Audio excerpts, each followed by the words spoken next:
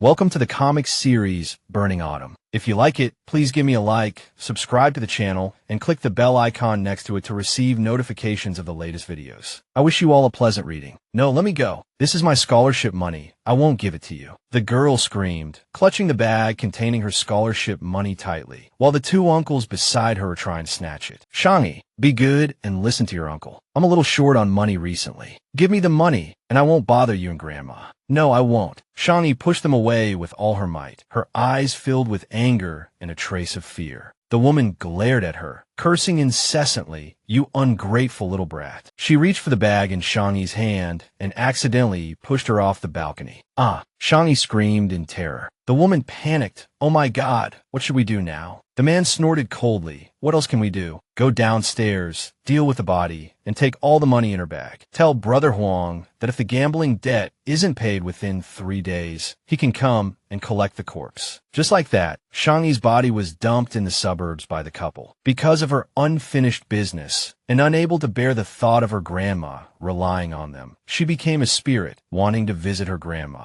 But she unexpectedly met him. They weren't particularly close before, but why was he here? When Shang Yi saw what he was doing, her eyes widened in disbelief. His hands were digging in the dirt of her grave. He was Xiao Ye, Shang Yi's high school classmate. He finally dug up her body. Xiao Ye held Shang Yi's body and cried apologetically, "I'm late. Before I could clean myself up and stand before you bright and shining and say, 'Shang Yi, I like you. I even wanted to marry you.'" Tears streamed down his cheeks as Xiao Ye sobbed with regret. At that moment, Shang Yi finally understood everything. It turned out he had always kept his feelings hidden deep in his heart. After erecting a new tombstone for her, Xiao Ye lowered his head as if speaking to her spirit. "Good girl, rest in peace. I'll take good care of your grandma. Shang, wait for me." Afterward, Xiao Ye took Shang Yi's grandma to his own home. Shang, I want Shang. Go find Shang for me." "Grandma, let's take our medicine first. Shang will be back soon." Under his meticulous care, Grandma's condition improved, but in the 3rd year, during the cherry blossom season,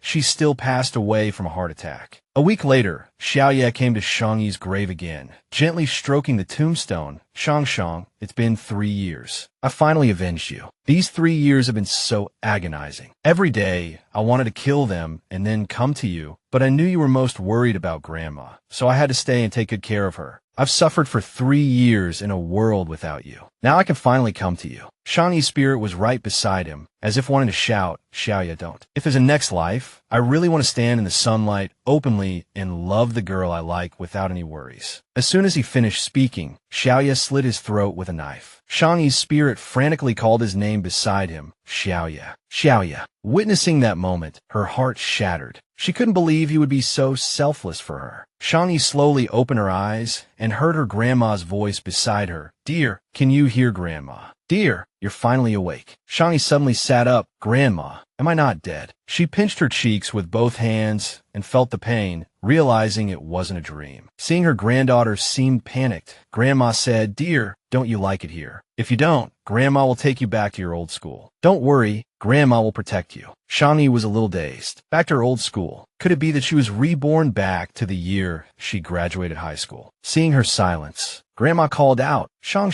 Lost in thought, she was brought back to reality by her grandma's call. "No, Grandma, the teachers here are very good. I like it here very much." In Shang Yi's previous life, her parents had passed away one after another, leaving her and her grandma to depend on each other. But half a month ago, her gambling and alcoholic uncle kept coming to their door, demanding the inheritance her parents left her to pay off his gambling debts. To get the money, her uncle even hit her grandma. To protect her grandma from her uncle's harassment, she took the initiative to move to a place where no one knew her to continue her studies, and it was here that she met him. This time, in this new life, she would take the initiative. At the prestigious First High School, the class teacher led Shang Yi towards her classroom. Today was her first day at this new school. Shang Yi looked around as she walked. "Xiao Ye, isn't he here?" She glanced into the classroom and found his seat empty. Shang Yi remembered the first time she talked to Xiao Ye was during PE class. Seeing the class teacher waiting for her, Shang Yi hurried to catch up, the memory of their first encounter suddenly flooding her mind. During PE class, Shang Yi was chatting with Wu Yu when a ball suddenly rolled to her feet. A hand quickly grabbed it. Xiao Ye sat in front of her and asked, "What's the new student's name?" Shang Yi replied, saying that he hadn't paid much attention to her at the time. Zhu Yi laughed and said, Shang Yi like Grandpa Shang Yi.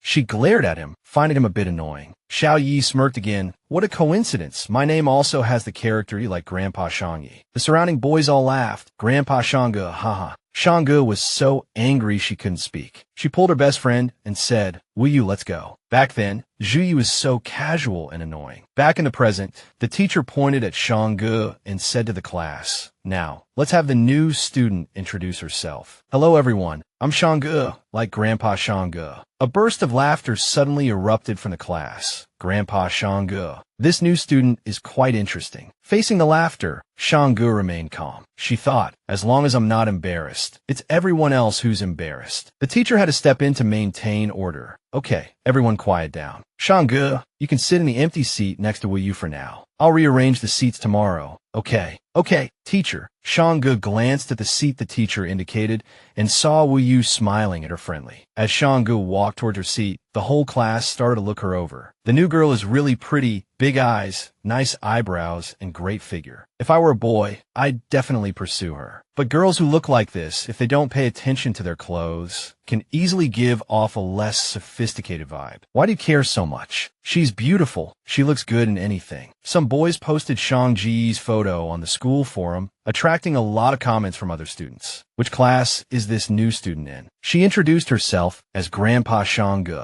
This girl is top tier. Can you guys be more civilized? This is the school forum. She's still not as good as Jiang Shuer, the school beauty. A boy found these comments amusing. Shang Yi sat next to Wu Yu and said happily hi. Wu Yu responded with an admiring look. "Hi. Oh my god, she's so beautiful." A mature and elegant temperament paired with a gentle voice. "I love this contrast. Your surname is Shang. It's quite rare." "Yeah, it's relatively rare." Walking down the hallway, Shang Yi encountered 3 boys walking toward her. One of them saw her and said, "Hey, let's be friends." Shang Yi's eyes widened slightly. It was Shirley. She remembered he always got into fights with Xiao Ye for disrespecting him and was punished several times. Not only that, he also harassed the girls in their class and was reported to the principal, but his family used money to settle the matter. It's best not to confront this kind of person directly. Thinking of this, Shang Yi ignored him and walked away. Shirley's 2 friends blocked her way. "Hey, is Grandpa Shang Yi so excited to see young Master Sure that she's speechless?" "Don't go, new student. Let us show you around the school and do something exciting." Shang Yi replied in a cold and slightly annoyed tone, "I don't know you. Please move." Shang Yi quickened her pace to leave when suddenly a white jacket was thrown over her head. Shang Yi was still stunned by the jacket on her head when Zhu Yi walked over. She quickly turned around and then ran towards Zhu Yi. Zhu Yi said to Shirley, "You're in my way. Are you going to move yourself, or do I have to drag you away?" Shirley shouted with a gloomy face. "Zhu Yi, who do you think you are talking to me like that?" Zhu Yi sneered. "I'm your dad." "Say that again." Shang Yi was still standing behind Zhu Yi, worried. Zhu Yi maintained a calm attitude and said to him, "Wasn't the last beating enough for young Master Sure?" Shirley raised his hand to punch Zhu Yi when the phone in his pocket suddenly rang. It was Jiang Shuer, the school beauty. Seeing the caller ID, Shirley withdrew his hand and turned to leave. Before leaving, he didn't forget to leave a harsh word. "Just you wait." Shang Yi watched them leave, finally relieved to have escaped a fight. She suddenly looked up at the person in front of her. She hadn't even noticed that she had been wearing Zhu Ye's jacket the whole time. Zhu Yi extended his hand and said to her, "Give me back my jacket." Shang Yi grabbed the jacket and deliberately tugged it lightly, letting it fall to the ground. Then she pretended to accidentally step on it. The people around Zhu Yi immediately exclaimed, "Hey, you stepped on Yi Ji's jacket." Shang Yi feigned panic and said, "Oh dear, I didn't do it on purpose. Besides, thank you for helping me just now. I've dirtied your clothes. Let me take them home and wash them. I'll return them to you tomorrow, okay?" Xiao Ye didn't reply, only glancing at Shang Yi before saying to his friend, "Let's go." As Xiao Ye brushed past her, Shang Yi felt her heart race. "This guy, I must have him." "Bro Yi, Aren't you going to take your jacket back? She just wants to wash it for you. But seriously, this new student, Yi Shang-Gui, her voice and appearance are completely opposite. She's beautiful and sharp, but her voice is so soft and gentle. Xiao Ye suddenly stopped and turned to ask his friend, "What Yi Shang-Gui?" "Bro Yi, you don't know. That term is trending on the school forum today." Xiao Ye turned to look at him, and his friend suddenly realized, "Oh, I almost forgot. You don't have any of that stuff on your phone." Xiao Ye immediately snatched his friend's phone and opened the school forum. The title knew student Yi Shang-Gui had indeed misled everyone into thinking this new student sang every night. Below Shang Yi's photo were all malicious comments. "I'll pay for more pictures." "Goddess, Qianyu wants to be with her every night. Her figure is amazing, so envious." Xiao Ye's hand unconsciously tightened around the phone. His expression suddenly turned unpleasant. His friend, noticing his unusual demeanor, asked, "What's wrong, Bro Yi? Why are you suddenly so angry? Don't tell me you fell for that new student at first sight and can't stand seeing her being talked about. You're clearly being selectively blind, only looking at the malicious comments and skipping all the good ones." Annoying. Xiao Yi tossed the phone back to his friend. Feeling something was off, he turned around. He unexpectedly found Shang Yi hiding by the wall, peeking at him. When she saw him turn around, she panicked slightly. Caught peeking, Shang Yi stood frozen. Xiao Ye's gaze fixed on her, making her uncomfortable and her heart race. Then she turned and ran. Zhu Yi couldn't help but smile. His friend also turned to look. "Bro Yi, what are you standing there grinning at? Is there something over there?" Zhu Yi turned his body and patted his friend's blonde head. "Useless idiot, get lost." As he walked away, Zhu Yi asked, "By the way, does the ID of the person who posted the photos look familiar?" "Of course it looks familiar," his friend replied. "It was Su Ming who posted it. He's always been Shui Li's follower. That guy spends all day on the forum." Judging by the angle of Shang Gui's photos, it was obviously taken by classmate. Zhu Yi glared at his friend. "Her name is Shang Yi, not that Shang Gui got it." All right, Shang Yi. His friend suddenly looked confused. "Wait, why do you get so worked up whenever Shang Yi is mentioned? What's going on?" Xiao Yi just smiled. "The teacher said we should be united and friendly with our classmates and care for new students. That's what the teacher said. By the way, Bro Yi, are you still going to the garage tonight? I'll be there later." Zhu Yi suddenly rushed down the stairs, not forgetting to tell his friend, "Something came up, gotta go." "Hey, wait, Bro Yi. Didn't we agree to play ball? Why did you suddenly say you have something to do?" Xiao Yi followed behind Shang Yi and heard her talking on the phone with her grandmother. "Grandma, don't worry. The teachers and classmates at school are all very nice to me. You don't need to pick me up. I'm almost at the entrance of the complex." "Yes, it only takes a few minutes to walk home from school. It's very close. Just wait for me at home." Xiao Yi followed her all the way here. He stood there watching and heard a couple talking nearby. "The rent in this complex is too expensive. Even if I didn't eat or drink, I couldn't afford a house here." Zhu Ye's eyes suddenly dimmed. Yeah, such a pure and beautiful little princess should live in a place like this. He felt a little inferior, realizing the huge gap between them. The couple's conversation reached his ears again. "You know, my family situation isn't as good as yours. It's really a world of difference. You're a rich young lady, and I'm just a low-wage worker. We're not from the same world." 8 years ago in Haicheng, Zhu Yi was just a lonely child huddled on the side of the road. Passers-by couldn't help but feel sorry for him. "It's so cold," he's begging. "This child is so pitiful." Looking at him, his parents are probably gone. "Let's help if we can." "Honey, look at the video playing on the big screen opposite. It's the children's dance competition I was a judge for last time." A photo of a cute little girl introducing herself was displayed on the big screen. Zhu Yi looked up, his gaze fixed on the little girl. "Hello everyone, my name is Shang Yi. I hope you like me." Zhu Yi froze the moment he saw the little girl, a memory still vivid to this day. He hadn't expected her to move here from Haicheng.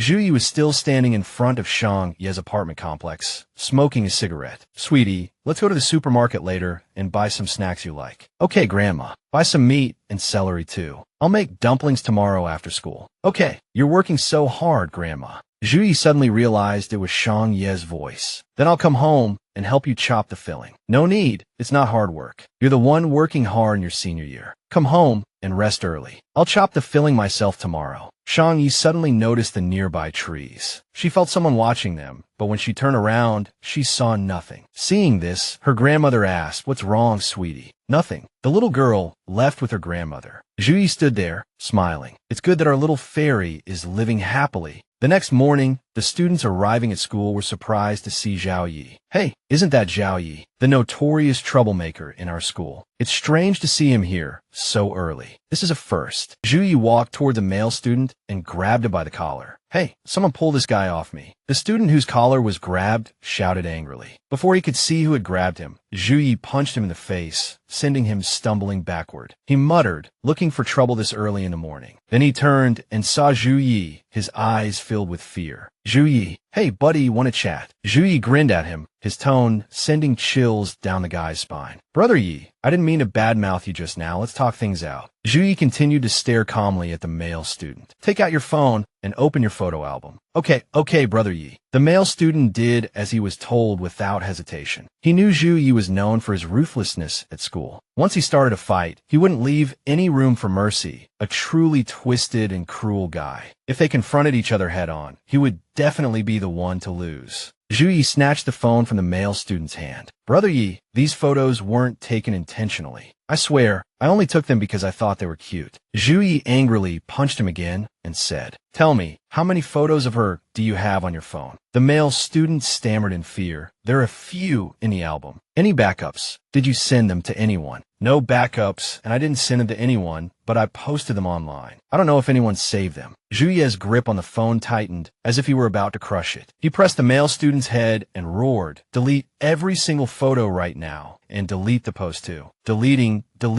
I'll delete them now. The male student trembled as he picked up his phone. He did as he was told. Brother Ye, see, the photos and the post are all deleted. Please let it go. Spare me. Xiao Ye grabbed his collar and warned, Don't mess with Shang Yi again. If there's a next time, I'll kill you. Then he released him, throwing him hard against the wall. The male student was in pain all over, cursing inwardly, damn, what a lunatic, all because of that girl. Turning into this. At this time, Shang Yi and Wu Yu were walking in the hallway outside the classroom. Wu Yu grumbled angrily. So infuriating. How could there be such hateful people on the school forum? Shang Yi turned and asked, What's wrong? What made you angry? Wu Yu was about to open the post when she exclaimed in surprise. Where did this post go? Did the poster delete it? Wu Yu's mood immediately did a 180, a bright smile appearing on her face. It's nothing, I just saw a post by a bunch of idiots and jealous haters on the forum, but it's been deleted, so I'm in a good mood again. Shang Yi then told her, Don't mind the nonsense online. Many people will just hide behind their keyboards, saying hurtful things. We don't need to pay attention to them. It's not worth it. Shang Yi looked around. I haven't seen him at school today either. Shang Yi held Xiao Ye's washed shirt in her hand, the shirt being her excuse to find him. Shang Yi rushed into the classroom and shouted, Chung Hao. Xiao Ye's buddy turned around, surprised.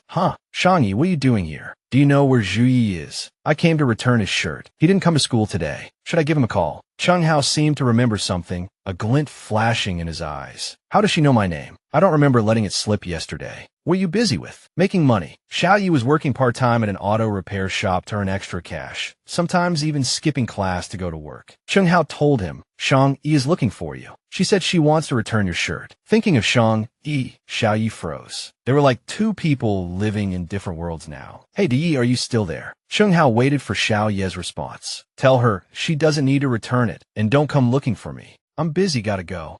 Then beep. Yi said you don't need to return the shirt, and he doesn't want you to look for him. But didn't he say yesterday that he wanted it back today? Why the sudden change? Chung Hao scratched his head and chuckled. I don't know. Shang Yi thought if she missed this opportunity, it would be even harder to get close to Xiao Ye. Thinking of this, she said to Chung Hao, Thank you. Please tell Xiao Ye that I'll bring the shirt to him tomorrow. After saying that, she ran off. Chung Hao watched her go, completely bewildered. On her way home, Shang Yi was still thinking, what's wrong with him? We agreed. So why the sudden change of heart? Did he get into a fight and doesn't want me to see him like that? Or does Xiao Ye actually still not like me? Then she remembered her past life, Xiao Ye standing in front of her body, saying, Before I could brush off the dust from my body and stand before you clean and say I love you. If there's a next life, I really want to stand in the sunlight, openly and without reservation, and love the girl I like. Perhaps in her past life, he felt he wasn't good enough, so he kept his feelings hidden. No matter the reason, Xiao Ye, in this life, I will take the initiative to approach you. Oh no, I forgot to ask Chung Hao for his phone number. It's okay, there's still time. After evening self-study, Shang Yi was waiting for the bus at the bus stop. Two girls next to her were chatting. Hey, isn't your house near the school? Why are you taking the bus home? It's because evening self-study ends so late. My mom worries about me walking home alone in the dark. So even though my house is close to school, she wants me to take the bus for safety. At this moment, Xiao Ye, worried about Shang Yi, was hiding nearby, watching her. Shang Yi felt someone nearby and looked back, but saw nothing. Was it her imagination? The bus to Shang Yi's house finally arrived. She got on the bus, and Xiao Ye followed closely behind. The bus started moving, and Shang Yi felt a little disappointed. I didn't see him again today. I wonder what Xiao Ye is doing now. She didn't know that he had been following her and was currently on the same bus. Talk about dedication. Xiao Ye sat in the back row, far from Shang Yi's seat, completely in stealth mode. Xiao Ye couldn't help but worry about her. Although the post had been deleted, he still couldn't help but want to protect her. After all, before the post was deleted, it had accumulated a lot of malicious comments. People could be really cruel. She returned to her apartment complex, and Xiao Ye followed her until she was almost home. He watched her enter the complex before preparing to leave, as long as she got home safely. Suddenly, Shun Li's guys appeared. One of them said, "Hey, isn't that Xiao Ye?" Shun Li narrowed his eyes at Xiao Ye, his fists clenched tight, looking like he was ready for a fight. Trouble had arrived. Xiao Ye saw them, and a smirk played on his lips. Judging by the situation, they wouldn't let him off easily. But he couldn't let them cause trouble in Shang Yi's neighborhood. Thinking of this, Xiao Ye ran right past them. Seeing this, Shun Li shouted, "Xiao Ye's running." He's scared. Typical bad guy style.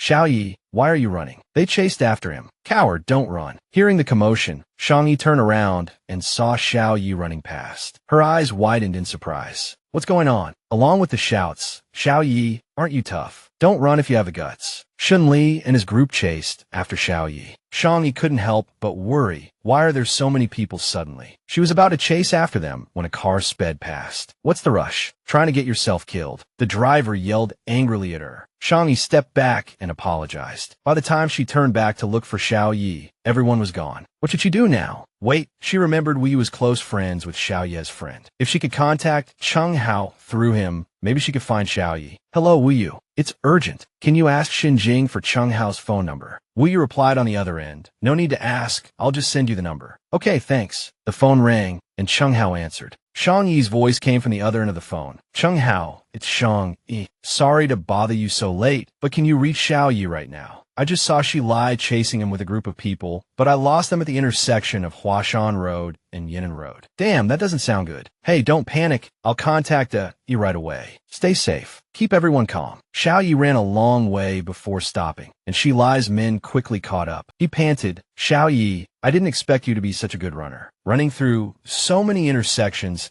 and ending up in this secluded alley. Should I say you're smart or stupid? What should I do now?" Xiao Ye immediately turned and charged toward Shi Lai. Time to fight back. He kicked Shi Lai's leg, and Shi Lai fell to the ground, crying out in pain. Xiao Ye grabbed his collar. Then he punched Shi Lai hard, bam. "Take that, bully." Then another punch. Shi Lai's men were stunned, standing there watching, not daring to help. They whispered, "If this goes on, Shi Lai will die. Should we help him?" "Forget it. Zhuo Yi clearly doesn't care. I don't want to die." Zhuo Yi had already beaten Shi Lai's face swollen. He grabbed Shi Lai's face and asked, "Are you behaving now, Shi Lai? How many times have I told you? If you mess with me again, I won't be so polite next time. Zhuo Yi, if you have the guts, kill me. You think I wouldn't dare?" Zhuo Yi raised his fist, but before he could strike, a car drove over, and someone inside shouted, "Hey, the cops are coming, run." Shi Lai's men immediately fled. Zhuo Yi glanced at the car, then turned and walked away. "Mr. Li, that's young Master Zhao." The driver said to the person in the back seat, "Do you know those people? I think that's Shi Lai from the Sure family. I don't know the others." Li Yunxiao said coldly, "Look into it tomorrow. If they're from the Gu family, pay them a visit. Tell them not to just focus on business. They need to control their children. If they can't control them, Li Yunxiao might have to take matters into his own hands." After dealing with Shi Lai and his men, Zhuo Yi was still leisurely smoking a cigarette in the park. Suddenly, he heard someone call his name. E.g., it was Shen Huang and Cheng Hao, his two best brothers, running over. "Shang Jie just told me you were surrounded by a group of people. I was scared to death, but you're here leisurely smoking." Xiao Ye was surprised. She saw. "Tonight, a friend suddenly asked me for Cheng Hao's phone number. I I thought some girl had taken a liking to House C, so I gave her yours. Turns out, as soon as she called, it was Shang Yi, panicking and saying she saw you being surrounded. Curiosity flashed in Xiao Ye's eyes. She sounded worried. Shang Hao teased, a girl's interested in you. Seeing you in danger, she chased after you without a second thought. At this moment, Shang Hao's phone rang. It's that new classmate, should I answer? Xiao Ye whispered, answer it. Tell her she saw wrong. I'm home sleeping. Shang Hao answered the phone, and Shang Yi's worried voice came through. Shang Hao, it's Shang Yi. Sorry to bother you again. Have you found Xiao Ye? Is he okay? Find who? E.G. is home sleeping. You must have seen wrong. I even had to get out of bed tonight and run to Huashan Road and Yinan Road to find him. Shang Yi was shocked. He's sleeping. But I clearly heard those people call his name. You must have heard wrong. If E.G. was really surrounded, I'd be fighting right now, not answering your call, right? That's true. Can you take a picture of him for me? Shang Yi really wanted to see him. Shang Hao said playfully, of course, E.G. likes to sleep shirtless. I'll take one for you. Shang Yi quickly refused. No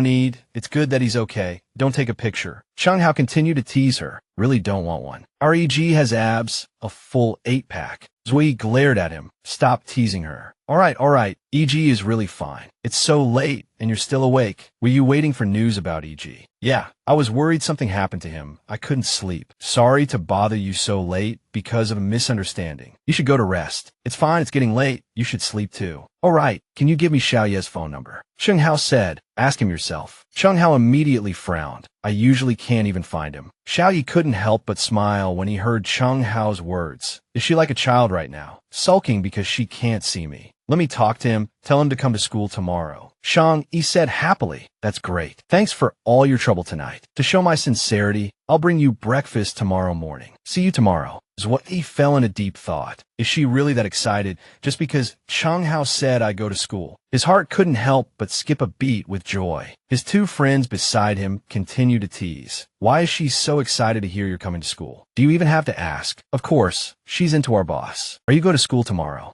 Zhu Yi firmly said no, then got up and left. His two friends looked at him in surprise. That's strange. I just saw Gramps looking really happy. I thought he'd come to school tomorrow. Gramps' mood is really hard to grasp, but they didn't notice Zhu Ye's expression at this moment. He looked up at the night sky, his heart filled with joy. At 6 in the morning, Shang Hao sat next to Xiao Ye, yawning constantly, wondering, Gramps, didn't you say you weren't coming to school? You said you weren't coming, but you dragged me to school early in the morning. Xiao Ye's eyes were tightly closed, unable to open, and he said casually, Ran wants to arrange a basketball game tonight. Why did I have to get up at 5:30 in the morning for tonight's game? Shang Hao suddenly felt strange. That's not right. I remember for the past year, no matter who invited him, Gramps didn't participate in any games. Why did he suddenly agree? At this time, Shang had just arrived at school, deliberately coming a little late so the food wouldn't get cold. Xiao Ye and the others should have already arrived at school by now. Shang glanced inside and saw Xiao Ye and Shang Hao sitting together. Great, he really came to school. Xiao Ye glanced at Shang Ku outside the classroom door and lay down again, pretending to sleep. Shang Ku stood outside and whispered, Xiao Ye, what is it? Zhu Yi asked indifferently. She looked him up and down, joy in her eyes. Thankfully, you're not injured. Looks like you really had fun last night. This is breakfast for you and Shang Hao. Thank you for helping me the other day. Zhou Yang took it, his gaze still lingering on her. Oh, right, and your shirt. Shang Yi shyly revealed a bright smile, and Zhou Yi was stunned by that smile. One of Zhou Ye's classmates saw this scene and teased, Zhou Yi, you're doing well. Progressing so fast, she even personally delivered breakfast. Xiao Yi suddenly threw a notebook over and scolded, watch your mouth. He took the shirt and said to Shang Yi, all right, you should go back to your classroom now. Xiao Yi was about to leave when Shang Yi suddenly called out,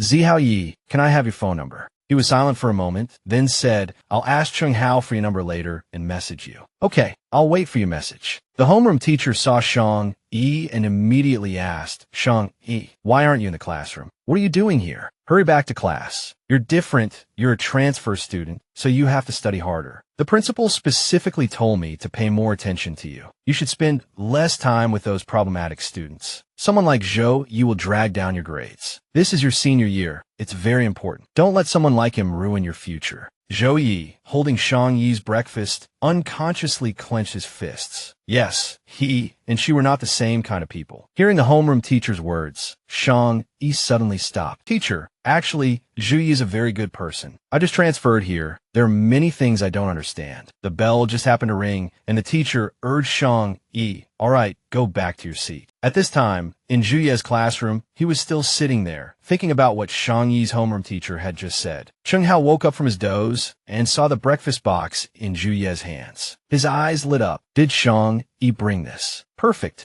I'm starving. Zhu Yi glared at him. This is mine. Don't touch it. Cheng Hao looked a little aggrieved. This is for 2 people. Shang Yi said 1 for each of us. Xiao Ye still stubbornly held on to it. It's all mine. Cheng Hao protested angrily. Then what do I eat? You woke me up at 5:30 in the morning. I'm starving. Zhu Yi tossed him a piece of bread. Here. Cheng Hao looked at the bread and could only complain, Yi Ji, you're so mean. You have no humanity. He glared at Cheng Hao. Poor Cheng Hao could only walk away sadly. Having bread is better than being hungry. Xiao Ye immediately stood up and left. Where are you going? Yi Ji. We're about to play basketball. I'll be back tonight. Zhu Yi answered casually and walked away. Cheng Hao stared wide-eyed in surprise. Wait, so you came so early just for breakfast? Xiao Ye's motorcycle sped down the road, his mind filled with the words of Shang Yi's homeroom teacher. Stay away from problematic students like Zhu Yi. He will drag you down. You are different kinds of people. Don't let someone like him ruin your future. Perhaps he was destined only to look up to her. When Shang Yi came looking for Xiao Ye, she couldn't help but be surprised. What? Xiao Ye left after morning self-study. Cheng Hao said, yeah, I don't know why he suddenly left, but he said he'll be back tonight for the basketball game. Oh, I see. Thank you. Shang Yi waited all morning. This wasn't like Xiao Ye. In her heart, Xiao Ye wasn't someone who went back on his word. Standing outside Xiao Ye's classroom, Shang Yi suddenly remembered her teacher's words. Maybe he heard what teacher Zhang said, so he backed off. Damn it, no, he's too sensitive. She needs to be more proactive. So, Zhu Yi, please don't run away, okay? Tonight, at the sports field, Zhu Ye's basketball game is about to begin. Little Dove, I told you already, all the handsome guys in school will be at this basketball game, especially Zhu Yi. He hasn't played in a basketball game all semester. Who knew he'd suddenly show up? The game has started. Shang Yi turns to Wu Yu and asks, didn't Xiao Yi dislike playing basketball before? Wu Yu thinks for a moment and replies, not really. It's just that Xiao Yi is always so mysterious. We rarely see him. And look at the whole game. Zhu Ye's social skills are really strong, not like a student at all. Xiao Ye's personality isn't very good, super rough. Although he's handsome, it's best to admire him from afar. It's better not to get too close to this type of person. Wu Yu, Xiao Yi is a good person.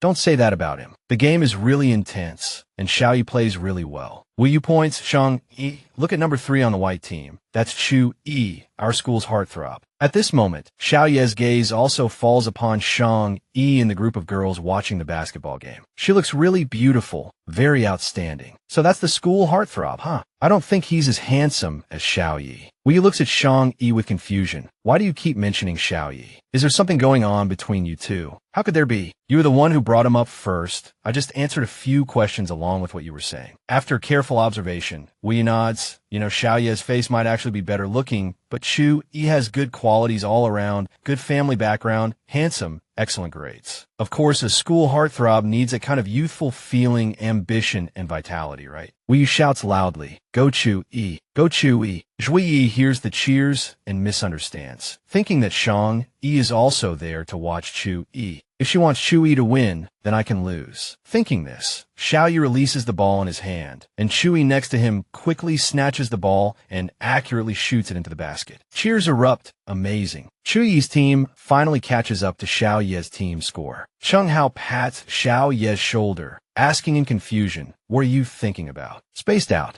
Shang Yi turns to go somewhere else, and Wu Yu calls out, hey, little dove, where are you going? Her footsteps stop near Zhu Yi. Zhu Yi. Shang Yi calls his name, making him tremble slightly, and turn a look at her. Good luck. Shang Yi gives him a bright smile. At that moment, Zhu Yi is stunned. Is she talking to him? Good luck. Shang Yi stands there and waves to him. Zhu Yi looks at her and smiles unconsciously, then quickly runs back to the court, feeling his spirit and strength multiply. He steals the ball like lightning, making every shot accurately. Shang Yi watches and takes pictures of Zhu Yi, her excitement uncontainable, amazing, so awesome. Zhu Yi is so handsome. A three-pointer directly overtakes the score, and Xiao Ye's team takes the lead. Wu Yu next to her frowns as she watches her best friend cheer for Xiao Ye. No way. Little dove, don't tell me you have feelings for Xiao Ye. At this time, Shang Yi has already run off to order milk tea. Hello? Yes, 2 milk teas. Please leave them at the door. I'll be right out to get them. Xiao Ye passes the ball to Cheng Hao. Catch. Shang Yi is still focused on taking pictures of him. What social skills? He's just a super insecure person. Meanwhile, the girls are still screaming, "Go Xiao Ye." Xiao Ye is the best. Xiao Ye hears this, stops, and glares at them, and the girls immediately shut up. Seeing this scene, Shang Yi can't help but laugh. He's so impatient, and his temper is quite hot. But in her past life, he took care of her unstable mental state for 3 whole years. Cheng Hao is about to shoot when suddenly someone from the opposing team pushes him down and steals the ball. Xiao Ye quickly helps Cheng Hao up. Are you okay? Thanks, Xiao Ye, I'm fine. Hey, sir loser, are you? If you're not skilled enough, you play dirty. Do you know you could hurt someone like that? Yeah,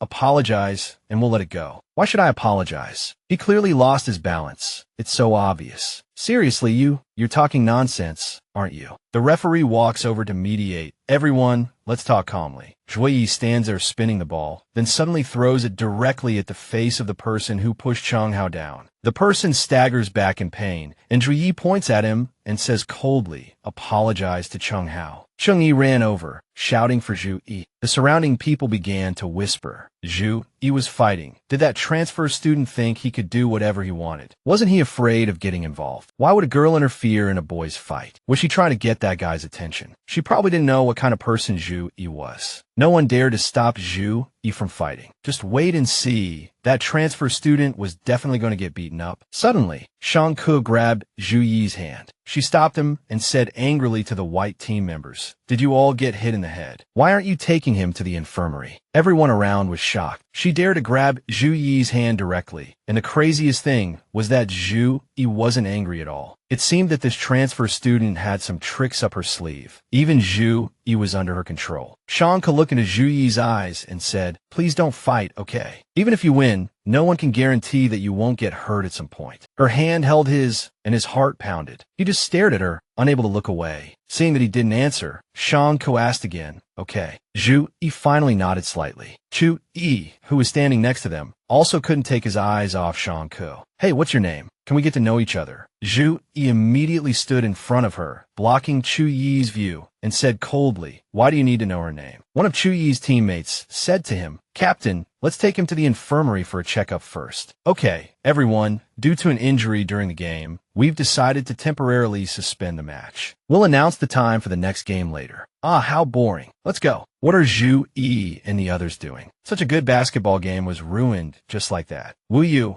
who had just gone out to buy milk tea, looked down at the court and saw her best friend, Shang Ke, standing next to Xiao Ye. Wu Yu rushed over. "Let go of Shang Ke. Don't bully her." "What are you talking about?" "I'm not bullying her," Xiao Ye said. "You've always been a bully, always picking on others." Shang Ke interrupted. "He's a good student. Don't make fun of him." Cheng Hao spoke up. "We're not bullying him." "What nonsense are you talking about?" Shang Ke quickly explained. "Xiao Ye isn't bullying me. I came over here myself." "Will you go back first? I have something to say to Xiao Ye." "What could you possibly have to say to him? You're not even on the same wavelength. What common ground could you have?" "Will you don't say that. Xiao Ye is actually a good person." "Will you, I know you're worried about me, but don't be. Xiao Ye really won't bully me. Besides, you have Shen Huang here. He won't let anyone bully his friend, right?" "Right." Xiao Ye even spoke up to help appease Wu Yu's worries. "Fine." Wu Yu finally agreed. "Then I'll go back first. If he bullies you, call me immediately. I'll be there faster than a bullet." Xiao Ye glanced at Shen Huang, who was still lingering. "What are you still doing here?" Shen Huang coughed lightly. "Got it. We're leaving." Only Xiao Ye and Shang Ke were left on the court. "What do you want to say to me?" Xiao Ye spoke first. Shang Ke hesitated. "I waited all day for your message. You said you were going to send it to me." Xiao Ye felt his heart pounding, completely out of control. "Xiao Ye, I want to be friends with you, okay?" Xiao Ye's eyes were filled with surprise and disbelief. She wanted to be friends with him. He recalled Wu Yu's words. "You're from 2 different worlds. What common ground could you have?" She was a top student, a pure little fairy. Someone like him really shouldn't influence her friendships. "Huh, what, do you like me?" Shang Ke replied without hesitation, "Yes, I like you."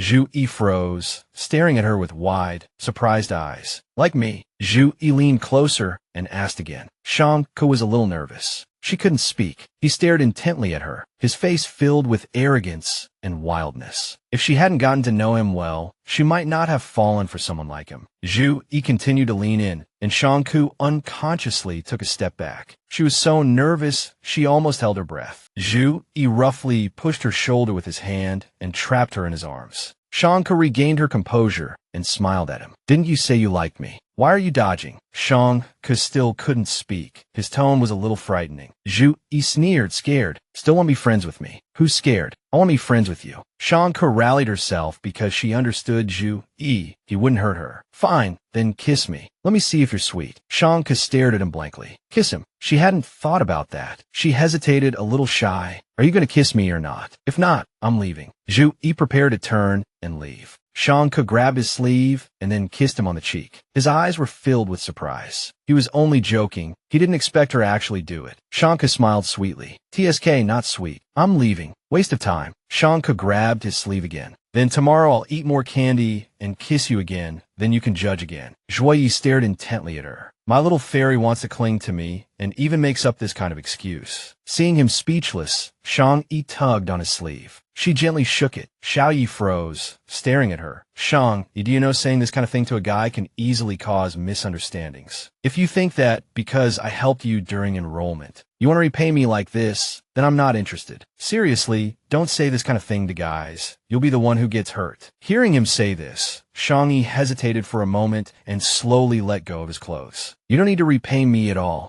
And I don't like good girls like you, so stay away from me in the future." After saying that, Xiao Ye left, leaving Shang Yi standing there dumbfounded. The next morning, Shang Yi sent a message to Chung Hao. "Sorry to bother you again. Could you tell Xiao Ye that I brought him breakfast? I learned how to make dumplings for my grandma." Chung Hao, who was walking with Xiao Ye at the time, couldn't help but say, "Why don't you just give her your number? Look, she even brought you breakfast, and she made the dumplings herself." Xiao Ye suddenly stopped. He thought that after what he said yesterday, she would change her mind, focus on her studies, and stay away from him. He didn't expect her to do this again today. Then Xiao Ye walked even faster. Chung Hao shouted from behind, "Hey, what's wrong?" "Not going to school today." "Not going." Xiao Ye replied directly. He wasn't worthy of standing in front of her. Being with him would only give the teachers and classmates a bad impression of her, even Jialing. So he had to work hard to earn money and improve himself. Only then could he confidently stand by her side. At this time, Shang Yi was waiting blankly for the bus. He hadn't shown up all day, which suddenly made her feel very lost. Not far away, Xiao Ye secretly watched her. Seeing Shang Yi shivering, Xiao Ye thought, why is she crying? Was she bullied at school? The bus arrived, and as soon as Shang Yi got on, Xiao Ye followed. As he passed her seat, Shang Yi suddenly muttered angrily, "Xiao Ye, you're such a coward. You're a wimp." Was she angry because he didn't eat the breakfast she brought this morning? Xiao Ye suddenly became alert. She turned her head and looked back. Why do I feel like someone is staring at me? Seeing her so alert, Xiao Ye hesitated. It seems I can't follow too closely. A week later, on the weekend, Shang Yi sat at home in a daze. Xiao Ye hasn't been to school for a week. I wonder what he's doing. Seeing Chung Hao's post on social media, her eyes lit up. Today, this young master is going to make these two brothers cry. It turned out that Xiao Ye was drinking with Chung Hao and Xian Huang. Chung Hao couldn't help but get excited. Yes, finally a chance to see him. Grandma saw her secretly smiling and asked, "Dear, what's wrong?" Shang Yi turned to her and smiled. "Grandma, didn't you just tell me to go out for a walk? Can I go with him? I'll just go for a walk and come back. I won't be too late." "Go ahead, go ahead," Grandma said with a smile. "It's good to go out with friends. Just remember to come back early." Shang Yi went to the place where Xiao Ye and the others were playing drinking games. If Xiao Ye said he didn't like good girls that day, then she would change her style. Chung Hao had just been defeated by Xian Huang and sat down dejectedly, complaining, "I'm done for. Didn't you say you were going to make me cry?" Xian Huang immediately teased. This is the result. "Bro Yi, this kid is too arrogant." Chung Hao angrily asked Xiao Ye for help. "Bro Yi, avenge me. What's so interesting on your phone that you're so focused?" "Oh, you're secretly looking at a female classmate in our class. This sneaky behavior isn't like you." They suddenly saw a girl in a sexy black outfit. A hot girl came today. But upon closer inspection, they were all stunned. Holy crap, Shang Yi's outfit is too daring. Shang Yi was looking around for Xiao Ye. Xiao Ye was also surprised to see her. What is she doing here? It's dangerous to dress like this. The surrounding boys all stared at Shang. Damn, look at those legs. It must feel amazing to have those legs on your shoulders. A red-haired man immediately stood in front of Shang, looking for someone beautiful. Tell me who you're looking for. I know everyone here. Shang Yi said uncomfortably. Thank you. I found him. He looked at her and sneered. Dressed like this and pretending you're not looking for a man. Don't act so innocent. I'm a man too. Why don't you play with me first? What I wear is none of your business. I didn't use your money to buy clothes. Move. Seeing Shang Yi's stubbornness, the red-haired man glared at her. I'm not letting you go today. What are you going to do about it? Get off me. Shang Yi tried to shake off his tight grip on her arm. Whether you agree or not, I'm going to have some fun with you today. Suddenly, a beer pong ball flew towards them. The ball hit him, and he yelped in pain. Who was that? Who dares throw that at me? Zuiyu walked coldly in front of him. Want to play? I'll play with you today. Who are you, daring to speak to me like that? The red-haired man roared and raised his fist to hit Zuiyu, but Zuiyu's foot immediately kicked him in the abdomen. He was kicked to the ground. Zuiyu pulled Shang Yi to Chung Hao and told him to look after her. Then he turned to deal with the red-haired man who had harassed her. Zuiyu grabbed his collar and slapped him hard several times, saying as he hit him, what she wears is none of your damn business. After a while, Xiao Ye waited a long time, but didn't see Zuiyu come out. Sister Chung couldn't help but worry. Chung Hao, go check on him. It's been so long. I'm worried Xiao Ye will. Before she could finish, Xiao Ye came out. He rubbed his wrist. Hitting the man had made his hand ache a little. Sister Chung hurried over. You're hurt. I'll take you to the hospital. Xiao Ye suddenly picked her up and said to Chung Hao, get my jacket. He covered her head with the jacket and quickly carried her away. Xiao Ye took Shang Yi to a clothing store. The owner greeted him warmly as soon as she saw him. Xiao, you're here. Annie Zhang, sorry to bother you so late. Xiao Ye led Shang Yi to a chair. Annie Zhang asked him with a smile, is this your girlfriend? No, Zuiyu replied. Oh, I see. Annie Zhang seemed to understand something, but didn't say more. Choose whatever you like. I'll give them to you. No, thank you for the offer. Xiao Ye suddenly froze, staring at Shang Yi. Don't cry. This dad isn't good at comforting people. I'm not crying. I just feel so useless, always causing you trouble. I'm sorry, Zuiyu. I was too impulsive today. Zuiyu knelt in front of her and gently wiped the tears from her face. What are you apologizing for? It's okay. I'm here. Don't be afraid. Go pick out some clothes. You didn't like the dress I was wearing. Shang Yi looked up at him. Why would you wear something like that to a bar? Do you know how dangerous that is? If I hadn't been there today, or if no one had helped you, have you thought about the consequences? Zuiyu thought about the worst-case scenario and felt a little scared. I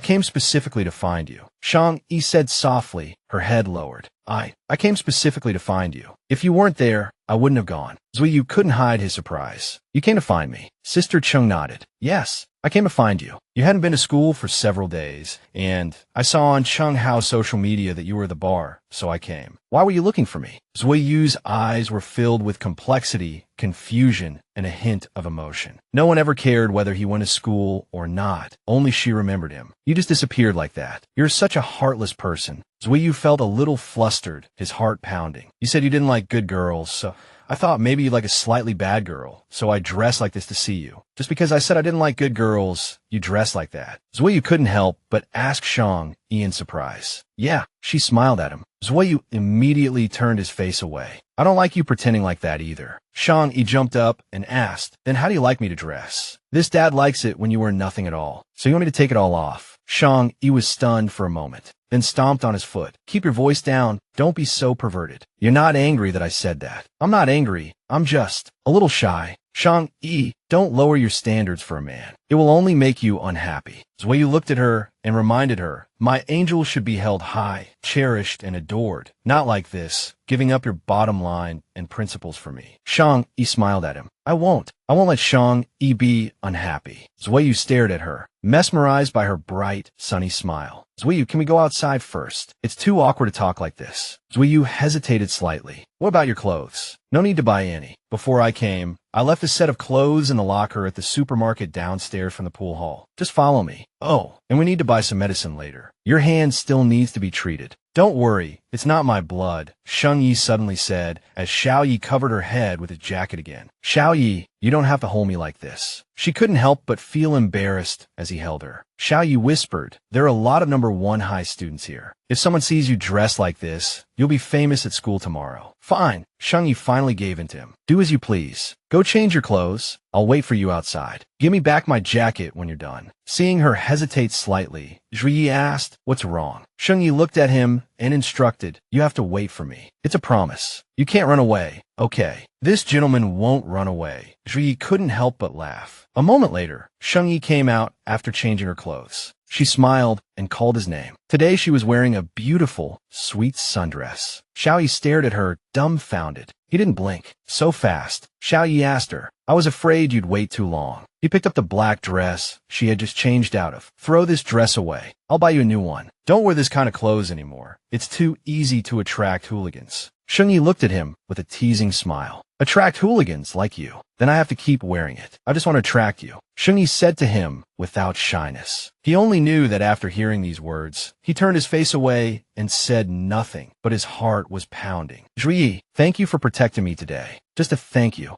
Xiao Ye asked her, then how do you want me to express it? Xiao Ye suddenly pressed Shang Yi against the wall. She was a little startled and stammered. What are you doing? I'm thinking about how to make you express your gratitude. Why don't I express it myself? Shang Yi said to him without hesitation. Why don't you pay me a protection fee? Xiao Ye looked at her and smiled. Okay, but this big brother's protection fee isn't cheap. How much? Shang Yi asked as she took money out of her bag. This is all I have on me right now. Xiao Ye exclaimed in surprise, wow, I didn't expect you to actually take out money. I have 1,000 yuan in allowance every month, and there's another 500 home. Xiao Ye took the money directly. Okay, give me that 500 tomorrow too. Shang Yi glared at him sullenly for losing her wallet, wondering if this person was a bandit. Seeing her still standing there, Xiao Ye called out, hey, are you coming or not? Shang Yi said with a grievance, you took all my money. I don't have any money for lunch tomorrow. Can you leave me 100 yuan? No, hand it all over. Xiao Ye secretly chuckled. Shang Yi continued to act pitiful. I'll starve to death. No, you won't. You'll have lunch with me from now on. Hearing this, Shang Yi was stunned. Having lunch with him from now on,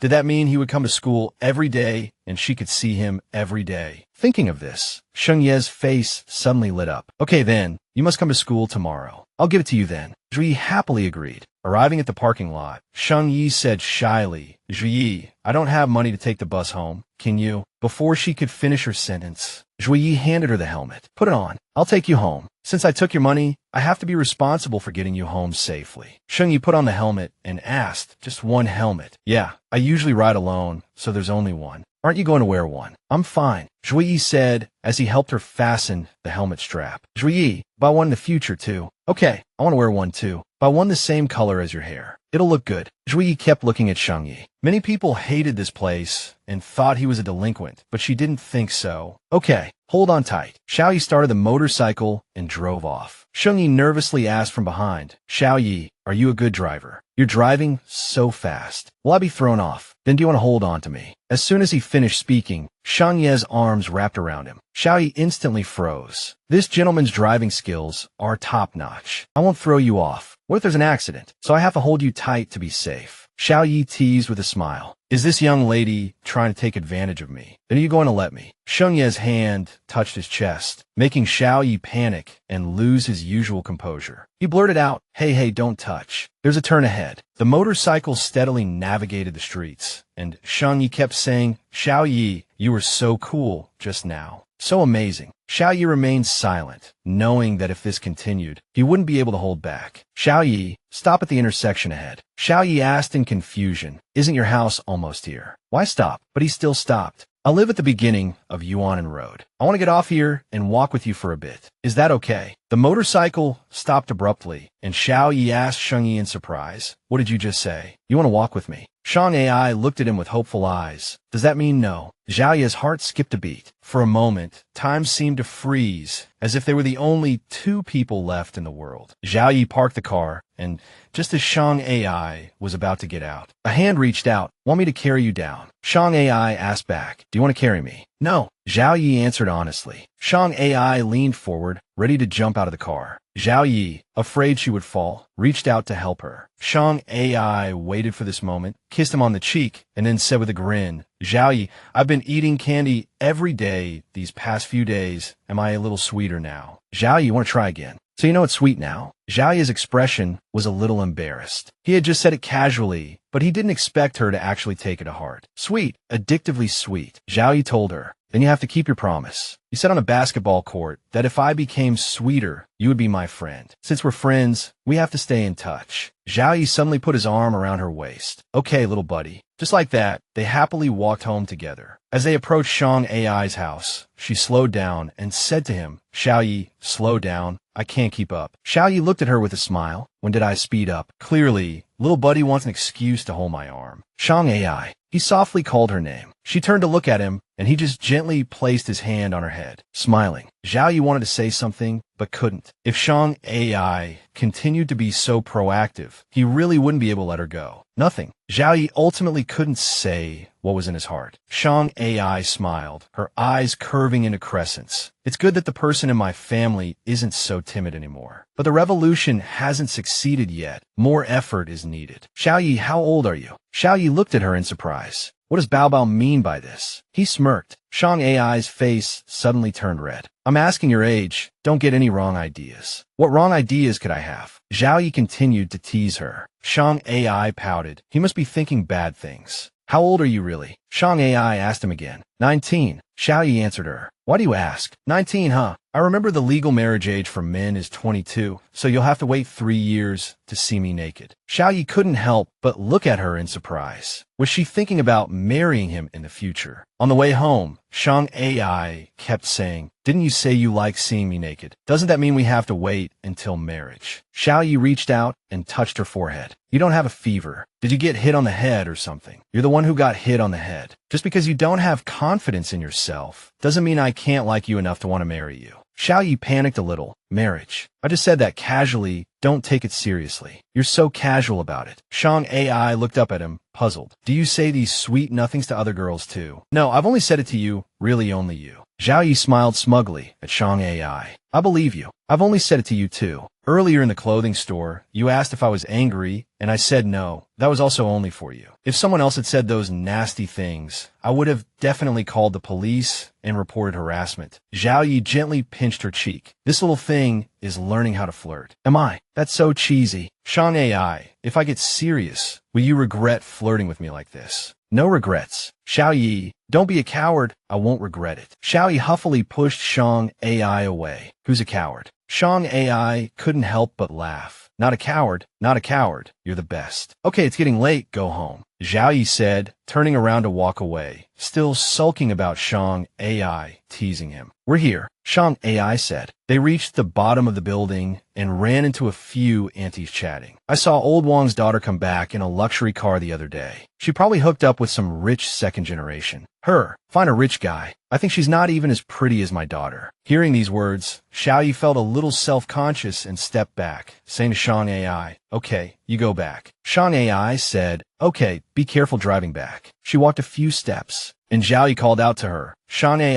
I'll pick you up for school tomorrow morning. She smiled happily and said, okay, you have to keep your word. Back home, Shang Yi was still immersed in happiness. Grandma, you're back. Grandma, seeing her granddaughter so happy, was also happy. Oh, you're so happy after going out. It seems this friend is really good, able to make you so happy. Bring this friend home sometime. Grandma will make you some good food. Okay, Grandma, I'll bring him to see you when I have the chance. Shang Yi believed her grandma would definitely like Zhu Yi, because he was truly a good person. The next morning, Shang Yi had just woken up when she received a call from an unknown number. Before Xiao Ye on the other end could speak, Shang Yi asked, is that Xiao Ye? Xiao Ye couldn't help but be surprised. How did you know it was me? This was the first time he had called her. How could she have guessed? Shang Yi put on a serious expression and said, nonsense, of course I know it's you, because I can recognize your unique breathing. All right, stop giggling. Get up. What do you want for breakfast? Breakfast? I want fried dumplings. Xiao Ye was rarely this proactive. If she refused, he would definitely be disappointed. Okay, I'll wait for you at the entrance of the complex. After waiting for a while, Shang Yi appeared. As soon as she saw him, she waved and called out to him. Xiao Ye, smoking so early in the morning, try to smoke less. Xiao Ye smiled at her, just wanted one.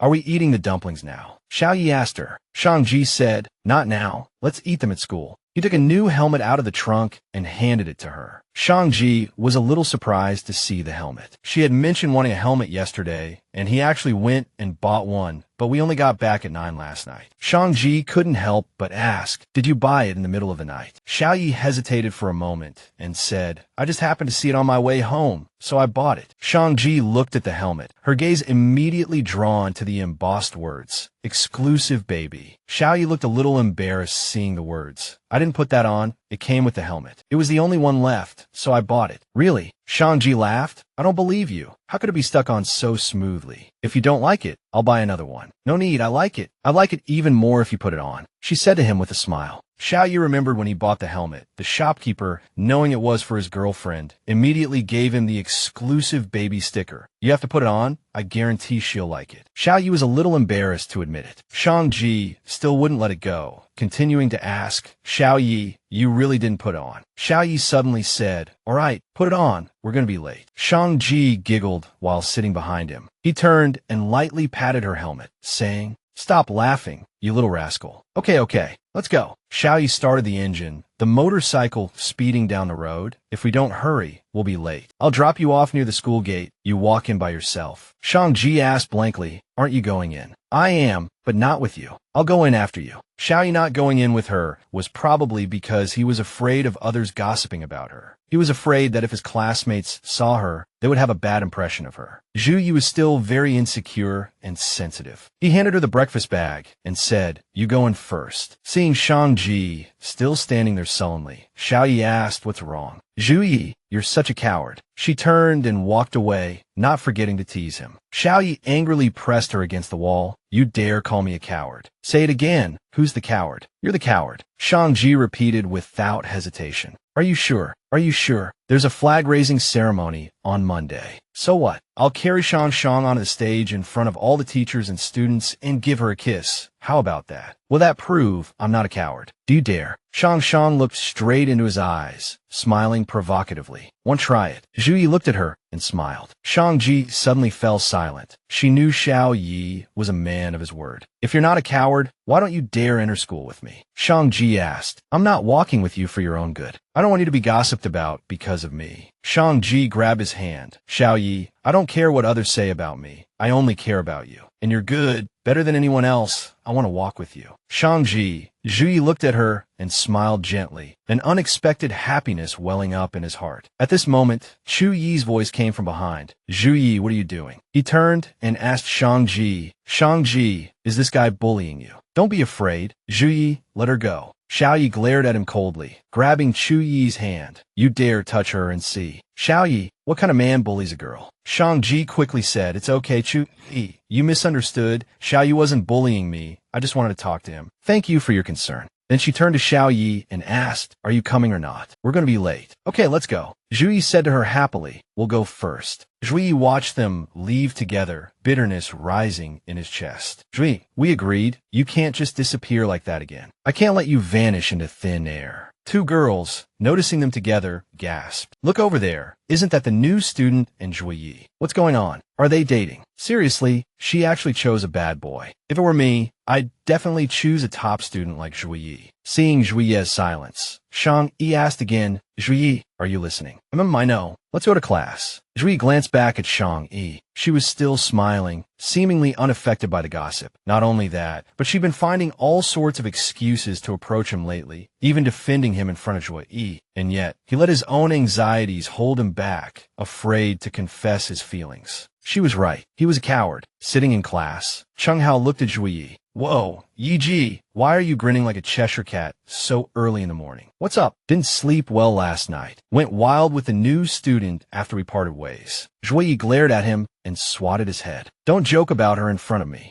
Zhu Yi reached into his pocket and felt something unexpected. He pulled out money and a letter. "Zhu Yi, I've given you all my allowance. Now I'm broke. You have to keep your promise and take me to eat every day. Also, don't resist me getting close, okay? We never know what tomorrow will bring. In the limited time we have, I really want to spend more time with the person I like." Shang Yi. Zhu Yi's heart suddenly raced. The person I like. He couldn't help but smile. The new student had confessed. How could he let her go? "What's wrong, Yi Ji?" Cheng Hao nudged Zhu Yi with his foot. Have you ever been in a relationship? Xiao Ye asked him. Shang Hao answered frankly, yeah, broke up after 2 months. What kind of relationship experience do girls like? They probably like being pampered, praised, and protected. I didn't understand this before. My ex-girlfriend was always the one taking initiative. When we broke up, she said she was too tired. Thinking back now, she was right. Girls are emotional creatures. We have to pamper them and make them feel loved. If a girl is always taking the initiative but doesn't get a response, she'll get tired. Xiao Ye couldn't help but think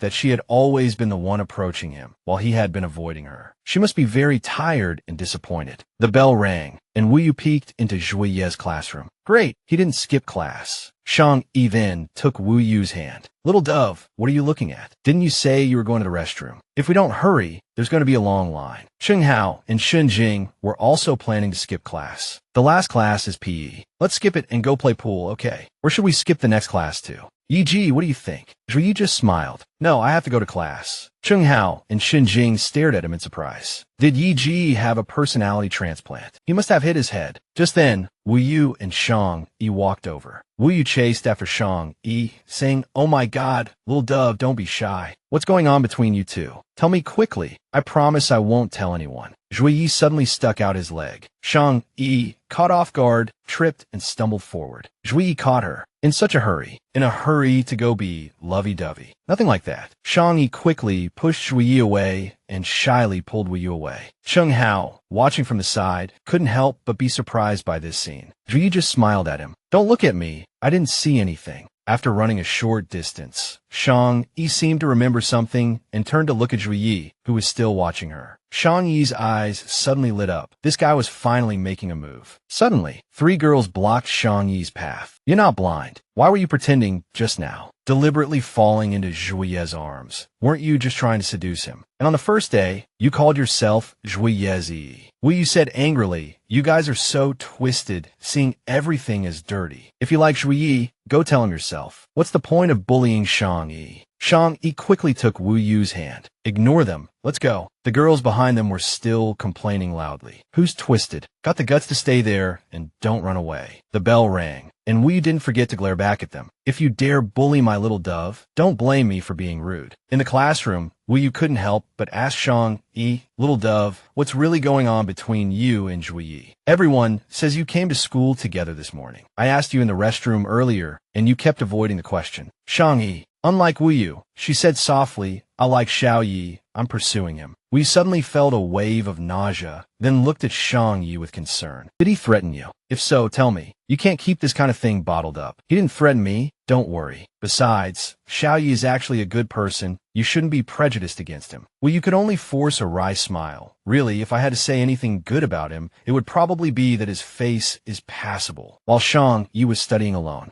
someone kicked her leg. She looked up at Zhao Manzi. Are you looking for trouble on purpose? So what if I am? I just don't like you. Let me tell you, stay away from Xiao Ye. Don't shamelessly cling to him. Wu Yu, who had just returned from outside, immediately yelled at Zhao Manzi, "Are you crazy? Did Shang Yi do anything to you? Coming here to show off time and time again? You're the shameless one." Zhao Manzi angrily raised her hand. "What's it to you? Say another word, and I'll rip your mouth apart." Shang Yi tightly grabbed Zhao Manzi's hand and glared at her. "Go ahead, try hitting her. You think I wouldn't dare?" Zhao Manzi furiously swept all of Shang Ye's books to the floor. Suddenly, a lighter smacked Zhao Manzi in the face, making her cry out in pain. Xiao Ye appeared from somewhere, who threw Shang Ye's books on the floor and picked them up one by one. "Yiga." Zhao Manzi looked at him, somewhat panicked. "Who allowed you to touch her things? Pick up the books and arrange them for her." Zhao Manzi looked aggrieved. "They were bullying me, scolding me." Shang Yi started picking up the books. Xiao Ye spoke coldly to Zhao Manzi. Looking into his eyes, she felt a little scared. Finally, she bent down and picked up Shang Ye's books. "I'm sorry, Shang Yi." Zhao Manzi had to lower her head in front of Xiao Ye. She didn't want to make him angry, but she still felt wronged. Zhao Manzi looked at him with tears in her eyes. "Xiao Ye, why do you always take her side?" "Because I want to," Xiao Ye replied directly. But clearly Zhao Manzi, didn't finish her sentence before Xiao Ye interrupted her. "I'm saying this one last time, apologize to her." Zhao Manzi could only lower her head. "Shang Yi, I'm sorry. I promise I won't bother you again." I hope you keep your word.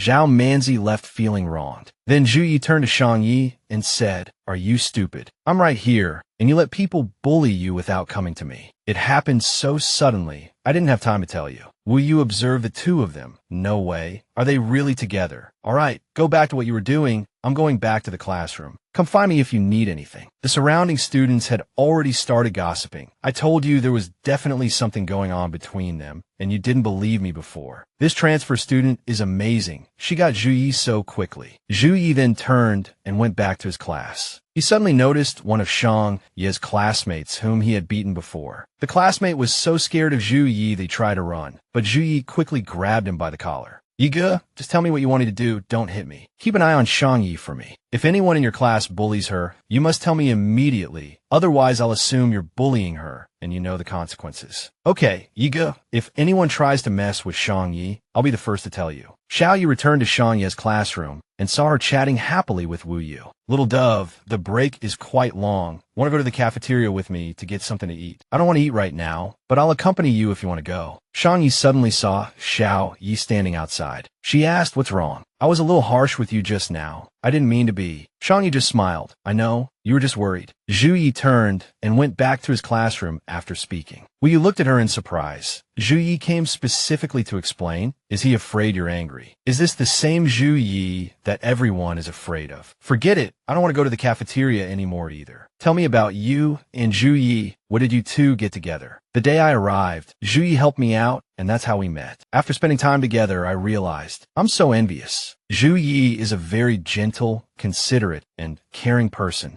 Well, you felt something was wrong. Are you sure you're talking about the same Zhu Yi? Could he be faking it?" "Little dove, you're so pretty. You have to be careful of these bad guys. Don't be fooled by him." Suddenly a bag of snacks was thrown in front of the two girls. Xiao Ye poked his head in and said, "I went to the cafeteria to buy water, and I bought some snacks to make up the change. I don't like them. You eat them." Shang Yi couldn't help but laugh. "You bought 4 yuan worth of water and had to buy snacks to make up the change. Is there a worse excuse than that? I'm going back to the classroom. Come find me if you need anything. If I'm in class, send me a message. I can come over any time. Got it?" "Okay." Shang Yi nodded. "Little dove, hurry up and open it." Wu Yu couldn't hide her excitement at the sight of the snack bag. Shang Yi took out 2 bags of chips and handed them to Wu Yu. "Your favorite." Wu Yu quickly waved her hands. "Those are from Zui Yi. I can't eat them. It feels wrong to talk bad about him 1 minute and then eat his snacks the next. He bought 2 bags, obviously 1 for each of us. Besides, you're my only friend here." Wu Yu finally accepted. He's quite thoughtful. "Well then, I won't be polite. Thanks, little dove.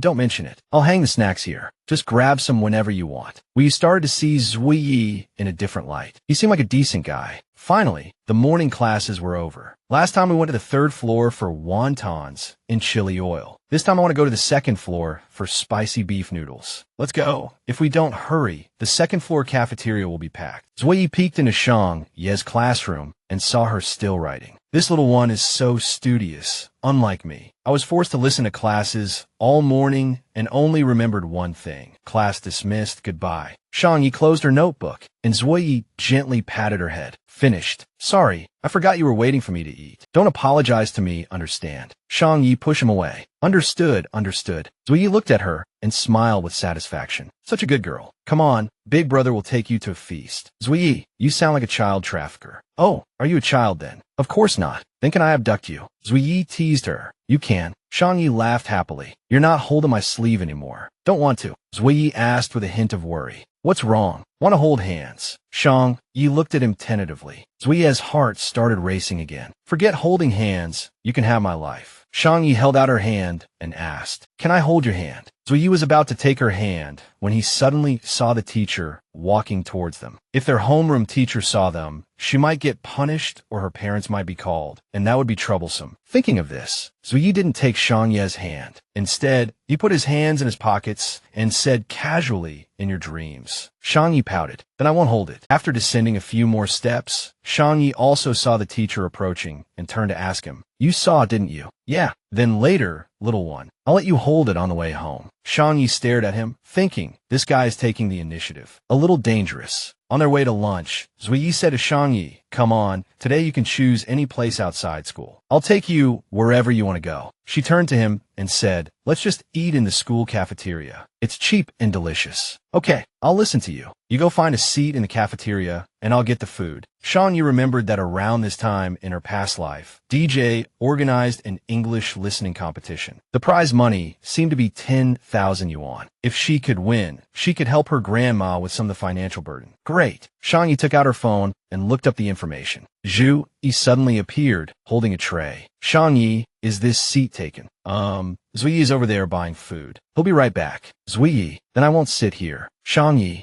Xiao Ye handed her a letter. I don't know what your relationship with Yi is right now, but I still want to try for my own heart. I'm sorry, Xiao Ye, I can't accept this. Xiao Ye looked at her, a little disappointed. Besides Yi, I don't want to accept anything from any other boys, and I don't want any misunderstandings between him and me because of others. So I'm really sorry, I can't take this. Xiao Ye kept staring at Shang Yi. She clearly knew that the school prohibited dating, but she still so frankly said that Yi was her exception. I'll leave it here. You can throw it away if you don't want to read it. Yi returned just then, holding their food. Shang Yi threw the letter in the trash can. It wouldn't be good if he saw it. Yi sat down and asked her, Xiao Ye likes you. Yeah, but I don't want him to like me. Yi stared at her blankly. She was always so direct. She chose him without hesitation. Eat up. The food here is cheap and delicious. Ye's expression suddenly froze. Shang Yi, do you really only have 1,000 yuan for living expenses? Is it enough? Yi noticed she always mentioned things being cheap. It seemed her family wasn't well off. Yeah, it's enough. I don't usually need to buy anything, and 1,000 yuan isn't a small amount. If I'm careful, I can even save some. Xiao Ye couldn't help but think, based on the cost of living in Beijing, 1,000 yuan was basically not enough. Could her parents be so stingy as to only give her 1,000 yuan? Xiao Ye couldn't help but ask, your parents. He saw her sadly lower her head and stop eating. Shang Yi immediately stopped asking, hiding her inner sadness. Shang Yi smiled happily, preventing Xiao Ye from asking further. All right, hurry up and eat, or it'll get cold. Xiao Ye looked at her with some heartache. Then he said, if you need anything, remember to tell me. While they were eating, they overheard people at a nearby table chatting. Sis, do girls like receiving love letters? It depends. If it's a love letter from a boy she likes, she'll definitely be very happy. Really? Of course. Writing a love letter is also a way of expressing yourself. Compared to a verbal confession, it allows the girl to feel your sincerity more. But you should focus on your studies now and think about confessing after graduation. Xiao Ye picked up the love letter Xiao Ye had given Shang Yi in class. Because of that love letter, Xiao Ye still couldn't concentrate on studying. It had to be said, Xiao Ye's writing was very good, his feelings sincere and moving. Even an idiot like me was moved, a little envious, and ashamed. Xiao Ye remembered what he had heard in the cafeteria earlier. Writing a love letter is also a way of expressing yourself. Compared to a verbal confession, it allows the girl to feel your sincerity more. Thinking of this, Xiao Ye couldn't help but smile. His princess deserved the best. He turned to Cheng Hao and said, lend me a pen. What's up? Is Xiao Ye writing a love letter? Cheng Hao blurted out in alarm, what? Xiao Ye is really writing a love letter. Hearing the commotion, the teacher on the podium scolded, Cheng Hao, what are you doing? If you don't want to listen to the lesson, go stand outside. Cheng Hao stood up and scratched his head. Sorry, teacher. Cheng Hao glanced at the person next to him, one hand holding a pen and writing. The other hand was searching on his phone. No way, Xiao Ye was really writing. He was actually looking up poems and prose. Is this still the Xiao Ye I know? After evening self-study, while walking, Xiao Ye saw Zhao Manchu acting suspiciously, as if she was up to no good. When she turned and saw Xiao Ye, she was startled and quickly left. Feeling suspicious, Xiao Ye sent a message to Cheng Hao. Keep an eye on Zhao Manchu for me. Cheng Yi walked over and called his name.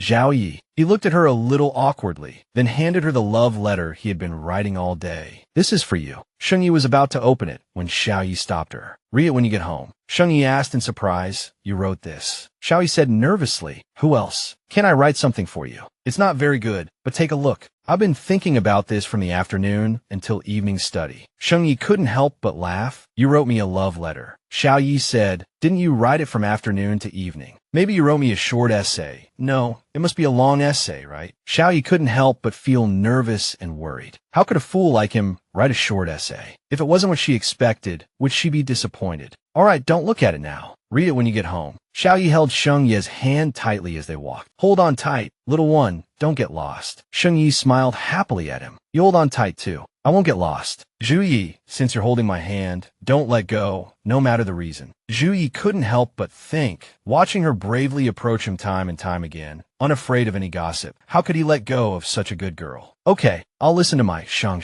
Since I've taken your hand, I'll never let go. A man's word is his bond. You can't regret it. I know, otherwise I'll stamp you. How do you stamp me? With a kiss. Zhu Yi looked at Shang Yi and laughed. Why only kiss the cheek and not the lips? Shang Yi looked at him in surprise.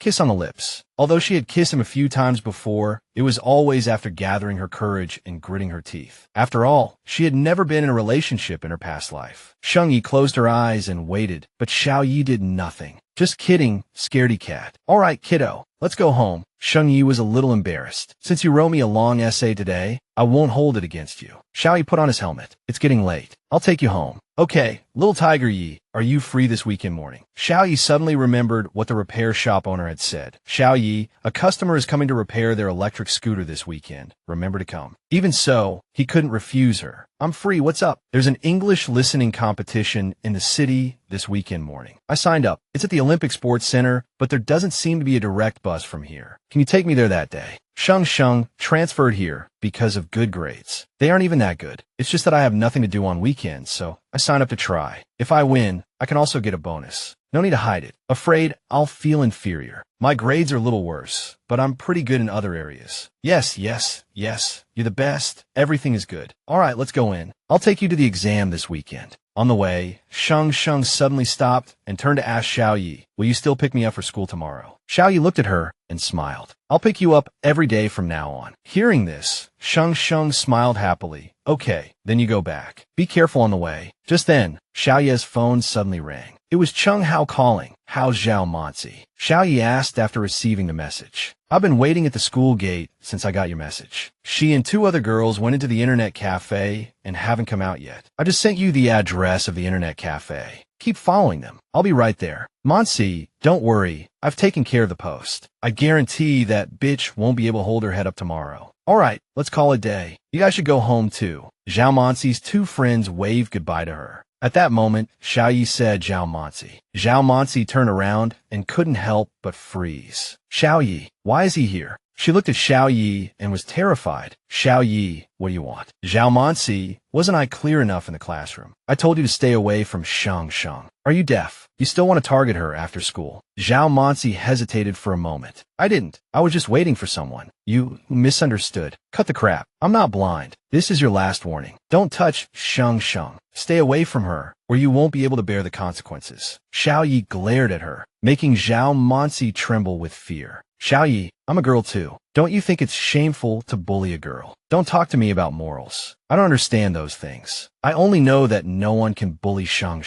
If there's a next time, I'll burn you to ashes and throw you in the river. You dare try. With that, Xiao Ye turned and left, leaving Zhao Manzi helplessly slumped on the ground. That night, Shang opened the love letter Xiao Ye wrote to her, her heart filled with anticipation and butterflies. It must have taken him all afternoon and evening to write so little. When she read the contents, her eyes widened in surprise. Shang, I like you, like 1,000 years in a single glance, a love that's intoxicating. I want to be your knight, protecting your happiness and peace for a lifetime. My little princess is my morning light, my faith. She remembered what Xiao Ye had said to her in her past life. Shang, I like you. I want to marry you. If there's a next life, I really want to stand in the sunlight and freely love the girl I like. Whether in the past or present life, he will always be the best Xiao Ye. I suddenly miss him so much. It's so late, I wonder if he's asleep. At this time, Xiao Ye was still busy at the auto repair shop when his phone suddenly rang. The words little princess flashed on the screen. Xiao Ye happily walked to a quiet place away from the noise of the shop to answer the call. Shang.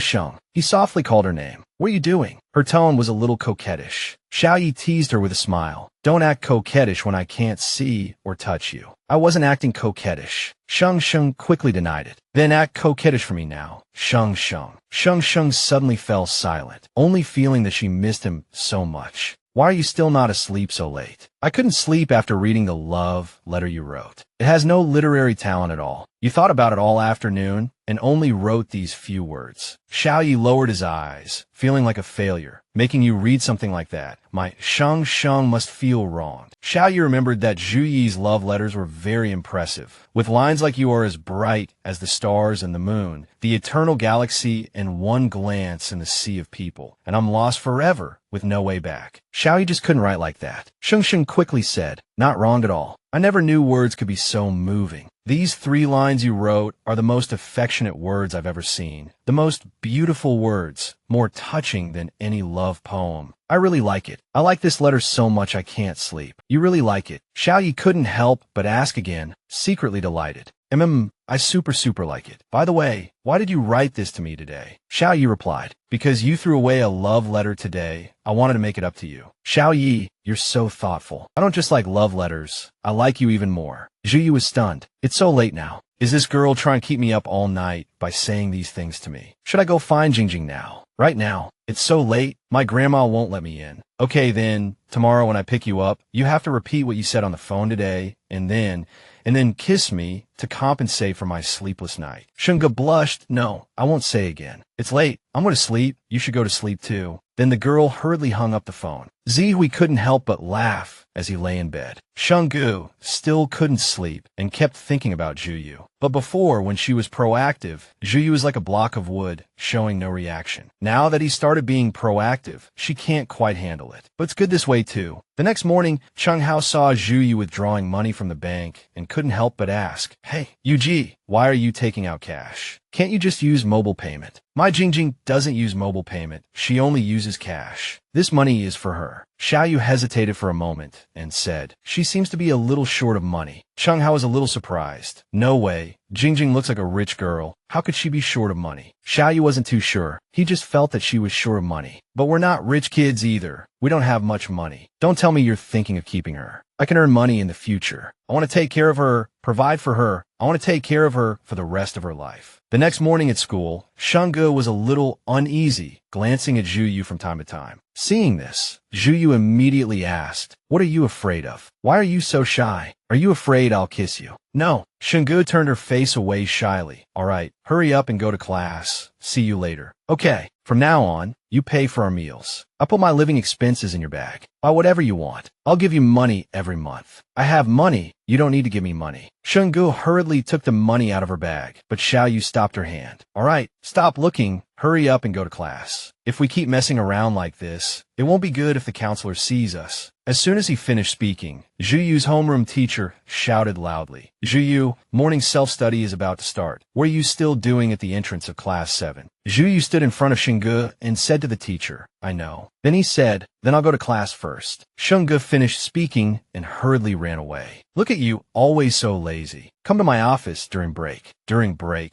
the homeroom teacher kept scolding Zhu Yu. Look at your hair. It's neither blue nor green. You might as well dye it rainbow-colored. Seriously, this hair is affecting the class image. Go to the barber shop during lunch break and dye it black, or you'll be criticized in front of the whole school. Xiao Yu just stood there silently. Then let them criticize me. Just 2 days ago, Jingjing had complimented him on his hair color, and he didn't want to dye it again at all. Suddenly, Shanggu also came to the office to talk to the homeroom teacher. Look at your attitude. Are you even listening to me? You are all students. Look at Shanggu from class 7. She's a transfer student. She has such good grades, and she's so hardworking. Look at yourself. Shanggu, don't you think his hair is ugly? What student looks like that? Don't be afraid. Tell the truth. Shanggu panicked a little, afraid the teacher would hit her if she told the truth. Actually, Xiao Yu's hair is really handsome. Teacher, it's just not very suitable for a student. The teacher turned to look at him. After all, his hair color was really eye-catching at school. If he didn't agree today, he would be called to the disciplinary office by the grade level in a few days. Zhu Yu also asked her, Should I dye it black then? Shanggu couldn't help but smile, then listen to the teacher. Okay, teacher, I'll listen to you. Seeing Zhu Yu being so obedient, the homeroom teacher's eyes widened in surprise. This child used to be so stubborn. Why is he suddenly so obedient today? As Xiao Ye and Shang Yi walked back to the classroom, they inevitably heard whispers. I heard Xiao Ye has been picking her up and dropping her off from school every day recently. They must be together. Duh. They've been together for a long time. Didn't you see Xiao Ye standing up for her last time? But you have to admit, this transfer student is amazing. She actually managed to make a problematic teenager willingly come back to school. Go back to the classroom. Come find me if you need anything. Wu and I immediately called out to Shang Yi.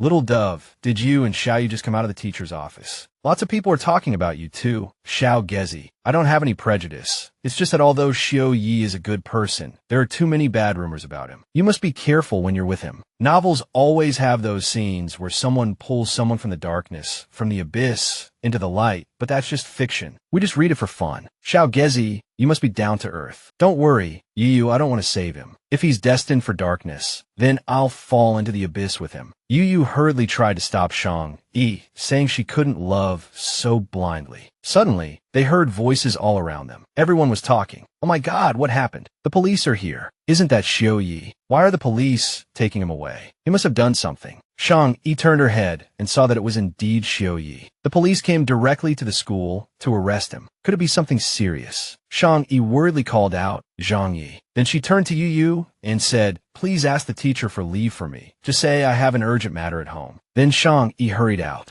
But by the time she ran outside, the police car had already driven away with Zhu Yi. Shang Yi shouted, Chung Hao, wait. Are you looking for Zhu Yi? Can I go with you? Get in, Chung Hao quickly said to her. Shang, let's go over there and see. Maybe we can get some information from the people inside. Don't think too much yet. At the police station, Shang Yi rushed inside as soon as she got out of the car. As she searched for Xiao Ye, two policewomen called out to her, are you Shang Yi? I am Shang Yi. She came herself. We don't need to go to the school to pick her up. In the interrogation room, a police officer said to her, someone called the police from the bar at midnight. The so-called victim said the fight was because of her. She's just a student. Why is she dressed like that and going to a bar? What's wrong with what I'm wearing? I bought these clothes with my own money. I didn't steal them, and they're not too revealing. Can I go to a bar? One policeman turned to his colleague and said, this is tricky. She hasn't identified the kid. We can't convict him. Elsewhere, two police officers were interrogating Zhu Yi. This is the victim's injury report. He says you hit him. Zhu Yi said calmly, is there any evidence? If not, let me go. Don't waste everyone's time. You were caught on surveillance. Still want to deny it. Oh, there's surveillance. Did it capture him touching that girl and trying to drag her out? He was touching her all over and trying to drag her away. Is it illegal to be a good Samaritan now? I admit I hit him, but I was saving someone. If I hadn't intervened, did you want me to watch him drag her away? Then what were you doing dragging him into the bathroom for 6 minutes? I just pulled him in there and said a few words, told him not to be an animal. Then I used the bathroom and left. The policeman got angry. He went in fine and came out injured like this. You're saying you didn't hit him. Scumbags like him offend a lot of people. Who knows who hit him? Officer, arrest me if you have evidence. Fine. You won't talk. That girl you saved. Zhu Yi suddenly thought of Shang Yi. The officer said to Zhu Yi, that girl is at the station now. She was crying her eyes out when she arrived. Zhu Yi stood up angrily. She's the victim. What right do you have to bring her here? What? You get agitated as soon as we mention her. That girl is scared to death being brought here. Your classmates say she's a good student. She'll tell us everything exactly as it happened. What about you? Hiding here, defying the law. Aren't you ashamed? Judging by your reaction just now, you like her, don't you? The way you are, you can't even tell the truth. How can you give that girl a good life? Zhu Yi completely lost his composure. Arrest me if you have evidence. I'll be waiting. It's been several days since this happened before it was reported. There's definitely something fishy. And the fact that he was caught on camera harassing the girl and still dared to call the police. From this perspective, someone is trying to frame him. Director Zhang, Director Yi. The two police officers stood up to greet them. Director Yi said to them, you go ahead and get back to work. Let me have a private chat with this young man. All right, you talk. Meanwhile, Shang Yi and the others were still waiting outside the police station. It's been a while. Why hasn't Brother Yi come out yet? Chung Hao asked Chung Jie. Don't overthink it. Brother Yi is good luck. He'll be fine. But seriously, why did he hit him so hard this time? Before, when Zi Li and the others came looking for trouble with Brother Yi, he was never this violent. What's going on this time? Chung Jie couldn't help but think he really went hard this time. Could it be because that thug harassed her? Chung Hao, has Xiao Ye ever been to the police station before? He's completely smitten with you.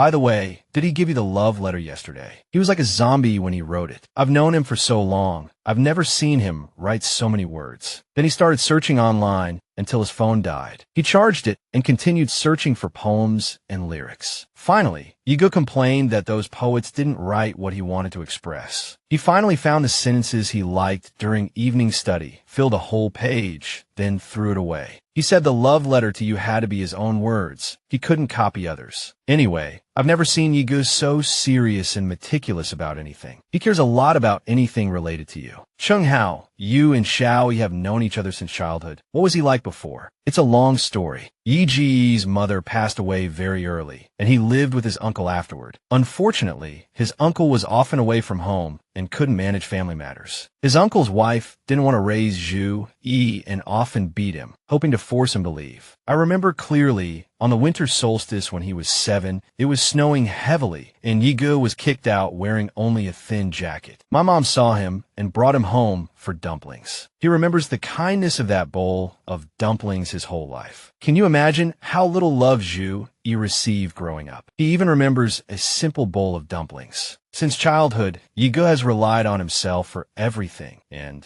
at his poorest, he didn't even have enough to eat. 2 years ago, my mom had cancer and couldn't afford treatment. He gave all his savings to help, but unfortunately, she still didn't make it. I'm sorry, I shouldn't have asked. Shang Yi felt guilty for making Chung Hao recall the sad past. Forget it, the person Yigo cares about most now is you. Don't think too much. Shang Ge couldn't help but feel heartbroken. Xiao Ye was so deprived of love that he even remembered a simple bowl of dumplings. At this time, Xiao Ye was released, and he walked to a man called Mr. G. I won't go back to the G family with you. Give up. You abandoned my mother back then. You should have thought of this day. I don't know you. Why doesn't my son recognize me? You have my blood flowing through you. Besides, the girl you like. She's so outstanding. Are you worthy of her now? Come back to the G family with me. I'll hold a press conference to give you a formal identity. Zhu Yi shook off Mr. G's hand. Your grandson doesn't need your G family, and whether my woman is worthy or not is not up to you. He finished speaking.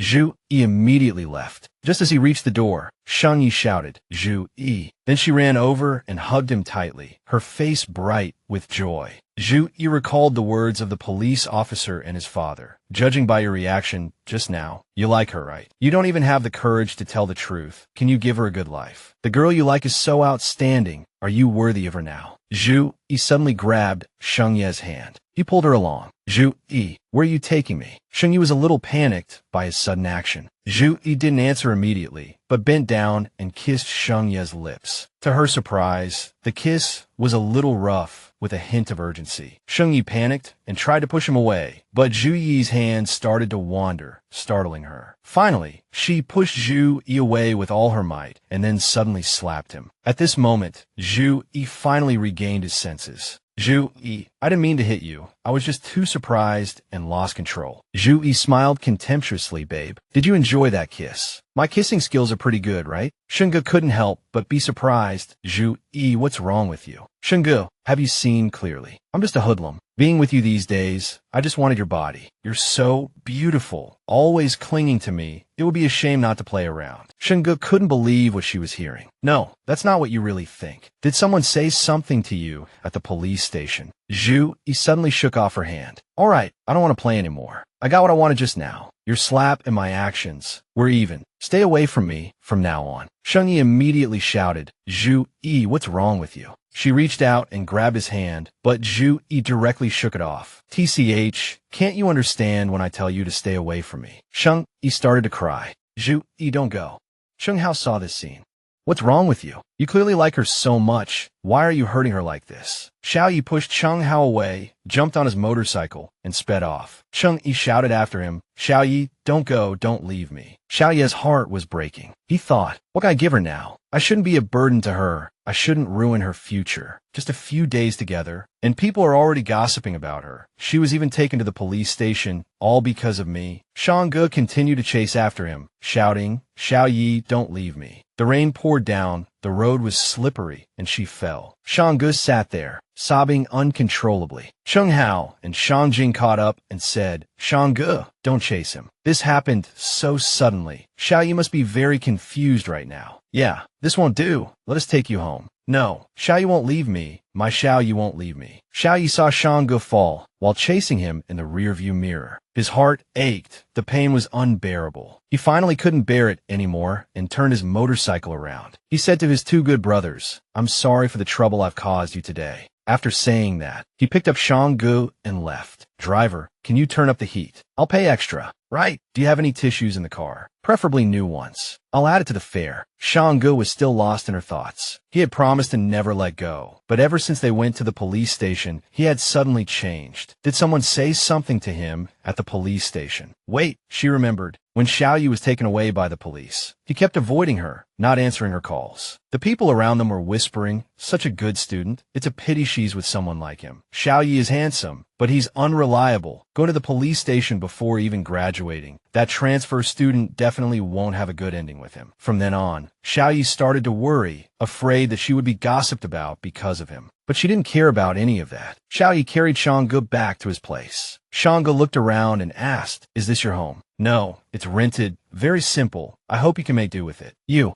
go take a shower first. I'll put the clothes at the door later. Suddenly, Shang Ge ran over and hugged him tightly. Xiao Ye, don't go. I don't know what you heard today. I just want to tell you, I don't care about anything. I just want to be with you forever. I won't fall in love with anyone else but you. If you really have to leave, even if it's to the ends of the earth, I will find you. One day, 1 year, even 10 years, I will find you. If I can't find you, I'd rather grow old alone. So you don't have to worry about affecting me or hurting me. Whether I'm happy or not depends entirely on whether you're by my side. Xiao Ye, you're good. You're the one I want to spend my life with. Xiao Ye, you're not in the abyss, and I'm not in the sunlight, so don't create a distance between us in your heart. Is it really okay if you keep thinking like this? If the sunlight is too dazzling, I'm willing to go down into the abyss with you. Xiao Ye looked at her, his heart filled with gratitude. How can I deserve someone like you? I treated you like that, and you're not even angry. Honestly, I was so cold to you in the woods. How could you not be angry? I was super angry just now, especially when you kissed me so many times and put your hand inside my clothes. But compared to you leaving me, I don't care about any of that. Why do you think you don't deserve me? Xiao Ye, this morning at school, some classmates bullied me, hit me, scolded me, and said some really nasty things. Xiao Ye's eyes flashed with anger. Who dared to hit you? Where did they hit you? I'll go find them right now. Shang Ge couldn't help but laugh. What are you laughing at? Tell me who bullied you. You're lying to me, right? No one bullied you at all. I just asked you why I deserve. Because only you, when you hear that I've been bullied, you feel heartache and anger. So angry that you don't even ask why. Xiao Ye, I'll never find another person who treats me as well as you do in my life. Since I've already found you, how could I possibly let go? Xiao Ye, can you always treat me like this? I will. Xiao Ye promised her, I'm sorry, I'll never do that again. Then you have to keep your word, don't go back on it. Xiao Ye smiled at her. Do you really think I'm that unreliable? You always make me promise. Tell me, well, have I ever broken a promise to you? Your trust in me is getting lower and lower. Fine, I'll show you. I'll raise that trust level to 100%. Shang Ge said with a smile, then this little guy needs to work hard. All right, go take a shower. I'll put the clothes at the bathroom door later, and you can change after you're done. I'm going out for a bit. I'll be right back. Xiao Ye stood outside the bathroom door, thinking about what had happened today. He wouldn't let something like this happen again. This time, he walked towards the sun, and she just needed to stay put. He would come running to her. Xiao Ye remembered Shang Ge once telling him not to smoke so much. So, for her, he threw away the cigarette in his hand. He was willing to change for her, to live a better life. Xiao Ye had just returned from shopping, and Shang Ge had just finished showering. You're back. Shang Ge was wearing his jacket. The jacket was long, but she wasn't wearing any pants, revealing her long, straight, and fair legs. Zhu Yi couldn't help but feel his heart flutter. Why aren't you wearing pants? Don't misunderstand. It's just that your pants are too big. I can't tie the waist. They just fall down. I called you earlier, but you weren't home, so I came out to see if there were any clips. So, Shang,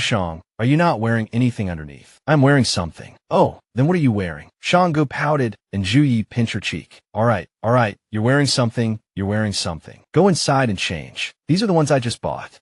Go change quickly, otherwise your legs are too distracting. He turned his face away, a little embarrassed. Shang Yi took the things Xiao Ye bought and went to change. When she opened them, she couldn't help but be surprised. Xiao Ye even bought disposable underwear. He's so thoughtful, and the size is just right. Wait, how did he know my size? Shang Yi came out after changing. Xiao Ye stared blankly at her when he saw her, unable to look away. Shang Yi was wearing a slightly short dress with her hair down, looking very sexy. Xiao Ye's heart raced as he kept staring at her. Shang Yi was a little embarrassed. Don't look at me like that. What's wrong? Are you feeling unwell? No, it's just that I didn't buy you safety shorts. Xiao Ye asked in confusion, what are safety shorts? They're shorts to prevent exposure. If you go out without wearing them, won't you be exposed if the wind blows or you make large movements? Xiao Ye smiled awkwardly. I didn't know you had to wear those. Forget it. Let's sit down and eat first. I'll go out and buy them for you now. I'll be right back. Shang Yi immediately grabbed his hand. It's okay. I was just reminding you.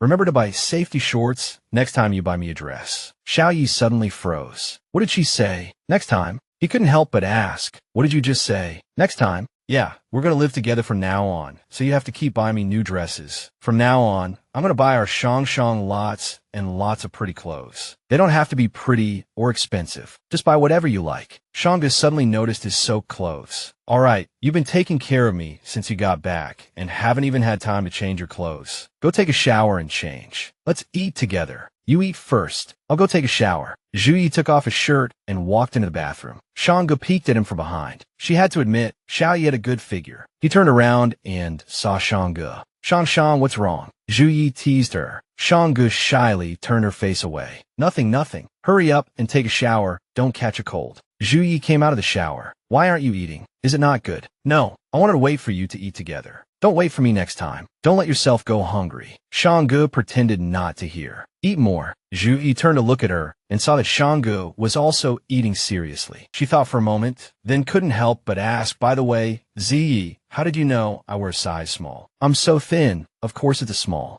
I wasn't talking about the dress. I was talking about the underwear. Didn't I feel it when I kissed you before? You'll gradually figure out. You could tell just by touching. You know a lot about women's bodies. Could it be? Xiao Ye quickly explained. No. Nothing like that has ever happened before. What are you thinking? I was afraid that if I asked you directly, you would say I was a pervert. So I looked it up online to see what size a hand could hold. All right. The air suddenly became awkward. Then have you kissed any other girls before? No, you're the only person I've ever kissed. No wonder your kissing skills are so bad. I kissed you roughly on purpose back then, hoping you'd hate me. Then after dinner, can I kiss you again until Shang is satisfied? No. Okay, I'm just teasing you. Eat quickly. After we finish eating, I'll take you back to school. You've already skipped half a day of classes, but I'm suddenly a little sleepy now. Can I sleep here with you for a while before going back? Is that okay? Okay, I'll change the sheets and lay out a new quilt for you. Sleep in a bit. No need. I'll just sleep for a while. Don't worry, Yezi, don't go out, okay? I don't want to wake up and find you gone. I'll stay here with you until you wake up. Shang Yi slowly fell asleep. If the sunlight is too bright, I'll accompany you to the abyss. My well-being depends entirely on whether you're by my side. My Xiao Ye is wonderful, worth my life. Cheng Ji's words echoed in Xiao Ye's mind, strengthening his resolve. This time, I'm going to do my best to enter her world, try to keep up with her, and stay by her side. While Shang Yi slept, Xiao Ye drove to school. When he arrived, many people were whispering, "Hey, isn't that Xiao Ye? He got out of the police station so fast, instead of forever hiding in his own dark abyss."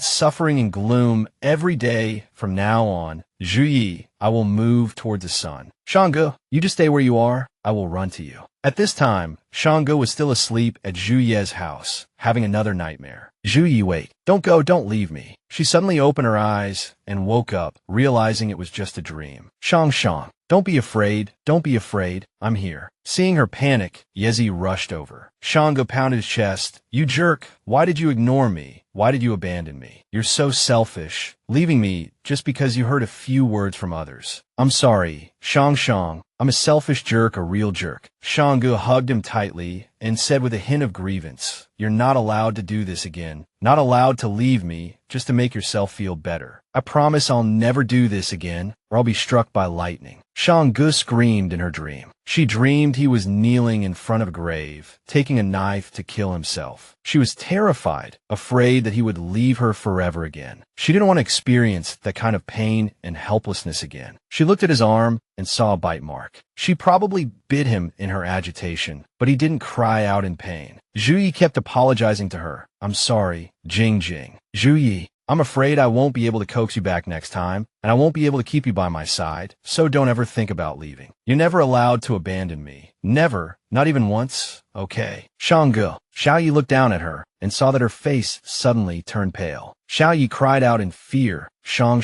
At the hospital, after the doctor finished the examination, Xiao Ye anxiously asked, "How is she?" The doctor said to him, "Don't worry, she just has a cold and a fever. I'll prescribe some medicine. Take it home and take it on time." Is medicine enough? Should she be hospitalized for observation? She doesn't need to be hospitalized in this situation. After taking the medicine, remember to drink plenty of water, rest well, and ensure good sleep. She'll get better soon. Xiao Ye was still worried. To be safe, let's stay in the hospital for one night. For observation. Shang Yi immediately grabbed his hand. "No need, Xiao Ye. I feel much better now. If we don't go home tonight, Grandma will be worried." Xiao Ye took Shang Yi home, and she reminded him, "If you feel unwell tonight, you must call me anytime, and I'll come right away, okay?" "Okay." Shang Yi agreed. Xiao Ye, did I scare you when I woke up today? My mind was very confused when I woke up. I'm sorry. Xiao Ye couldn't help but hug her. I wasn't scared, just heartbroken. It's all my fault. Don't think about it, and you don't need to apologize. Go home now. Your family will be worried. Go back and get a good night's sleep. I'll pick you up tomorrow. You be careful going home, too. Shang Yi stood there, watching him until his figure disappeared. Her words echoed in his mind. "I'm afraid I won't be able to coax you back next time, and I won't be able to keep you by my side." She didn't care what others thought, approaching him again and again, never giving up from beginning to end. Yet he started to avoid and hesitate because of a few words from others. "Xiao Ye, you're such a coward." He looked at the still bleeding mark on his hand, where Shang Yi had bitten him, and couldn't help but blame himself. Xiao Ye didn't go straight home. He sat near Shang Yi's residential area, thinking, if she's not asleep yet, I'll tell her a story to help her have sweet dreams. If she's already asleep, I won't wake her up. Thinking this, Xiao Ye immediately went online to search for bedtime stories for his girlfriend. The knight was raised from a young age to be by the princess's side to protect her. He was both her guard and her childhood sweetheart. At this moment, Shang Yi hadn't slept yet. Her phone beeped, indicating a new message. She opened it and was a little surprised to see it was from Xiao Ye. Shang Yi opened it and saw it was a voice recording from Xiao Ye. As he told her the story, she couldn't help but laugh. Shang Yi, the silly girl, still kept her phone next to her ear, continuing to listen. When the princess pretended to run into the prince for the 521st time, the prince stopped her. The prince said, "Hey, why do you come looking for me every day?" The princess shyly replied, "I want to watch the stars with you." Shang Yi slowly drifted off to sleep. The next morning, as soon as Shang Yi stepped out the door, she saw Xiao Ye standing there waiting for her. He smiled, but couldn't hide the fatigue on his face. Shang Yi looked at him with some distress. "Didn't sleep well last night." "I slept very well last night, but when I was dyeing my hair at the barber shop, the stylist accidentally got some dye in my eyes. That's why they're so red. It'll be fine tomorrow."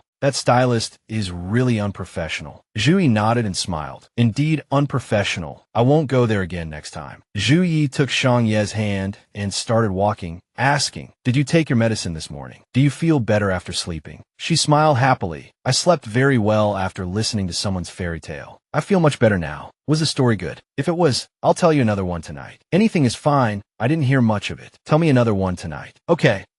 I'll continue telling Shang a story tonight. I remember last night, I talked about the grand wedding of the princess and the knight, and then the wedding night. Tonight, I'm going to tell Shang about the princess's wedding night. The princess lies underneath. Xiao Ye smiled slyly, and Shang Yi asked blankly, "Why does the princess lie underneath?" He leaned close to her ear and whispered, "If you don't want to be underneath, Shang can be on top." Shang Yi still looked at him with a puzzled expression. Xiao Ye couldn't help but laugh. Shang, why are you so cute?" "But why?" She still didn't understand and asked again. "Forget it. You wouldn't understand." Shang Yi thought for a moment, finally understood, turned around and scolded, "Xiao Ye, you're so shameless. So you do understand? You said you didn't understand. Shang Yi angrily walked ahead. Seeing that Xiao Ye hadn't followed, but was standing by the roadside waiting, Shang Yi asked him, "What are we waiting for here? I have a cold. Riding a motorcycle is easy to catch a chill. And it's rush hour now. The bus will be very crowded. Let's take a taxi." "No, the bus stop is just ahead." Shang Yi pulled him towards the bus stop. "It's only 1 or 2 stops. It's very convenient to take the bus to school. Taking a taxi is too expensive now. We're still students. We have no income. We need to save money." Xiao Ye was still hesitant, not wanting to get on the bus. Shang Yi quickly grabbed his hand. "It's okay, let's go." Standing on the crowded bus, Xiao Ye felt very uncomfortable and turned to ask her, "With so many people, aren't you uncomfortable?" "No, I'm not." Shang Yi takes the bus often. "How can you not be uncomfortable? The whole bus is so crowded and stuffy." A man standing next to Shang Yi deliberately pressed against her. Xiao Ye yelled at the man, "Are you blind? Can't you move over?" The man grumbled and walked away. "Damn it, I don't want to be squeezed." Shang Yi quickly stopped him. "It's okay, don't mind him." Xiao Ye looked at her, thinking, if I had the ability, if I had money, I would definitely buy a car, so my little princess wouldn't have to suffer this kind of grievance. After Xiao Ye got off the bus, Shang Yi immediately said to him, "Xiao Ye, I won't let you keep taking the bus. I'll definitely work hard to change this situation, okay? When I'm better, we'll ride your motorcycle to school, okay?" Walking beside him, Shang Yi couldn't help but ask curiously, "Xiao Ye,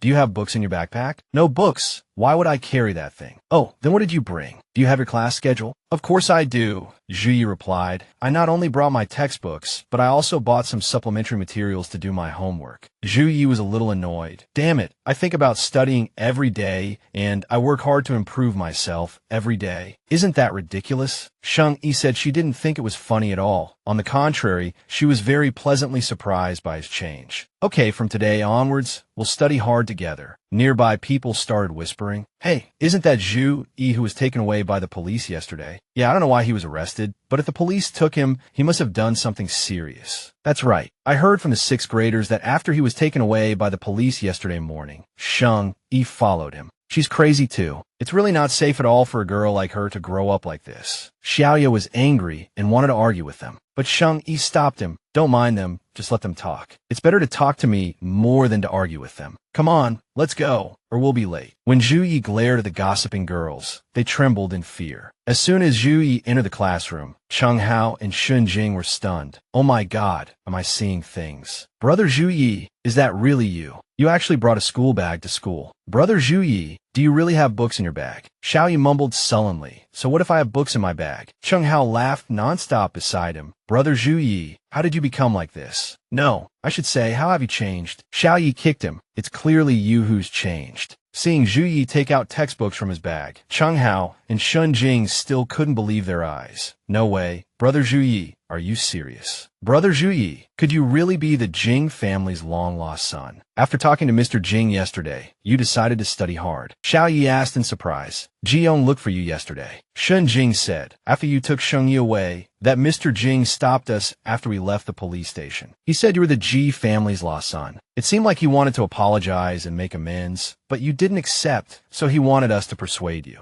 Mr. Jing gave us his business card that day to express his gratitude, but we both declined. Mr. Ji also said that he had taken care of the other person's injuries, so we didn't need to worry. We want to call you then Xiao Ye, but you didn't answer, so we planned to tell you this morning." "Xiao Ye, is this Ji family thing true? Are you really their lost child?" Xiao Ye said directly, "Of course not. My last name is Zhao. His is Ji. There's no relation. And there's no solid evidence for the fight. Why would he pretend like that?" Cheng Hao interjected, "Then why would he do that?" "Don't ask." Xiao Ye interrupted Cheng Hao. "I need to study." His two friends continued staring at him. Xiao Ye suddenly studying seriously. The sun must be rising from the west. Shang Yi walked into the classroom and heard everyone discussing. "She went out with Xiao Ye yesterday. Is she crazy? She just transferred here. How did she get to know Xiao Ye so quickly? Do you think something happened at her old school that made her transfer to ours? After all, who transfers in their senior year?" Suddenly, a girl's voice drowned out all the discussion. "What are you talking about?" "Shang Yi, and will you turn to see Zhao Mansi? I think you're just jealous. Jealous that Shang Yi snatched our school's heartthrob. You spent enough time gossiping to memorize a few more vocabulary words. Shang Yi felt grateful to Zhao Manzi. Another person, Su Mingjie, also unexpectedly spoke up. Exactly, you guys always gossip. Got a problem with that. Shang Yi turned to Wu Yu and whispered in her ear, "What's wrong with Su Mingjie?"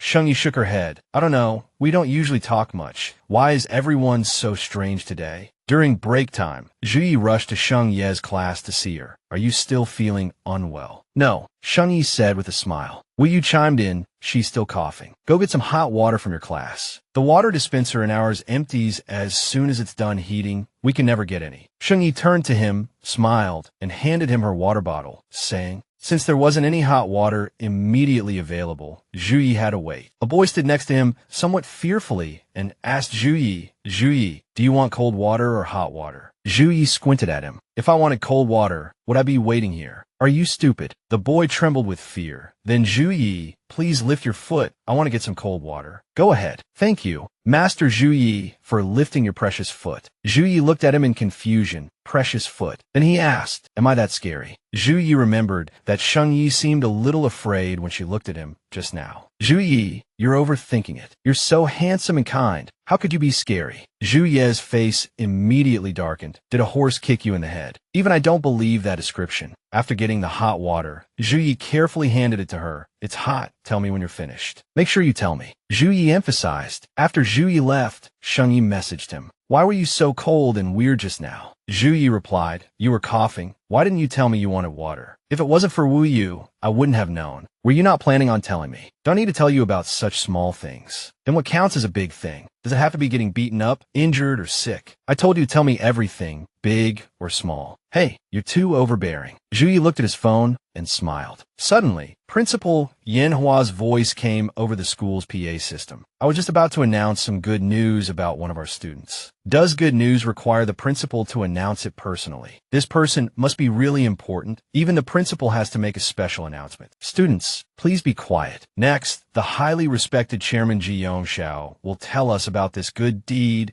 and the person who performed it, someone worthy of Chairman Ji's personal announcement. What's going on? Hello everyone, I'm Ji Yongxiao. I apologize for interrupting you during your break, but something happened last weekend that made me incredibly grateful to two of our students. I really wanted to express my gratitude in front of everyone. Last weekend, my family was chased by thugs, and thanks to the bravery of student Zhu Yi, they were able to escape danger. Yesterday, the thugs were apprehended, and Zhu Yi was asked to assist the police with their investigation. Your cooperation with the investigation is highly commendable. To express my gratitude, I will donate a library to the school. Zhu Yi, if you have any requests, please feel free to contact me. I will certainly fulfill any request you have. The surrounding students started looking at Zhu Yi differently. "See, you blind fools, now you've been proven wrong." Turns out Zhu Yi is a righteous person. Last year, when outsiders caused trouble, it was also Zhu Yi who drove them away. That fulfill any request is so enviable. Yeah, that's the richest family. Zhu Yi, a teacher called out, "Come to the principal's office now." Zhu Yi had to stand up and leave. Refusing in front of so many people would only cause more trouble. If Shang Yi knew about this, she would be worried. "Chairman Ji, please continue your conversation." Wow. Chairman Ji personally came to the door. What special treatment? Yeah,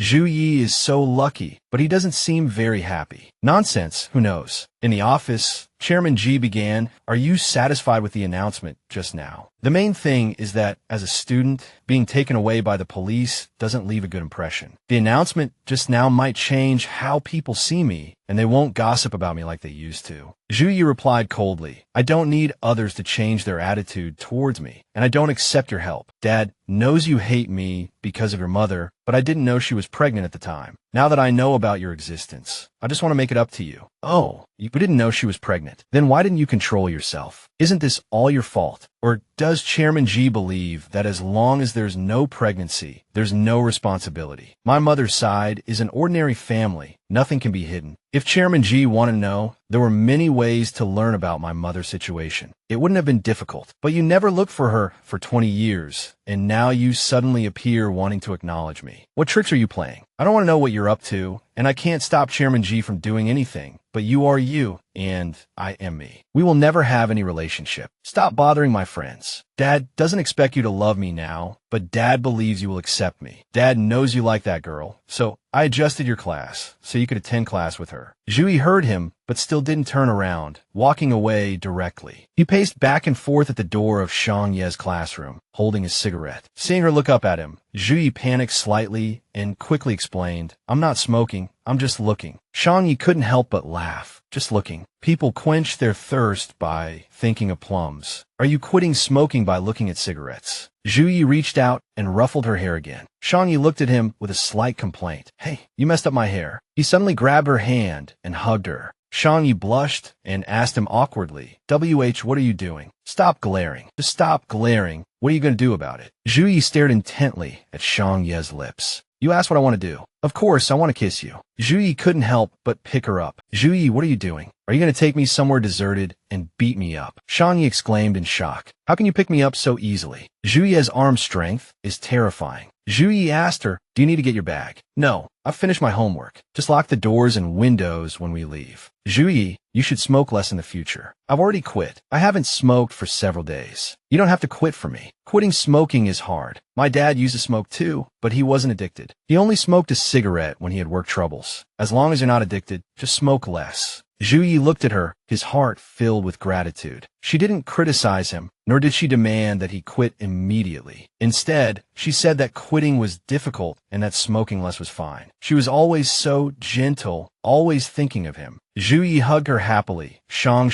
are you a little angel sent from heaven to save me? That's right, a little angel with wings. So you have to hold on tight to me or I'll fly away. Hold tight. You must hold tight. I won't fly away in this lifetime. Okay, then what was with General GK's at the press conference today? Xiao Ye suddenly remembered what her mother had said. The biggest regret of her life was meeting Ji Yongxiao. Without him, her life wouldn't have become like this. Xiao Ye avoided the question. General Ji is an old friend of my mother's. After meeting at the police station that day, he knew everything. Maybe he thought my image at school was too bad, so he wanted to help me get rid of it. Xiao Ye, no matter who you meet or what happens in the future, I will always be by your side. Xiao Ye smiled and rubbed her hair. Shang, you really are a little angel. By the way, Shang, I listened very carefully in class today. Guess what I learned? I learned about mathematical functions, gravitational acceleration in physics, and today's English dictation was super easy. I got 10 words right. Zuya leaned down, glanced at her, and did as she asked. Shang whispered in his ear. My Yi is the best. You said you'd study hard, and you really listened attentively in class. His hand suddenly grabbed her neck. Then he looked at her intently, startling Shangdi. Zomoy, what do you want to do? Can I kiss you? Shangdi's eyes widened in surprise. Then she hurriedly pushed him away. No, she took off running, dashing towards her home. Xiao Ye was completely dumbfounded. If she didn't want to,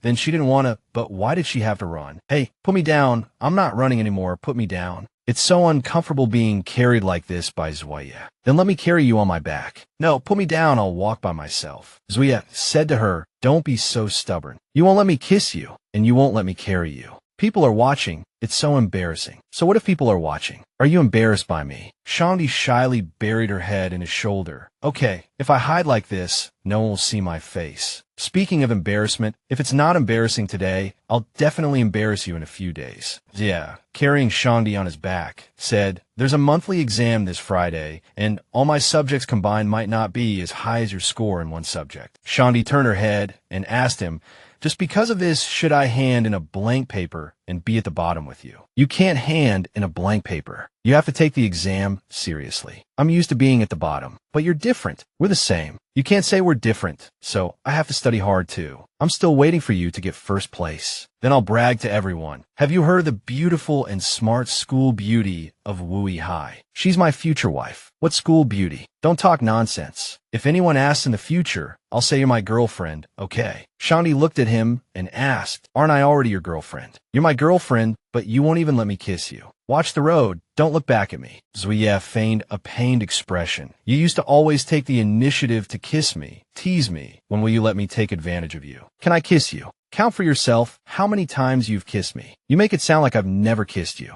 You kissed me really hard that time. Zuya said, I was in a bad mood that time. I didn't feel anything. I didn't like it at all. You kissed me and said you didn't feel anything. Zuya couldn't help but laugh. I felt it. I really liked it. If you didn't feel anything, then I won't let you kiss me anymore. Don't. I was wrong, okay? Are you still angry? Too lazy to be angry with you. Then let me kiss you. You've been teasing me all the way. If I don't kiss you, I won't be able to sleep tonight. Can you bear it? Shang Yi looked up at him, and just as Xiao was about to kiss her, Shang Yi suddenly dodged back and turned to run. How can you be so heartless? Then don't sleep tonight. Xiao, you're such an idiot. Shang Yi turned to him, slightly annoyed. Xiao was stunned, understanding nothing. How am I stupid? Xiao, you're such a fool. You're not assertive when you should be. If you want to kiss me, just kiss me. I won't be angry. Why keep asking? It's so embarrassing for a girl to say these things. Meanwhile, Xiao's father still had people following him. The wealthy young master never left their sight. After escorting Miss Shang back to her apartment, I couldn't approach her alone. Just don't let him find out. It wouldn't be good if it caused a misunderstanding. Yes, Mr. Zhua. As Xiao Ye was about to get in his car and head home, he overheard a couple arguing nearby. I don't care. I just don't want to squeeze onto the bus. It's full of unpleasant smells, and I even encountered a pervert today. It's so annoying, but it's so hard to get a taxi here. Yi thought about Xiang Sheng taking the bus. Just bear with it. Despite the crowding and discomfort, she said, it's not uncomfortable at all. When my cold is better, I still want to ride your scooter to school. The weather was starting to get colder now, so he couldn't ride and wait for her after school anymore. Although Xiang Sheng wouldn't mind these things, he always wanted to give her better. Finally, it was time for the English listening test. Xiao Ye stood outside and said to her, do well on the test. Don't think about anything else. I'll wait for you outside the test center and take you to eat something delicious. Shang Yi happily agreed and walked into the exam room. Xiao Ye overheard people around him discussing a snack shop across the street. A new snack shop opened over there. I heard it's only open one day a week. Let's go try it. But there are a lot of people in line. It's a weekend anyway, we can wait. Hearing this, Zui immediately went to the snack shop. Holding a queue number, there were 108 people ahead of him. Xiao Ye wasn't annoyed and waited patiently. A couple next to him were also waiting to buy snacks. The boy said angrily to the girl beside him, I don't know what's so good about this crap. There are 109 people ahead of us. We have to wait at least an hour. The girl replied, come on, don't be angry. We already bought it, so let's just wait. Shang Yi came out of the exam in Shanghai and saw Zhu Yi sleeping with his eyes closed. She looked at him in confusion. After being reborn, she desperately wanted to get close to Zhu Yi, to be with him, but she had never truly understood him, nor had she truly entered his world. He looked so tired, but she didn't know why. Zhu Yi suddenly opened his eyes and tightly held Shang Yi's hand. Are you done with the exam? Shang Yi noticed his tired appearance and couldn't help but ask, didn't you sleep last night? I slept. I just took a nap while waiting. Xiao Ye handed her the box of pastries he had just queued for. Here's something delicious for you. You worked hard on the exam. Shang Yi still didn't believe Xiao Ye's words. You're lying. You look so tired, like you haven't slept all night. Xiao Ye just smiled. I did not sleep all night. I was just thinking about you. Thinking about when you'll let me kiss you. If she wasn't willing to tell him, he would try imitating Cheng Hao's words. You're so silly. You'll never be able to kiss me. Are you hurting me so enthusiastically because you like me? What's in here? Cake. I saw a lot of people queuing while I was waiting, and I thought it must be delicious, so I bought it. I saw a Western restaurant across the street, and there are stir-fry and hot pot restaurants up ahead. What do you want for lunch? Xiao Ye turned and asked Shang Yi. She looked at him, her heart full of gratitude. Because she came here for the exam, he even took the time to familiarize himself with the surroundings, and while she was taking the exam, he even queued to buy her cake. Shang Yi couldn't help but grab his hand. He always found his own way to give her better things. Xiao Ye, it's so lucky to have you by my side. Shang Yi smiled happily, and he looked at her affectionately. Shang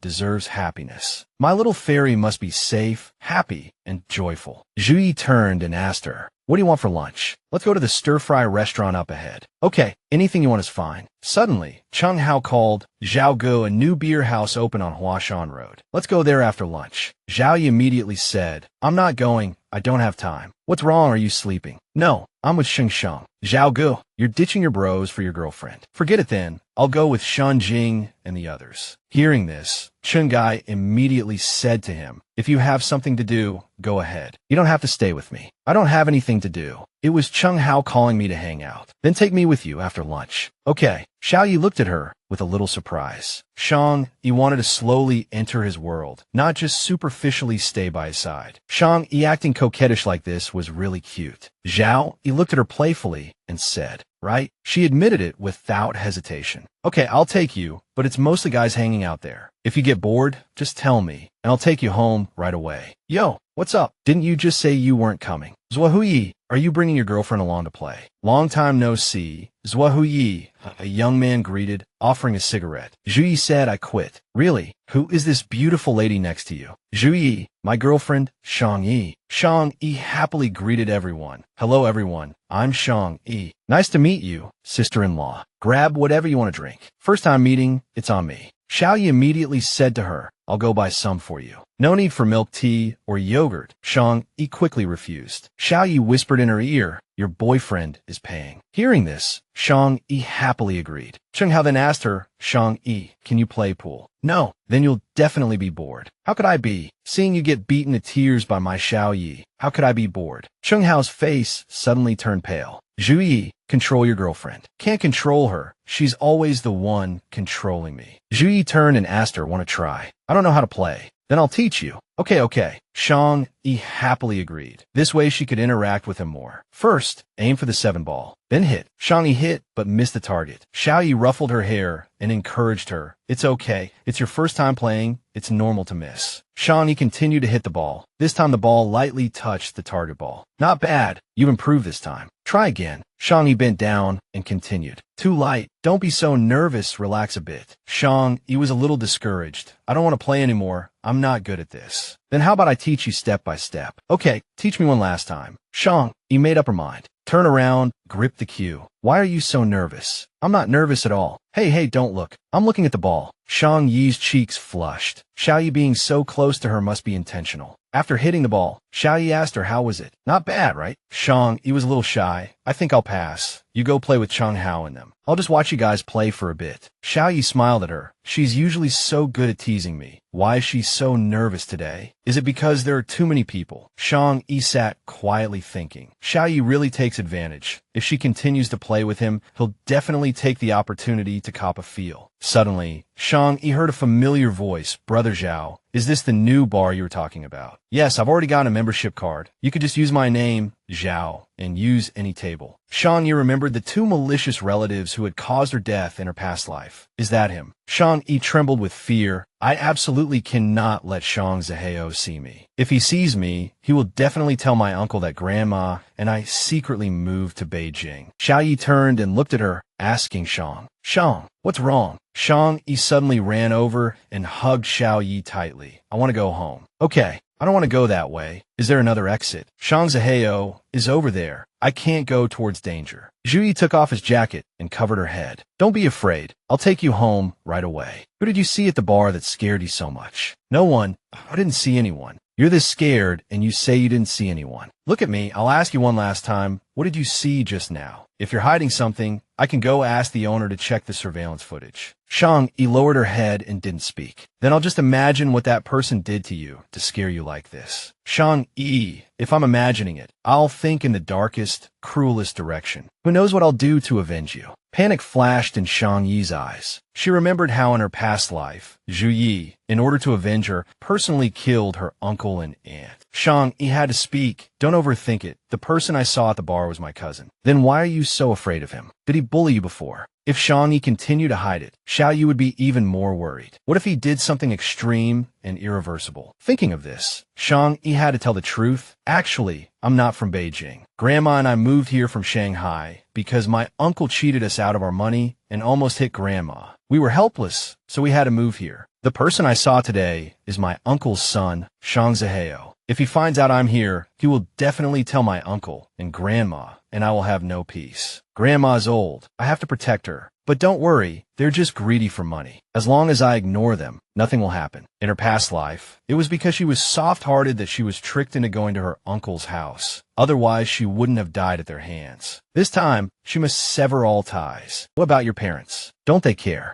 Xiao Ye asked her. My father passed away when I was young, and then my mother missed him so much that she followed him a few years later. Shang Yi's tears suddenly dripped onto Xiao Ye's hand. Grandma is all I have left, but now I have you too, so I'm much happier than before. Xiao Ye couldn't help but hug her. Don't be afraid. From now on, I'll protect you and Grandma. I'm sorry I came so late and let my little princess suffer so much. I'm really sorry. Did they ever hit you? No, they were just a little greedy. Once they locked Grandma and me at home, and forced her to hand over her bank book, but then the police came, and we were fine. After that, Grandma and I moved to Beijing. Xiao Ye looked at her, his heart aching. Those things happened a long time ago. Mom and Dad have been gone for many years. I've long been used to my life now. So Xiao Ye, don't be sad. It's all in the past. And now that I have you by my side, I'm already very content and happy. Xiao Ye hugged her tightly. This silly girl, clearly sad herself, still wanted to comfort him and reassure him. If he couldn't give her a happy life, he would never have peace of mind. Xiao Ye, you mustn't do anything rash. You mustn't do anything. Do you hear me? What am I supposed to do if something happens to you? Xiao Ye smiled at her. I still have to take care of you and Grandma. Don't worry, I won't do anything stupid. Xiao Ye, I've worn this bracelet for so many years. I'm telling you this secret today, not because I want you to do anything for me, but because I want you to know that I've already lost my parents and I don't want to lose you too. From now on, you have to think of me before you do anything, okay? From now on, I'll think of Shang before I do anything. After taking Shang home, Xiao Ye went to the bar. Boss, can I take a look at the surveillance footage from today? My girlfriend lost something I gave her, and she's angry now. I want to see if it fell here. No problem. Come and have a look. Thanks, boss. Xiao Ye sat down, opened the surveillance footage, and watched carefully. Xiao, is this the new place you were talking about? Yeah, I've already bought a membership card here. Just give the name Shang Zhao, and you can play at any table. Shang Zhao was still playing pool there. After missing a shot, he cursed, damn it, so close. Xiao Ye's gaze immediately turned to him. Xiao Zi, after you're done playing, take us somewhere else for drinks. Next time. Last time I bought a membership card here, my dad didn't give me any money for days. But don't worry, the first thing I'll do when I get money is treat you guys. Xiao Ye stood nearby, listening to every word he said, his heart filled with rage. Your whole family bullied Shang, forcing her to leave her hometown, and now you're here eating, drinking, and having fun. Did you find it? No, I'll go look somewhere else. Sorry to bother you. Shang Ziheo went off with a group of young people, saying as he walked, Brother Wang, take me with you later, I want to eat too. The others laughed. You have no money, and you still want to play with us. Do you deserve it? Go, don't waste our time. We won't get a spot if we're late. Shang Ziheo couldn't keep up, muttering as he walked, damn, you ungrateful bastards. I used to take you guys out to eat, drink, and have fun every day, and you weren't like this. Xiao Ye had been following him, and at this moment, he raised his foot and kicked him hard in the back. Shang Ziheo fell to the ground and yelled in pain. Who the hell are you? How dare you hit me? Xiao Ye covered his mouth and punched him repeatedly in the head. You bunch of bastards, all you know is how to bully girls. What kind of trash are you, eating, drinking, and having fun with stolen money? You deserve to die. Xiao Ye was about to raise his hand to hit him again when he suddenly remembered Shang's words. Xiao Ye, you mustn't do anything rash. Do you hear me? What am I supposed to do if something happens to you? I've already lost my parents, and I don't want to lose you too. From now on, you have to think of me before you do anything. Xiao Ye swung his hand for one last punch, then stopped. Do more good deeds in the future and stop bullying girls, or one day God will take your dog life. That night, Shang took out her phone at home and called Cheng Hao. Sorry to bother you again. I wanted to ask you something. What's wrong, Sheng? Cheng Hao, has Xiao Ye made any new friends? Besides spending time with me, does he also hang out with her? If Shang directly asked Xiao Ye what he was doing at night, Cheng Hao would likely cover for him, so she could only use this excuse. What are you thinking? Is my Xiao Ye that kind of person? Besides being with you, he's busy making money every day. He doesn't even get enough sleep. How would he have time to hang out with other people? What's he doing? Where does he work? At a car repair shop. The owner, a world-renowned professional racer, only trusts Yi to work on his cars. He's been especially busy lately, so he specifically sought him out for help. Yi has been so busy, he hasn't slept for 2 days. Why is he working so hard? He's always in a rush to make money. He wants to buy a car before winter. He's been learning to drive recently, and whenever he has free time, he's studying for his driver's test on his phone. Shang Yi was stunned. Buy a car. Is he in such a hurry to buy a car because of her? She remembered the time she and Xiao Ye took the bus. The bus was so crowded that he was very uncomfortable. He even told her, Shang Yi, I won't let you keep taking the bus like this. Why is he working so hard? She really doesn't care about these things. Shang Hao asked in surprise. Shang Yi, what's wrong? Didn't Yi tell you about this? He wouldn't tell me. Shang Hao then realized he'd let something slip. Oh no, I've been tricked. Shang Hao handed the phone to Xiao Ye and said, Yi, your little princess is terrifying. She tricked me. She called and asked me what you were doing tonight, and I told her everything, that you haven't slept for 2 days. She's very worried now. Xiao Ye warned Shang Hao, don't tell her these things in the future, she'll worry. Shang Hao looked pained. I didn't want to tell her, but she tricked me. Yi called Shang Yi, and she immediately asked, Xiao Ye, what are you doing?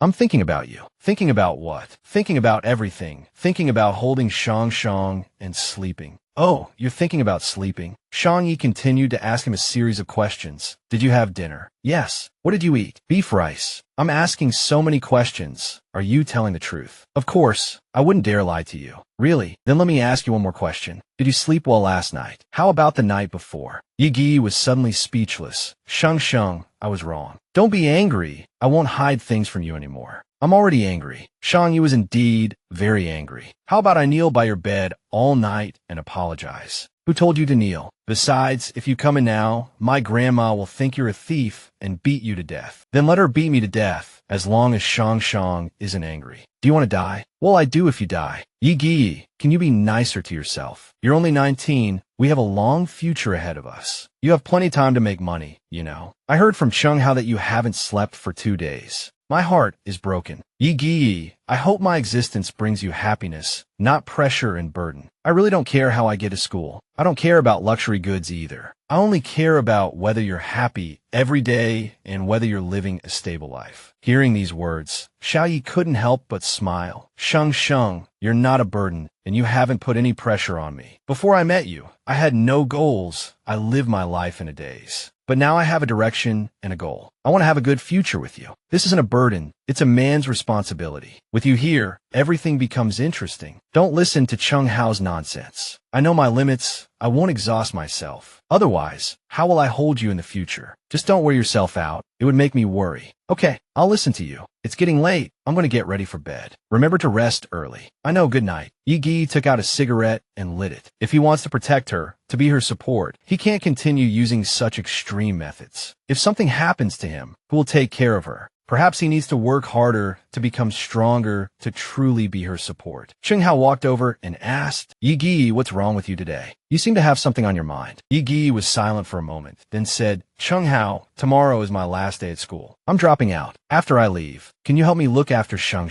Shang Hao was shocked. What's wrong? What happened? Why are you suddenly dropping out? Shang has no parents. She and her aunt are helpless, and they were bullied by their relatives to the point that they had to leave home. So I have to be their support. Continuing school is just a waste of time I could be using to do more. Shang Hao asked, what do you want to do after you drop out? I want to start my own business repairing cars. I'm not a good student anyway, so I might as well drop out. Will Shang Yi agree? I think she cares a lot about you. She'll be sad if you drop out. I won't tell her directly. Then why are you still going to school tomorrow? Since you're dropping out, what's the point of going? I want to be your classmate one last time to see what she's like in class. I bet she's a good student. Super diligent, okay. If you want to drop out, I'll drop out with you. Whatever you do, I'll follow you. Rui stopped him. Don't let me influence you. I don't even know my own future. Besides, if we don't succeed, we might not even be able to afford steamed buns. Shang Hao just smiled. Then I'll brave the elements with you. Wherever Rui goes, I'll follow. The next morning, Xiao Ye was waiting for Shang.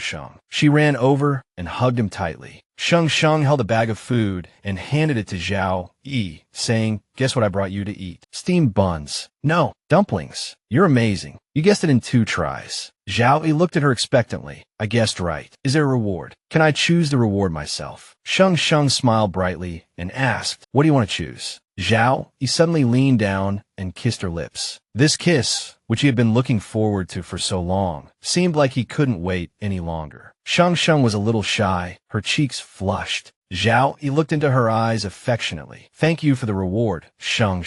All right, let's go, or we'll be late. Xiao Ye put a silver bracelet on her wrist. Shang asked in surprise, why are you suddenly giving me a bracelet? Xiao Ye said, you gave me the bracelet you wore for so many years. I can't let your wrist be empty. You gave me the bracelet so I would think of you more. So from now on, Shang should look at the bracelet and think of me more. Okay. Shang smiled happily, her eyes curving into crescents. Okay, I believe you. You're so thoughtful. I'll definitely miss you more in the future. Then she waved goodbye to him. Okay, I'm going to class. See you this afternoon. Seeing Xiao Ye still following her, Shang turned around and asked, why are you coming in too? I want to study with Shang. The homeroom teacher suddenly spoke. Classmates, please go to your assigned seats. I have a few things to say. Starting today, Xiao Ye, Cheng Hao, and Xun Jing will be joining our class. I hope everyone can unite and make progress together. Also, there will be some changes to the seating arrangements. The class monitor has posted the seating chart on the wall next to the blackboard. Please adjust your seats quickly before the first class. The seating chart had changed, and Xiao Ye and Sheng were sitting at the same desk. Sheng turned to Xiao Ye and asked, "Did you ask the teacher to transfer classes?" "No." "Then why were you suddenly transferred here?" "Probably because I like you too much. The teachers all saw it, so they decided to let me be closer to you." Sheng turned her face away shyly. "If you say that, people will gossip about you again." Xiao Ye said, "I don't care what they say, but I do. I hate them gossiping about you." Xiao Ye couldn't help but look at her in surprise. "Okay, the first class is English. Take out your books. I'll explain it to you," Cheng Hao said. Sheng opened Xiao Ye's notebook and found that there wasn't a single word on it, completely blank. She couldn't help but ask, "Why is your notebook so clean?" "Isn't it good to be clean?" "I like clean. Clean to the point of not having a single word." "Have you never opened it?" "Who says I haven't opened it? I definitely opened it once." "Okay, you win." In class, Xiao Ye kept staring at Sheng. Just as he imagined, she looked so beautiful listening attentively to the lesson. If only he could always attend class with her. Sheng handed him a small note that read, "Stop looking. Pay attention to the lesson." Xiao Ye gave her an okay gesture, but just 5 minutes later, when Sheng turned to look at him again, Xiao Ye had already fallen asleep on his desk. Seeing him like this, Sheng gently poked his arm. "Concentrate and listen, don't sleep." Xiao Ye remained motionless. "I don't understand. I don't want to listen." "You clearly said you would listen attentively 2 days ago. Why are you like this today?" "What don't you understand, Xiao Ye? Try listening." "Sigh, I can't concentrate. This class is like listening to gibberish. The more I listen, the sleepier I get." Xiao Ye said to her, "You listen carefully, don't mind me." Sheng looked at him in confusion. "How can I not mind you?" "Forget it. There's still a long way to go." As long as she and he were still in the same class, she would always find a way to make him study hard. It was evening self-study, and Sheng was teaching Xiao Ye how to do his homework. "Look at this auxiliary line, draw it from the midpoint of the main line, and won't the answer come out?" "Whoa, wait, I might still not understand. My brain is about to explode in a minute." Sheng stared at him seriously. "No way." Xiao Ye lowered his head and started writing again. But he wasn't writing the problem, he was writing a note. "Sheng, I'm trying to listen. XH, can Sheng kiss me?" Sheng panicked after reading it. "I refuse. You're going too far. Xiao Ye, if you don't behave, I'll be even fiercer." Suddenly, the entire classroom plunged into darkness. What's going on? The power's out. Everyone run. Once the power comes back on, we won't be able to get out. Xiao Ye had been waiting for this opportunity, and he turned and kissed Shang Yi. Shang, how do you want to punish me? You didn't finish what you were saying earlier. Go on, I'm listening closely. Shang Yi was too shy to speak. Keep your voice down. Don't let anyone hear. You guys are still here, waiting for the power to come back on, so you can continue being stuck here studying. This is a rare opportunity. Everyone run. It's the last self-study class anyway. Run. We can go home and watch our shows. Xiao Ye whispered to Shang Yi. Shang, shall we go too? It'll be too crowded later. Wait, let me finish explaining that math problem. Then we'll go. Did you understand? No. Is it because you were thinking about kissing me that you couldn't hear a single word? Xiao Ye looked at her and smiled. You caught me. Xiao Ye, don't be like this in front of our classmates. They'll misunderstand if they see us during class. So, Shang, you mean as long as it's not in class, not in front of our classmates, it's okay, right? Is it okay now? Without waiting for Shang Ye's answer, Xiao Ye leaned in and kissed her again. Shang Yi looked at him with some confusion. Why are you acting so strange today? You usually ask me if you can kiss me before you do. Strange. Maybe it's because I want you to have lasting memories of school. I'm afraid that if I'm not here, Shang, you'll slowly forget me. Not here. Where are you going? The reason I always asked you if I could kiss you before was because I was afraid you'd regret being intimate with me in the future. After all, you're still young. You have to go to university, find a good job, and maybe you'll meet more outstanding men in the future. So I wanted you to choose someone better. But now that I'm leaving suddenly, I realize I'm not that noble. I even selfishly want to completely possess you before I go. Shang Yi was a little worried and uneasy. What's wrong with you today? What happened? And you haven't said where you're going. Sigh. Shang Yi, I couldn't understand anything in class today. Not just today, I can't understand anything in any class. You've seen it too? I get sleepy as soon as class starts. I'm just forcing myself to stay awake every class. Instead of wasting time like this, it's better to do something else. So I've decided to drop out of school. I'm not going to school anymore. Shang Yi panicked a little. You're dropping out. Why? Xiao Ye, I can't get into university anyway. It's better to start working early. I'm just wasting time at school. Shang Yi looked at him thoughtfully. He suddenly wanted to drop out of school. It must be because he found out about my family situation, so he wants to drop out and earn money. He's been pretending to be depressed all day. He probably wants me to think he doesn't like school, so I'll agree to him dropping out. Shang, even if I drop out, I'll still walk you to school every day. Don't fall for anyone else at school, okay? Shang Yi suddenly started crying. I don't want you to drop out, Xiao Ye. Xiao Ye, listen to me. I'm just wasting time at school. Shang Yi asked tearfully, are you dropping out because of me? Xiao Ye's eyes widened slightly. It's not because of you. I just don't want to go to school anymore. Do I look like someone who likes studying? I feel sleepy as soon as class starts, and I'm always getting scolded by the teacher. I find it annoying, so I want to drop out. I don't believe you. Being scolded by the teacher isn't anything new, and not understanding the lessons isn't something that just started happening. Why do you suddenly want to drop out and work after finding out about my family situation? Xiao Ye, I told you last night, you're only 19. Don't be so anxious. We can grow up slowly. Don't push yourself too hard, okay? Xiao Ye, with no one to rely on, could only force himself to quicken his pace and become her support. Xiao Ye still insisted. All right, I've already made up my mind about dropping out. I'm just here to tell you. Let's go, I'll walk you home. Xiao Ye took Shang Ye's hand, but she pulled her hand away. If you drop out, don't hold my hand anymore, and don't walk me to school anymore. I won't talk to you. Shang, you have to be reasonable. Even if I don't work this year, I'll have to work next year. That's what happens when you can't get into university. Don't fight reality, okay? Shang Yi hugged him and cried. I don't want to be reasonable. I just want you. I don't want you to drop out. Our school days are the best times. Xiao Ye has already missed out on many stages of life. I don't want him to have any more regrets. Xiao Ye, I'm doing well now. Don't leave me. Don't think so much. Seeing you like this in front of me, I'm not happy at all. It makes me feel very sad and uncomfortable. The future is long. We can take it slow. Don't rush this year, okay? Seeing Shang Yi crying, Xiao Ye panicked. Why are you crying again? Don't cry, Shang. Then don't drop out. I won't cry anymore. Xiao Ye, Shang, did you do that on purpose? Crying loudly was on purpose, but not wanting you to drop out is sincere. Xiao Ye, please don't drop out, okay? Stay in school with me, okay? Xiao Ye agreed, and Shang smiled again. Great, we can continue to be classmates. All right, it's getting late. I'll walk you home. As they walked, they ran into Cheng Hao, who had come back to get his books. Xiao Ye felt a little awkward. Now that he wasn't dropping out, how should he tell Cheng Hao? Xiao Ye said, Cheng Hao, you don't need to take those. I'll return them to D later. He tossed his car keys to Cheng Hao and winked. Help me drive the car back. Cheng Hao caught the keys and left. School ended early today. How about I give you a piggyback ride home? Shang looked at him quizzically. Why do you suddenly want to give me a piggyback ride? If you want to spend more time together, we can hold hands and walk back. Otherwise, you'll get tired carrying me. Xiao Ye still pulled Shang over and carried her on his back. It's okay, I'll carry you. I'll feel much better this way. Yay, did you lie about your age? I don't think you're 19 at all. More like an old man. Xiao Ye turned his head in surprise to look at her. What did you just say I'm like? Like an old man. Shang teased him with a smile. You think too deeply about things. It doesn't suit your age at all. You always overthink, then get upset and deal with it all on your own. Are you insecure? So when you see something you want, you get anxious and want to prove yourself. Xiao Ye couldn't help but recall what Shang had said earlier. He had been alone since he was young, and in order to survive, he deliberately put on a tough exterior so that others would be afraid of him and wouldn't bully him. Xiao Ye,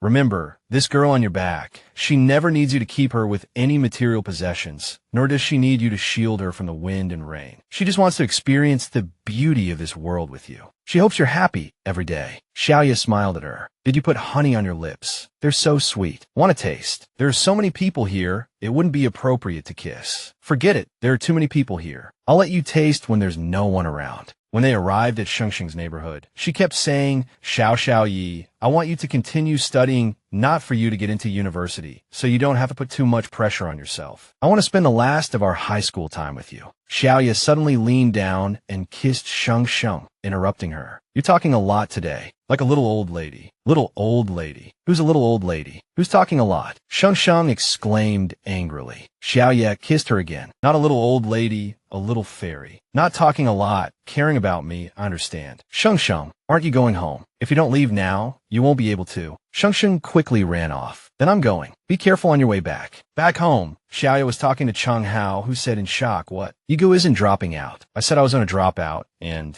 Cheng Jie cried like a baby. It broke my heart. How could I still drop out? Zaya Shengxin cried for a long time. Not for a long time, just very loudly. Cheng Hao couldn't help but laugh. A few cries and your heart is broken. Ego, you're too easy to control. Xiao Ye cursed inwardly, but a surge of happiness welled up. What could he do? He had fallen for her. Ego, what are you looking for? Looking for my textbooks from first and second year. I skipped too many classes before. I have to catch up. I can't waste time like I used to at school, or she'll be disappointed. Still buying a car. Yes, it's too cold in the winter. I can't let her freeze. I have an appointment to take my driving test next week. I should be able to get my license in November, and I'll buy a car when I get it. If you're buying a car, we brothers have some money here. Not much, but you can use it. Xiao Ye quickly refused. I don't want it. Take it back. Don't do this to me. Cheng Hao frowned at Xiao Ye. I don't need it now. If you want to be my brother, just take it. Consider it as me paying you back for the money you lent me for my mom's medical treatment that year. Damn, Cheng Hao, what are you talking about? That money was for Andy. There's no such thing as paying it back. This money is also my gift to my future sister-in-law, or a pre-wedding gift for you guys. It's settled then. I'll give you this money in advance. Don't ask me for money again in the future. I'm leaving now. Xiao Ye still grabbed his clothes. Take the car back.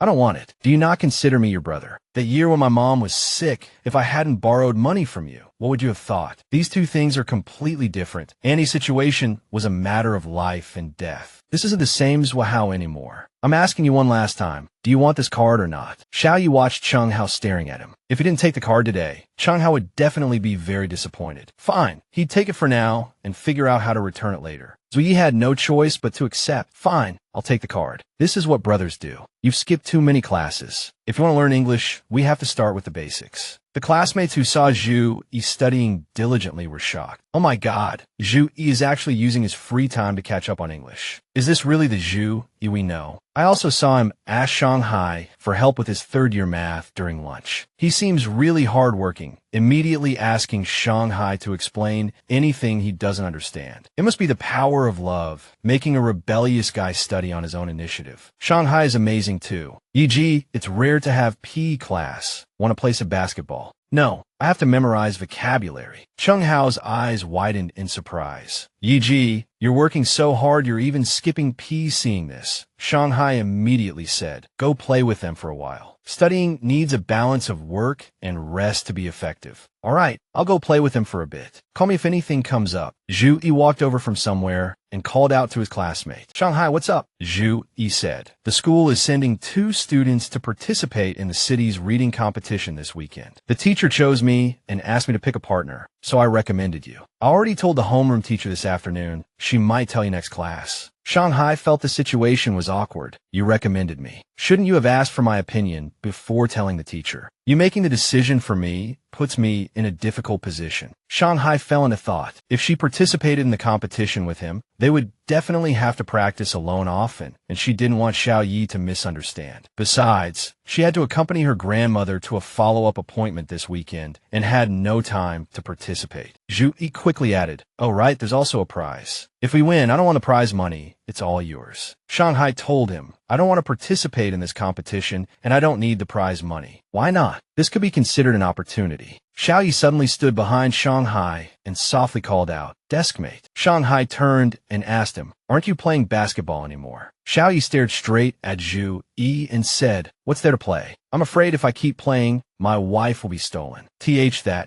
Zhu Yi is here to talk to me about the school reading competition. Zhu Yi said, I'm thirsty. I want some water. Shanghai immediately said, the PE teacher is selling water over there. I'll get you a bottle. Xiao Ye looked at the water bottle in Shanghai's hand and asked, don't you already have one? I've already drunk from this one, Shanghai told him. Xiao Ye still took the bottle from her hand. Then, to the surprise of both Shanghai and Zhu Yi. He drank from it. Zhui Yi, don't drink all of mine. Zhu Yi quickly asked her, do you still want to drink from this bottle? So what if I do? It was mine to begin with. Zhu Yi just smiled. You guys don't mind sharing a water bottle. Don't you think it's dirty? Xiao Ye asked Shanghai, what's yours? You and the water are both mine. Give me the water. Zhu Yi felt a little uncomfortable seeing this scene, where they're showing off their affection in front of him. Fine, you guys continue chatting. I just came over for a drink of water. Go to the reading competition if you want. I'll pick you up. No, I wasn't planning on going to that reading competition in the first place. Cheng Hao's voice suddenly interjected. Xiao Yi, come on, it's your turn. You go ahead. Cheng Hao is waiting for you over there. After Xiao Yi left, Zhu Yi couldn't help but ask, are you and Xiao Yi very close? Shanghai smiled, not hiding it. Xiao Yi and I are secretly dating. Don't tell the teacher, okay? You're actually with someone like Xiao Yi. Shanghai glared at him, very unhappy. Zhu Yi, if you still want to talk about the reading competition, you can continue, but if you want to badmouth my boyfriend, I'm going to get angry. Zhu Yi felt uncomfortable seeing this. Shanghai, I will definitely make you see clearly whether I or Xiao Yi is more suitable for you. Shanghai recalled her past life. After she rejected Zhu Yi, he didn't pester her anymore. Why was this life different? Forget it. She wouldn't think about it for now. She had already made things clear to him. Turning around, Shang Yi saw Xiao Yi sitting there drinking water. Desk mate, is the water good? Not as good as the bottle in Shang's hand. Even if it were good, you wouldn't be able to drink it. You've almost finished this one. By the way, when is that recitation competition you guys were talking about? I'll take you that day. Shang Yi asked him, do you think I'll go? Of course you should go. It's a good opportunity. But I don't want to go. When the homeroom teacher comes to find me, I'll find a good excuse. Shang Yi turned to her and asked why. Because I want my Shang Yi to feel at ease. I don't want you to overthink things. If it were anyone else, I would participate, but not with Shang Yi. For example, if a girl knowingly pursues you even though you have a girlfriend and wants to do things with you alone, if I knew, I would definitely be uncomfortable. It's the same principle. If I collaborate with Shu Yi on something, even if you don't say anything, you'll feel bad, and I don't want you to feel that way. In a relationship, you need to know how to reject others and make your partner feel secure. Xiao Yi looked at her and smiled, her heart filled with gratitude. She was always like this, always thinking of others. Don't worry, besides Shang, I won't get too close to other girls, and I won't make you sad. On Saturday, Shu Yi went to the driving school. The instructor said to him, you've already passed the written exam, and I can arrange a time for you to practice the road test later. Do you want to practice during the day or in the evening? If you practice during the day, you can start as early as 6 in the morning. Then I'll come and practice in the morning. I want one-on-one lessons. I don't want to wait in line. He didn't have time to queue now. Finishing his driving test at this time meant he could pick up his Shang from school sooner. Hey, Shang, I'm almost finished. This morning, Xiao Yi sent her a message before going to driving school. Shang, I have something to do this morning and might not be able to answer the phone. I'll call you back when I'm done. If there's an emergency and you can't find me, call Cheng Hao. What are you busy with this morning? Shungu asked him. Something very important. I'll tell you when it's over. By the way, are you free to go out this afternoon? You told Wii U a few days ago that you haven't been to an amusement park in years. How about I take you this afternoon?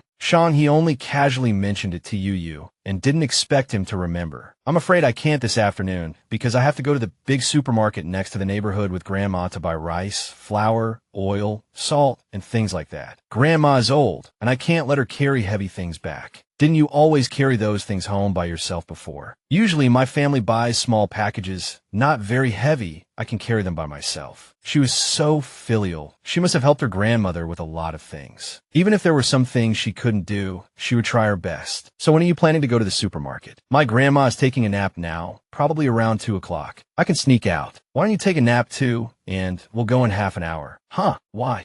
You'll find out later. Trust me. Grandma will definitely make you something delicious after buying so many things today. Yeah, Shang Yi suddenly saw Yu Yi.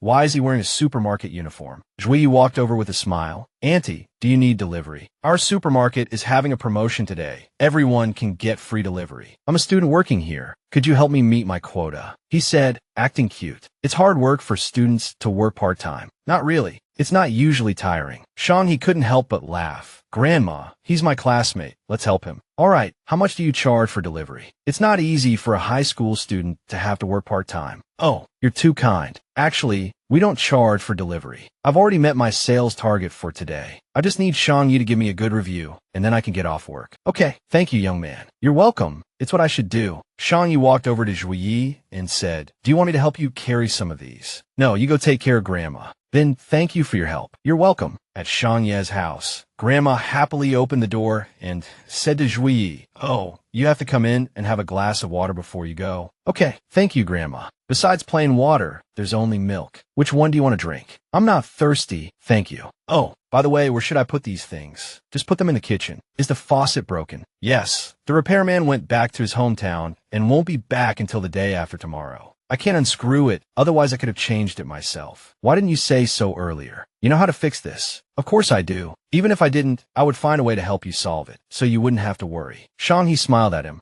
Zhi, it's so nice to have you. It's no big deal. The repairman will be back the day after tomorrow. Shanghai's grandma said, sweetie, get an apple for your friend. Zhu Yi was standing close to Shanghai and jumped, quickly stepping away. I've peeled this apple. Have it if you don't want any water. By the way, my granddaughter noticed the faucet is broken. I'm free right now, so why don't I replace it for you? That's too much trouble. The repairman is coming the day after tomorrow. It's no trouble at all. Shanghai has helped me a lot at school. We're study partners. Consider it a thank you. Shanghai smiled at him. Zhuao's grandma said, he's very handy. Let him do it. Zhu Yi secretly rejoiced. All right, then we'll trouble you. It's no trouble at all, Grandma. It's nothing. Shanghai's grandma looked at Zhu Yi with satisfaction. Such a polite and humble child, so handsome, and still able to study and work in his senior year. He's such a good kid. Half an hour later, Zhu Yi fixed the faucet. It should be fixed now. I've tested it a few times. It's not leaking anymore. Thank you so much for helping us old ladies today. You're too kind. Friends should help each other. By the way, young man, what's your name? My surname is Zhu, and my given name is Yi. Zhu Yi. Zhu Yi, what a nice name. Shanghai turned to her grandma and said, Grandma, it's almost 5 o'clock. Why don't we ask him to stay for dinner? He helped me move things today and fix the faucet. We're classmates, and I feel bad letting him leave like this. Okay. All right.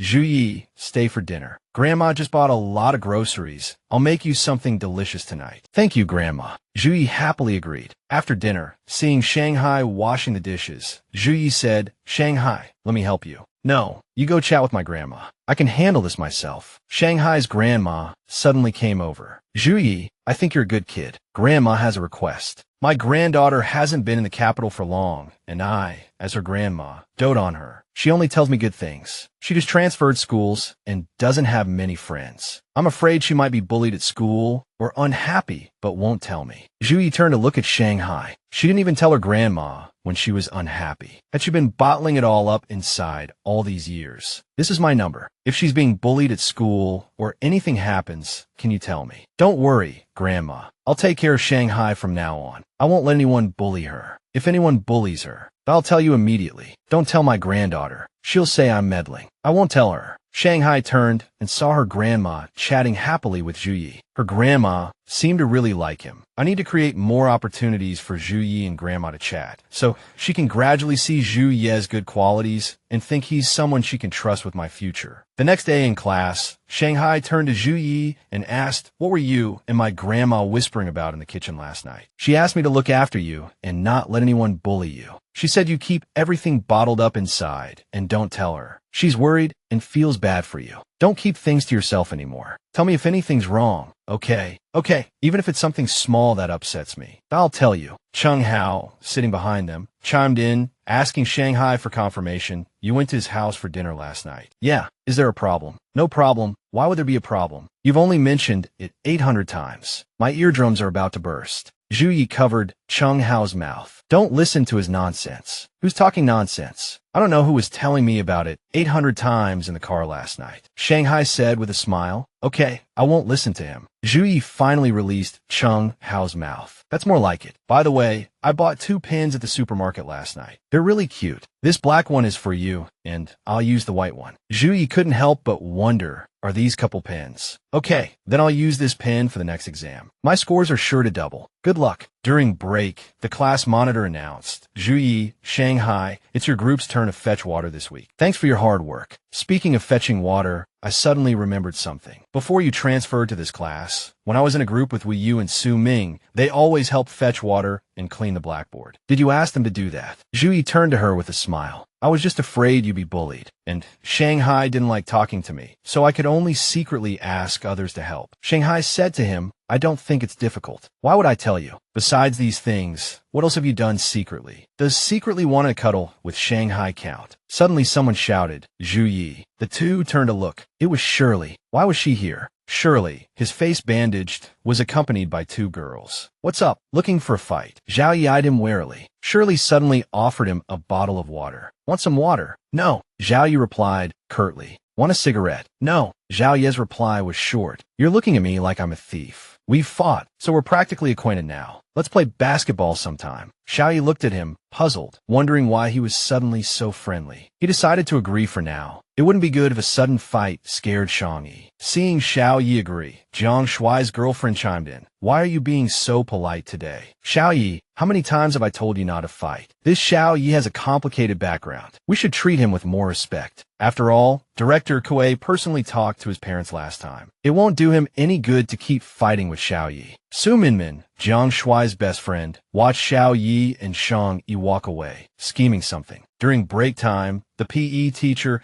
suddenly jumped onto the podium and announced, everyone listen up. I'll only take a few minutes of your time. I want to tell you all something. The teacher from class 1282 and I are planning to organize a basketball game for you. Considering the pressure you're under as seniors, we want you to relax a bit. The other class's teacher has agreed. The game is scheduled for Friday evening, so it won't affect your daytime classes. What do you think? Great. The whole class shouted excitedly. All right then, who from our class will participate? We need 12 people to play basketball. I'll take down your names first. Those who participate must practice hard during PE class this week to prepare for the game. Cheng Hao and Shun Jing eagerly signed up. We're just one person short. Come on, everyone. If we don't have enough people, it'll be difficult to discuss it with your class teacher. Shang Yi glanced at Zui Yi. Why isn't he signing up? Don't people who can play basketball love these kinds of activities? She couldn't help but ask him, aren't you supposed to be doing the Friday quiz I assigned? I won't have time if I participate, Zui Yi said. Shang Yi smiled at him. So that's it. This child has been studying very hard lately. Shang Yi said to him, you don't have to do that assignment. I'll excuse you. Xiao Yi couldn't contain his excitement. Really? Yes. Go sign up if you wanna. Xiao Yi, aren't you going to participate? Someone as good at basketball as you should bring glory to our class. Unexpectedly, Shang Yi raised her hand and said, Teacher, he'll participate. How did you know he wanted to participate? The whole class burst into laughter. Shang Yi awkwardly lowered her head, speechless. She had let it slip. She shouldn't have been so excited. Seeing Shang Yi's embarrassment, Xiao Yi spoke up to save her. Teacher, I told her I wanted to participate when you mentioned the basketball game. I was just about to say yes when you asked. All right then, these are the 12 participants. Remember, friendship first, competition second. By the way, there are a few handsome basketball players at number 2 high school. Don't switch sides when their cheerleaders come out. The girls laughed. We promise we won't switch sides. The boys in our class are the most handsome. Xiao Yi turned to Shang Yi and said, don't stare at the handsome guys either. All right, have some confidence. You're pretty handsome too.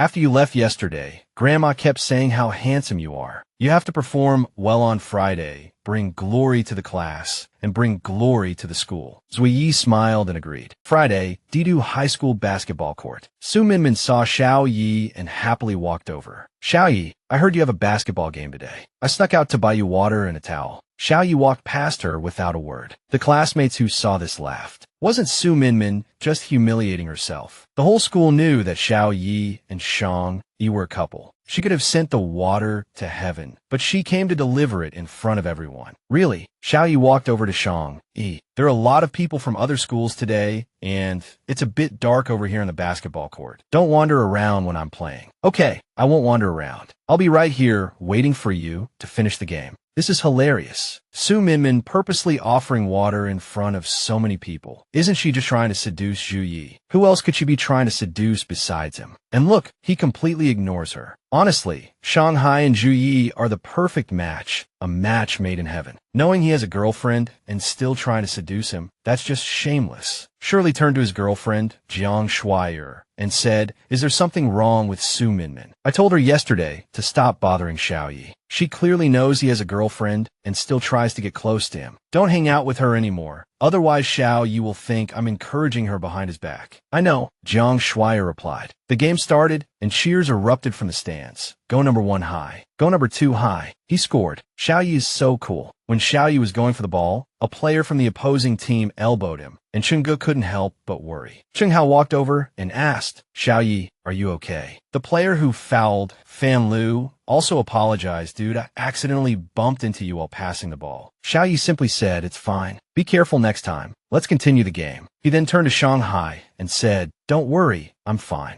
In the past, regardless of whether the other party did it on purpose or not, Zhu Yi would have retaliated without a second thought. Today, he didn't say anything. Is this really the Zhu Yi we know? Cheng Hao and Shun Jing asked each other in surprise. Wu Yu, who was watching from below, was equally surprised. Zhu Yi used to get angry over the slightest thing. He's really changed. Xiao Beige, you're amazing. Zhu Yi changed because of you. People used to say he was just good looking. So gradually, they became prejudiced against him. Actually, Zhu Yi is a really good person. Half an hour later, the game ended with number 1 high's victory. Awesome. Zhu Ye's gaze fell upon Shanghai. The PE teacher came over, put his arm around Zhu Ye's shoulder, and said, "Kid, you played really well. Do you want to participate in competitions in the future? You can win prize money." "Sure, teacher. Let me know if there are any competitions." The timing of this basketball game was perfect. We just finished touring the whole school, and it ended. A boy from number 2 high said to Shanghai and Wu Yu. The two girls were about to leave when he suddenly grabbed Wu Yu's hand. "Don't go. Give me your number. Let's be friends." Shanghai shouted angrily, "Let go. What are you going to do about it?" A basketball immediately flew over and hit the troublemaker on the head. "Damn it, which blind bastard did that?" Zhu Yi glared at him. "You piece of trash. You dare to act like a hooligan at the gate of our school." Shanghai quickly grabbed Xiao Ye's hand to stop him. He raised his fist at Zhu Yi. "Damn it, who do you think you are, sticking your nose in other people's business?" Zhu Yi immediately kicked him in the face. "Get back to your number 2 high. If I see you harassing students at our school again, it won't be this simple. Do you hear me?" The PE teacher immediately grabbed his arm and said to Zhu Yi, Hey, stop fighting. Let's talk things out." Another teacher from number 2 high also came over. "What happened?" Wu Yu said, "Your number 2 high student is harassing girls. Aren't you going to do anything about it? This kid is causing trouble outside and even came to our school to make a scene. Apologize to her quickly." He glared at Zhu Yi and said, "I'm sorry," his eyes filled with resentment. "Just you wait. This isn't over." Zhu Yi stood there with his arms crossed, his face showing no fear. The PE teacher praised him. "You're a good kid. You have a strong sense of justice. Fighting is bad, but protecting your classmates is commendable. However, you still need to learn to control yourself and not act impulsively." "Yes," Zhu Yi replied. Shirley, standing behind him, said, "Zhu Yi, that troublemaker was Zhu Hanshua for number 2 high. If he's unhappy, he'll find a way to get revenge that same day. Be careful after school. It was them who harassed the girl from number 1 high first. That's too much. If that Zhu Hanshua has the guts, let him wait at the school gate. Does he think number 1 high students are easy to bully?" Zhu Yi took out his phone and called the police. He wouldn't resort to violence anymore. He didn't want Shanghai to worry. After school, as expected, Zhu Hanshua was waiting for Zhu Yi with a group of thugs. "Kid, you're pretty tough, huh?"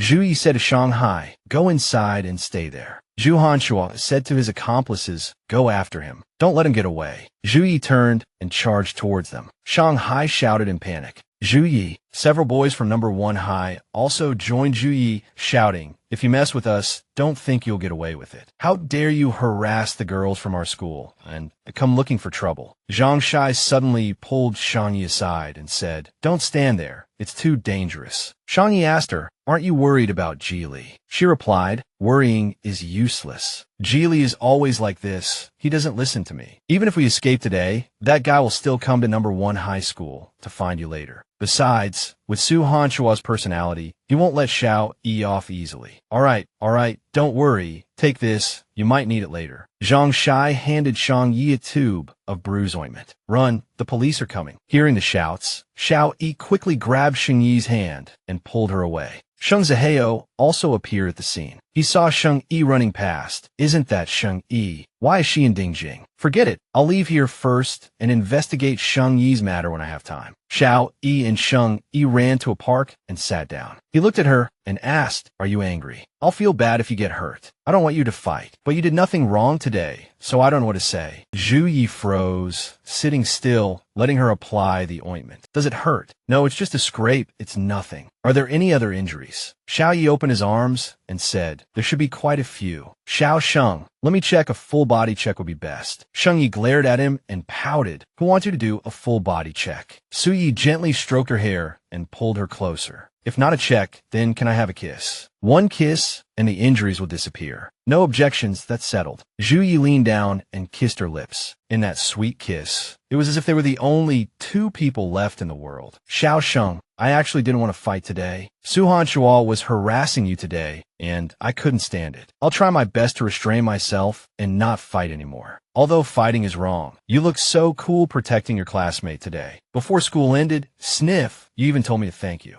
I did it all for you." Shang Yi let him know she understood he did it for her. And then, Xiao Ye looked at Shang Yi expectantly. "Is there a reward?" "No." Shang Yi glared at him. "Why isn't Shang flirting with me anymore? You used to be so good at flirting. If you had said these things before, you have kissed me first. Now you're not taking the initiative anymore." Shang Yi panicked slightly. "I used to be like that because you weren't proactive. Now that you are, I'm afraid if I do that again, will." Xiao Ye asked her with a smile. "Well, what?" "We'll have a baby." After Shang Yi finished speaking, her face flushed crimson. Zhu Yi looked at her in surprise. Then his hand wrapped around her waist, pulling her closer. "Little girl, you have quite the imagination." Zhu Yang teased her with a smile. Shang He coughed lightly from embarrassment, as if suddenly remembering something. Shang He said to Xiao Ye, "Stay away from Su Minmin from now on." He asked her in surprise, "Who is Su Minmin?" "The one who waited for you at the basketball court last night and gave you water and a towel." Zhu Yi said casually to her, "I didn't even notice. To me, all girls are the same. Only you are unique." "Jinshang, are you jealous?" "Yes, I don't like her. She's so annoying, clinging to someone even though she knows they have a girlfriend." Xiao Yi looked at the jealous girl in front of him and suddenly felt very happy. "Okay, I'll stay away from other girls from now on. I promise I won't let you misunderstand. Okay, that's more like it." The next day, after self-study class, Zhu Yi once again drove Shang Yi on that familiar motorcycle. "Did you understand the last math problem the teacher explained?" "I understood the first part, but the second part is still too difficult right now." "It's okay. You're already doing great. Tomorrow at school, I'll summarize the key points and explain it to you again." Xiao Yi suddenly sped up. He noticed from the rearview mirror that the two cars seemed to have been following them since they left the school. Xiao Yi was trying to find a way to lose the tail. It was likely that Shang Ziheo had discovered that Shang Jie was studying here and was following her. Xiao Yi couldn't let them continue following, otherwise, Shang Jie's home address would be exposed. He took out his phone and called Chung Hao. "Come to the barbecue restaurant on Juefa Road. I'll treat you to a late-night snack." "But I'm not hungry right now." Xiao Yi on the other end of the phone insisted. "You're hungry. Come quickly." "Okay, send me the address. I'm coming." Then Shanghai, sitting in the back, asked, "Are you taking a detour?" "Yes, there seems to be something wrong with the bike. I remember there's a repair shop nearby. I need to get it fixed. I'll go with you." "No need. It'll take a long time to repair the bike, and your aunt will worry if you get home late. I've already called Chung Hao. He'll come and pick you up." When they arrived at the restaurant, Chung Hao was already waiting. Xiao Yi instructed her, Go with Chung Hao. He'll take you home safely." "Little sister Shang Yi,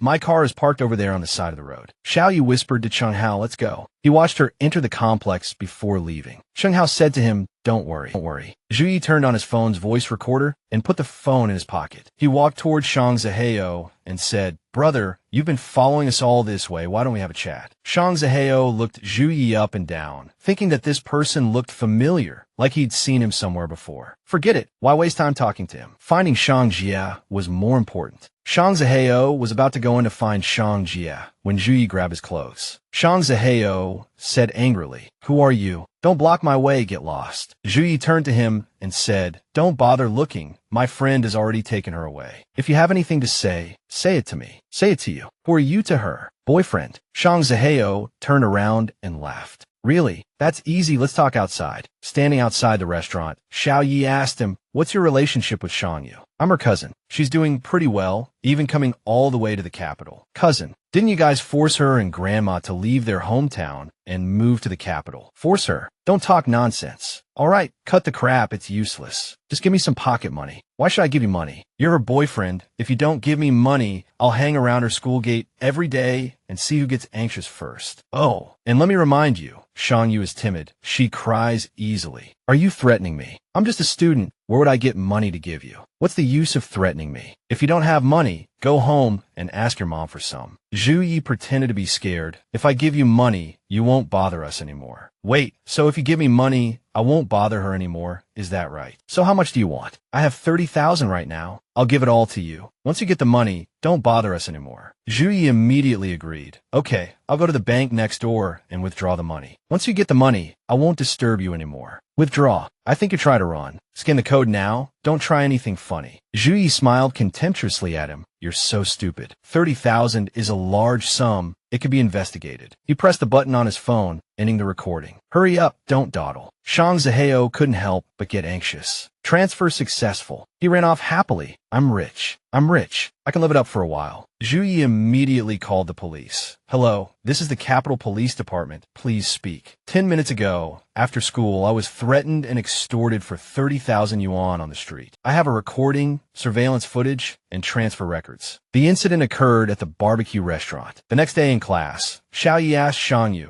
do you and Grandma still keep in touch with other relatives? Yes, we've always kept in touch with Grandma's aunt. They're very good to us and always help us when we're in trouble. Will Shang Yi's family still come looking for trouble? Do you still hate them? Shang Yi suddenly fell silent. I don't hate them. I despise them. They're disgusting. I don't want to have anything to do with them for the rest of my life. Shang Yi remembered her past life. After she died, they beat her grandma and stole all her savings and kicked her grandma out of the house just because she was sick. People like that are a waste of air. As long as Shang Yi doesn't want to, she will never have anything to do with them. Xiao Ye, I will definitely protect you, and I will never let Shang Yi's family have a chance to get near you. At the police station, Shang Yi's uncle and aunt were begging Xiao Ye, young man, please sign this settlement agreement. Zaheo has been locked up for more than 2 weeks. He knows he was wrong. Please forgive him. It's not that we're being unreasonable. Shang Yi didn't do anything wrong, but you bullied her. Shang Yi did something wrong, so let him stay inside. A month later, Shang Yi's uncle and aunt came to find Xiao Ye again. They looked so haggard it was hard to believe only a month had passed. Young man, please write a settlement agreement. We'll do anything you ask. Yes, please. How have you been feeling lately? Do you remember clearly? Does it feel like you're living in hell, waking up with worries and feeling desperate? Fine, I'll write the settlement agreement, but on the condition that from now on, the three of you can't disturb Shang Yi and her grandma.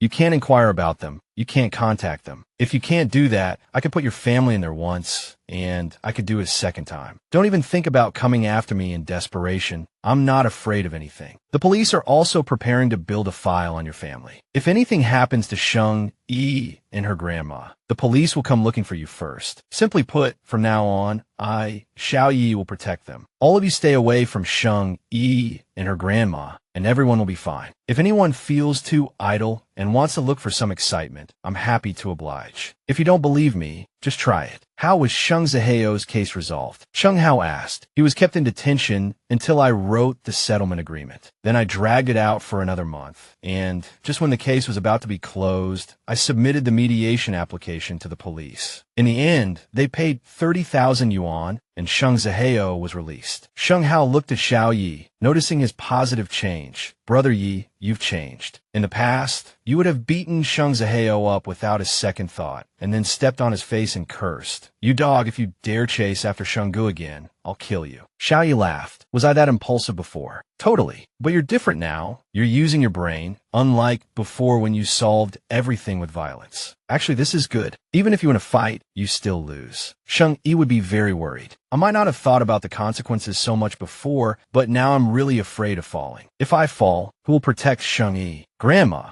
My cousin wants to take me to her sister-in-law's house. Her sister-in-law just gave birth to a chubby baby, and I have to go see it. I want to go too. No, you still have school. Your cousin's grandma also told you to study hard and go when you're on vacation. Otherwise, taking time off will delay your studies. Shang Yi was a little worried. Then if my older brother's family has a child, will my sister-in-law inform my uncle's family? Will they come too? Don't worry, your cousin's grandma was very angry after she learned what your uncle's family did. Yesterday, she even called and said she wouldn't inform your uncle's family this time, saying that they're not family anymore. Sigh, grandma has finally come to terms with it. Although your uncle was born from her after 10 months of pregnancy, they treated us so badly in Gaocheng. So from now on, grandma will only care about you. As for your uncle, grandma will pretend she doesn't have this son. Shang Yi looked at her grandma, feeling even sadder. All right, grandma's fine. Go to school now. Don't be late. After school, Xiao Ye asked Cheng how to meet somewhere to talk. Brother Yi, what's up? Why are you looking for me? This is Sheng Ziheo's phone number. Call him now and ask him how he's been recently. Got it, leave it to me. I'm the best at this kind of trickery. Sheng Ziheo was surprised to receive a call from an unknown number. It was a Dingjing number. Could it be Xiao Ye? As soon as he answered, Cheng Hao said, Hey, brother Hao, do you still remember me? We were in the same school in Gaocheng and even fought together. Last time you told me you had a really pretty younger sister, and I wanted to chase after her. It's you. What do you want? Nothing much. Just saw your pretty sister in Dingjing. Can I borrow some money from your sister? Life in Dingjing isn't easy. Sheng Ziheo said in a panic, Damn it, don't go looking for her. If anything happens to her, someone will immediately blame me. I don't want to be labeled a good-for-nothing. Stay away from her. After hanging up, Shang Ziheo quickly called Xiao Ye, saying repeatedly, Who the hell is this guy? Don't drag me into this. If he really goes crazy, Xiao Ye will blame me. Being detained is worse than Shang Yi treating me like that for a year. I don't want to go through that a second time. Xiao Ye immediately received Shang Ziheo's call. Brother Yi, I've already returned to Gaocheng. I won't go to Dingjing again. But I just received a call from a classmate saying he's going to cause trouble for Shang Yi, and then you'll blame me. I'll give you his number. You keep an eye on him. Xiao Ye coldly said to him, If you try any tricks this time, don't blame me. Shang Ziheo quickly said, No, Brother Yi, I swear to God, this time's really not me. I won't cause trouble for Shang Yi. Whoever causes trouble for Shang Yi, I'll kill them. Sheng Hao couldn't help but laugh beside him. This fool is so easy to deceive. Brother Yi, you're so thoughtful. With this test, that kid probably won't dare to bother Sheng Yi again. Xiao Yi then instructed Cheng Hao, Call Sheng Ziheo again in 2 days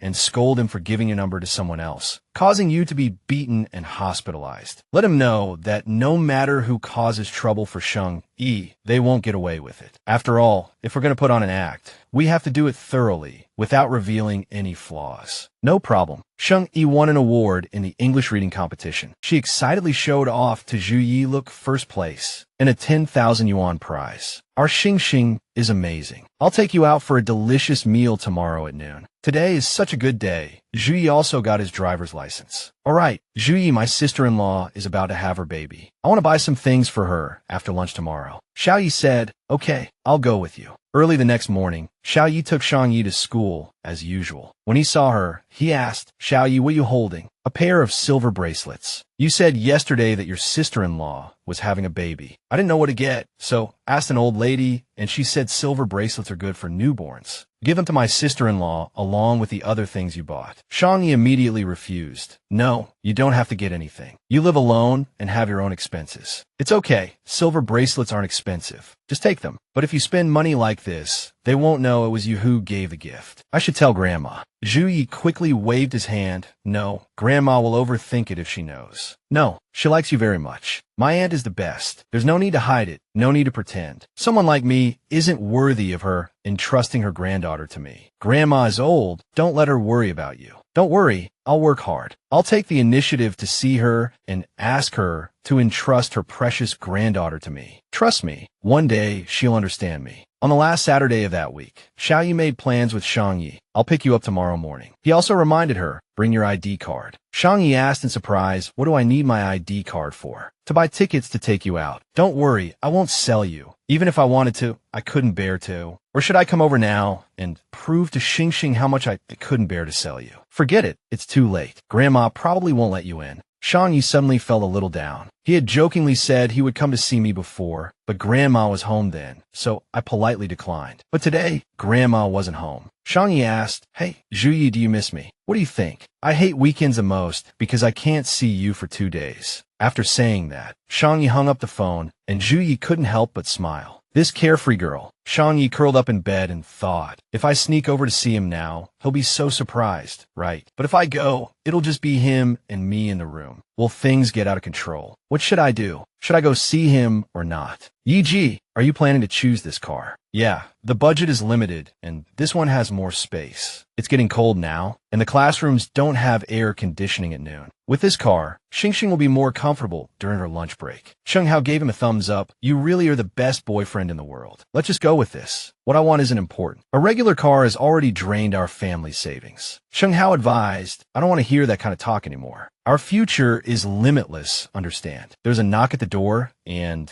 Sheng Hao asked, did you order something? No. Xiao Ye opened the door and was surprised to see Shang Yi. Can I stay here tonight? Xiao Ye looked at her and smiled. Xingxing, why did you bring so much stuff? Why are you here? Sheng Hao spoke up. Oh, Shang Yi is here. Sheng Hao is here too. Have you eaten? I just bought some food. Let's eat together tonight. Thank you, Shang Yi.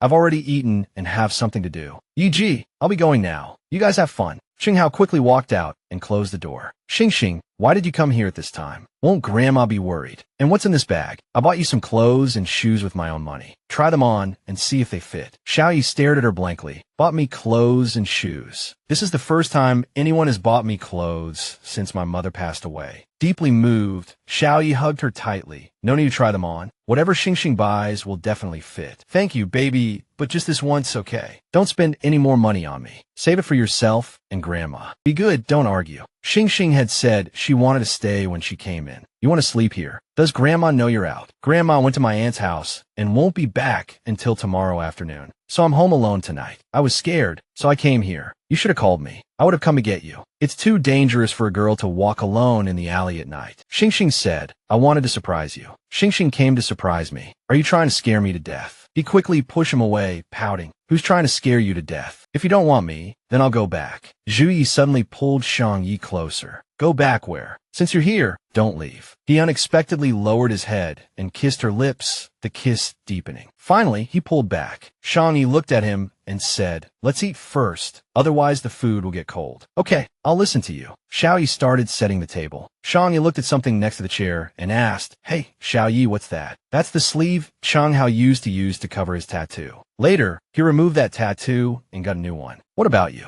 Do you have any tattoos? Never. They tried to get me to get one before, but I refused. Why? Because one winter when I was 11, I met a girl in a white dress dancing ballet. She was like a pure little elf. Her words brought me light in the darkness, and from then on, I had faith in life. So, I want to keep myself pure. Maybe one day I can meet her again. Shang Yi felt a pang of discomfort hearing this. It turned out he had always cherished such a girl in his heart. Did you meet her again later? Xiao Yi smiled. I did. Are you still in contact? Does she know you have a girlfriend? She knows. So you're still in contact now. Is she pretty? Yes. She's the most beautiful girl I've ever seen. Shang Yi grew increasingly jealous. He was actually praising another girl in front of her, and they had kept in touch for so many years. Shang Yi suddenly stood up. I'm full. I'm going out. Xiao Yi immediately stopped her. Shang Yi, are you jealous? She turned her face away without speaking, hiding her feelings. Xiao Yi continued. Actually, you know that girl? Shang Yi asked in surprise. I know her. Who is she? Her name is Shang Yi. Vomit again. Xiao Yi happily hugged her. Shang Yi's eyes widened in shock. Me? No wonder he had such a deep obsession with me in my past life. It's because we met when we were children. Shang Yi looked at Xiao Yi and said, so it was love at first sight. Then when I first started pursuing you, you kept avoiding me. You were so stubborn and timid. Xiao Ye's face darkened. Timid. He wrapped his arms around her waist and lifted her onto the table, then gazed intently at her beautiful face. Say that again. Who's timid? Didn't Shang just say she was afraid to be home alone, so she came to find me? Isn't Shang in more danger here with me? I can get close to you anytime, and if I wanted to do anything, Shang wouldn't be able to resist. Shang, say it again. Who's timid? Shang. He shyly whispered, then be gentle later. Xiao Ye's expression instantly froze, and his face flushed. He had only meant to tease her, not actually do that. Xiao Ye asked her, do you know what I was thinking of doing just now? You don't even know, and you're not refusing, and you're even saying things like that. Shang Yi looked deeply into his eyes. I don't want to refuse you. Her words shocked Xiao Ye even more.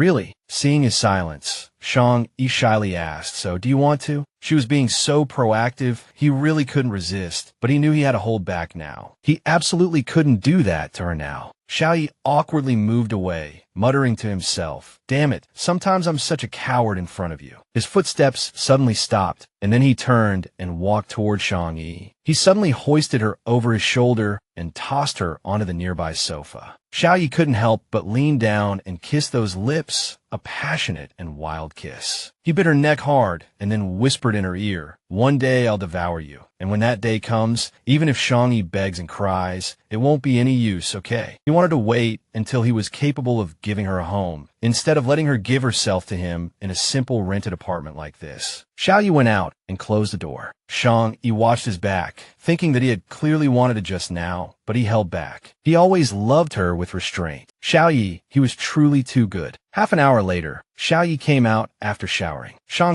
it's getting late. Go take a shower and go to bed early. I'll take you somewhere tomorrow. He added, by the way, did you bring your ID? Yes. Where are you taking me tomorrow? You'll find out tomorrow. Go take a shower. Xiao Ye stood in the room and heard the neighbors arguing. The soundproofing in this apartment complex wasn't very good. Shang probably wouldn't sleep well here tonight. Suddenly the room went dark. Shang Yi slowly walked out and called Xiao Ye. He quickly ran over and took her hand. Looks like the fuse blew. I'll call someone to fix it tomorrow. I'm sorry. Shang, we can't stay here tonight. Shang, you looked up at him. So, should we stay somewhere else or go to my place? Xiao Ye lightly flicked her forehead. Shang doesn't understand anything but studying. Your grandmother just passed away and you're bringing a man home. If the neighbors see, they'll gossip. Shang, do you trust me? Of course I do. Then listen to my arrangements later. Xiao Ye brought her to a 5-star hotel. As soon as she entered the room, she was stunned by its luxury. This is very expensive, right? It's not expensive. It's almost 10 o'clock. Shang, go to sleep. Xiao Ye smiled at her. As long as she could get a good night's sleep, no amount of money was too much. I suddenly feel like I shouldn't have come to see you today. Don't be silly. You were scared being home alone. That's why you came. Next time, call me beforehand and I'll pick you up. It's not safe for you to come see me alone at night. Xiao Ye felt a little dejected. He felt inadequate, unable to even provide a house, leaving Shang to suffer the indignity of staying in a hotel. Shang turned her head and asked, so, do you want to sleep with me? I won't touch you. Shang wanted to sleep with him. She knew that even if they slept together, he wouldn't do anything to her. But if she moved around too much, he might be uncomfortable. Xiao Ye couldn't help but laugh. I should be the one saying that, telling you not to touch me. Good night. Sleep well. Don't worry. Lying in the same bed, Zui asked her, can you sleep like this tonight? Shanga replied nervously, I don't know. I'm a little nervous. I can't control it. Xiao Ye was about to get up. Should I sleep on the sofa? Shanga immediately hugged him. Don't go. It's okay. I'll probably be fine in a while. If we really can't sleep, let's watch a movie. We might get sleepy watching it. At 1 o'clock in the morning, they were still watching a movie. Shanga was so moved that she cried. The male lead died for the female lead, and the female lead never remarried. This kind of melodramatic movie is so touching. All right, don't cry. Don't cry. I hate seeing you cry the most. When you cry, I really don't know what to do. That male lead was so foolish. You're not allowed to learn from him. No matter what happens to me in the future, you're not allowed to die for me. Okay, I won't die. I'll always be by your side.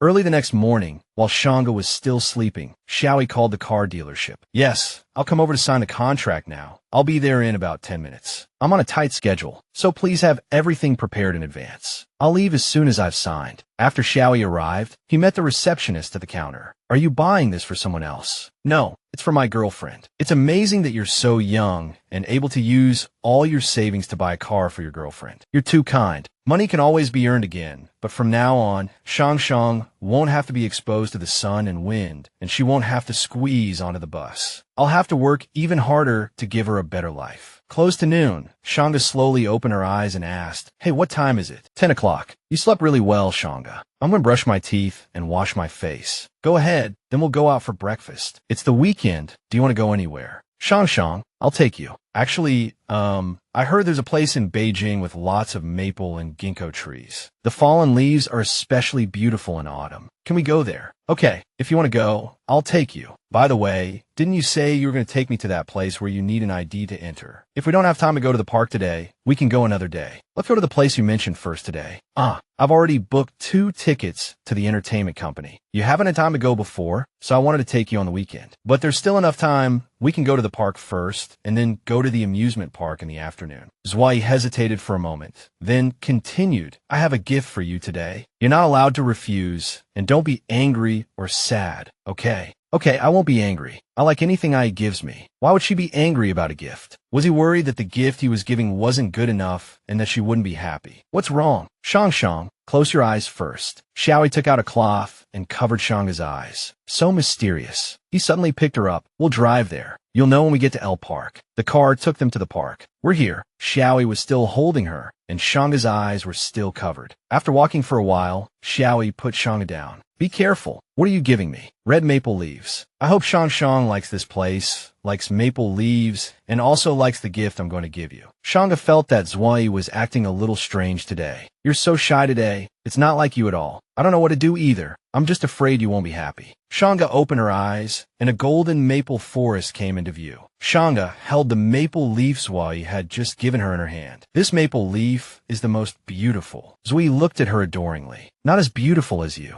So, where's my gift? Behind you. Shanga turned around and saw a white car parked nearby. No wonder Zwei had been so secretive. It turned out this was the gift he had prepared. You already bought it. Shang said she wouldn't be angry. I want to buy a car because it's getting cold, and I was afraid you'd be cold and afraid you'd have to squeeze onto a crowded bus. He placed the car keys in her hand. This isn't some luxury car. Shang, don't dislike it. I swear I'll work hard to get you a better one in the future. This one wasn't expensive, so don't be mad, okay? Shang remained silent, deeply touched by this surprise. How could someone be so adorably foolish? Giving a gift and then cautiously asking the recipient not to be angry. Although she had said she didn't care about material things, he still tried his best to give her the best life. Now that everything was settled, she felt he needed her support and affirmation more. Shang Yi turned to him and asked, Baby, how much did this car cost? 80,000, paid in full. Do you have any money left? Yes, I do. Transfer 2,000 to me now. Zhu Yi panicked slightly and laughed awkwardly. Can I transfer it to you tonight? He immediately messaged Cheng Hao. Lend me 2,000. I'll pay you back next payday. Shang Yi suddenly hugged him from behind. No need to give me the money. Zhu Yi said to her. Sheng, don't worry about money. I'm here. I always think things through before I do them. I saved some money before buying the car. Trust me. Okay. Zhu Yi had contacted the buyer yesterday and sold his motorcycle for 20,000. The money would arrive tomorrow. My AE is so amazing, so young, and yet so responsible and decisive, so handsome. I'm super happy to be loved by you. I accept your gift. It's the coolest gift I've ever received. I really like it. Xiao Ye asked again, a little surprised. You really think so? Of course, such a wonderful person is my boyfriend. Just thinking about it makes me happy. But could you bend down a little? It's tiring standing on tiptoe. Xiao Ye suddenly picked her up. Then I'll hold Shang from now on. I'll look up to you. Silly, you can't hold me like this all the time. Zhu Yi kissed Shang's cheek, too happy to speak. I'm so happy you accepted my gift. I was worried you'd be angry before I came. Seeing you like this now, I'm really happy. Tell me, why am I so scared of you? Scared I'll do things secretly again.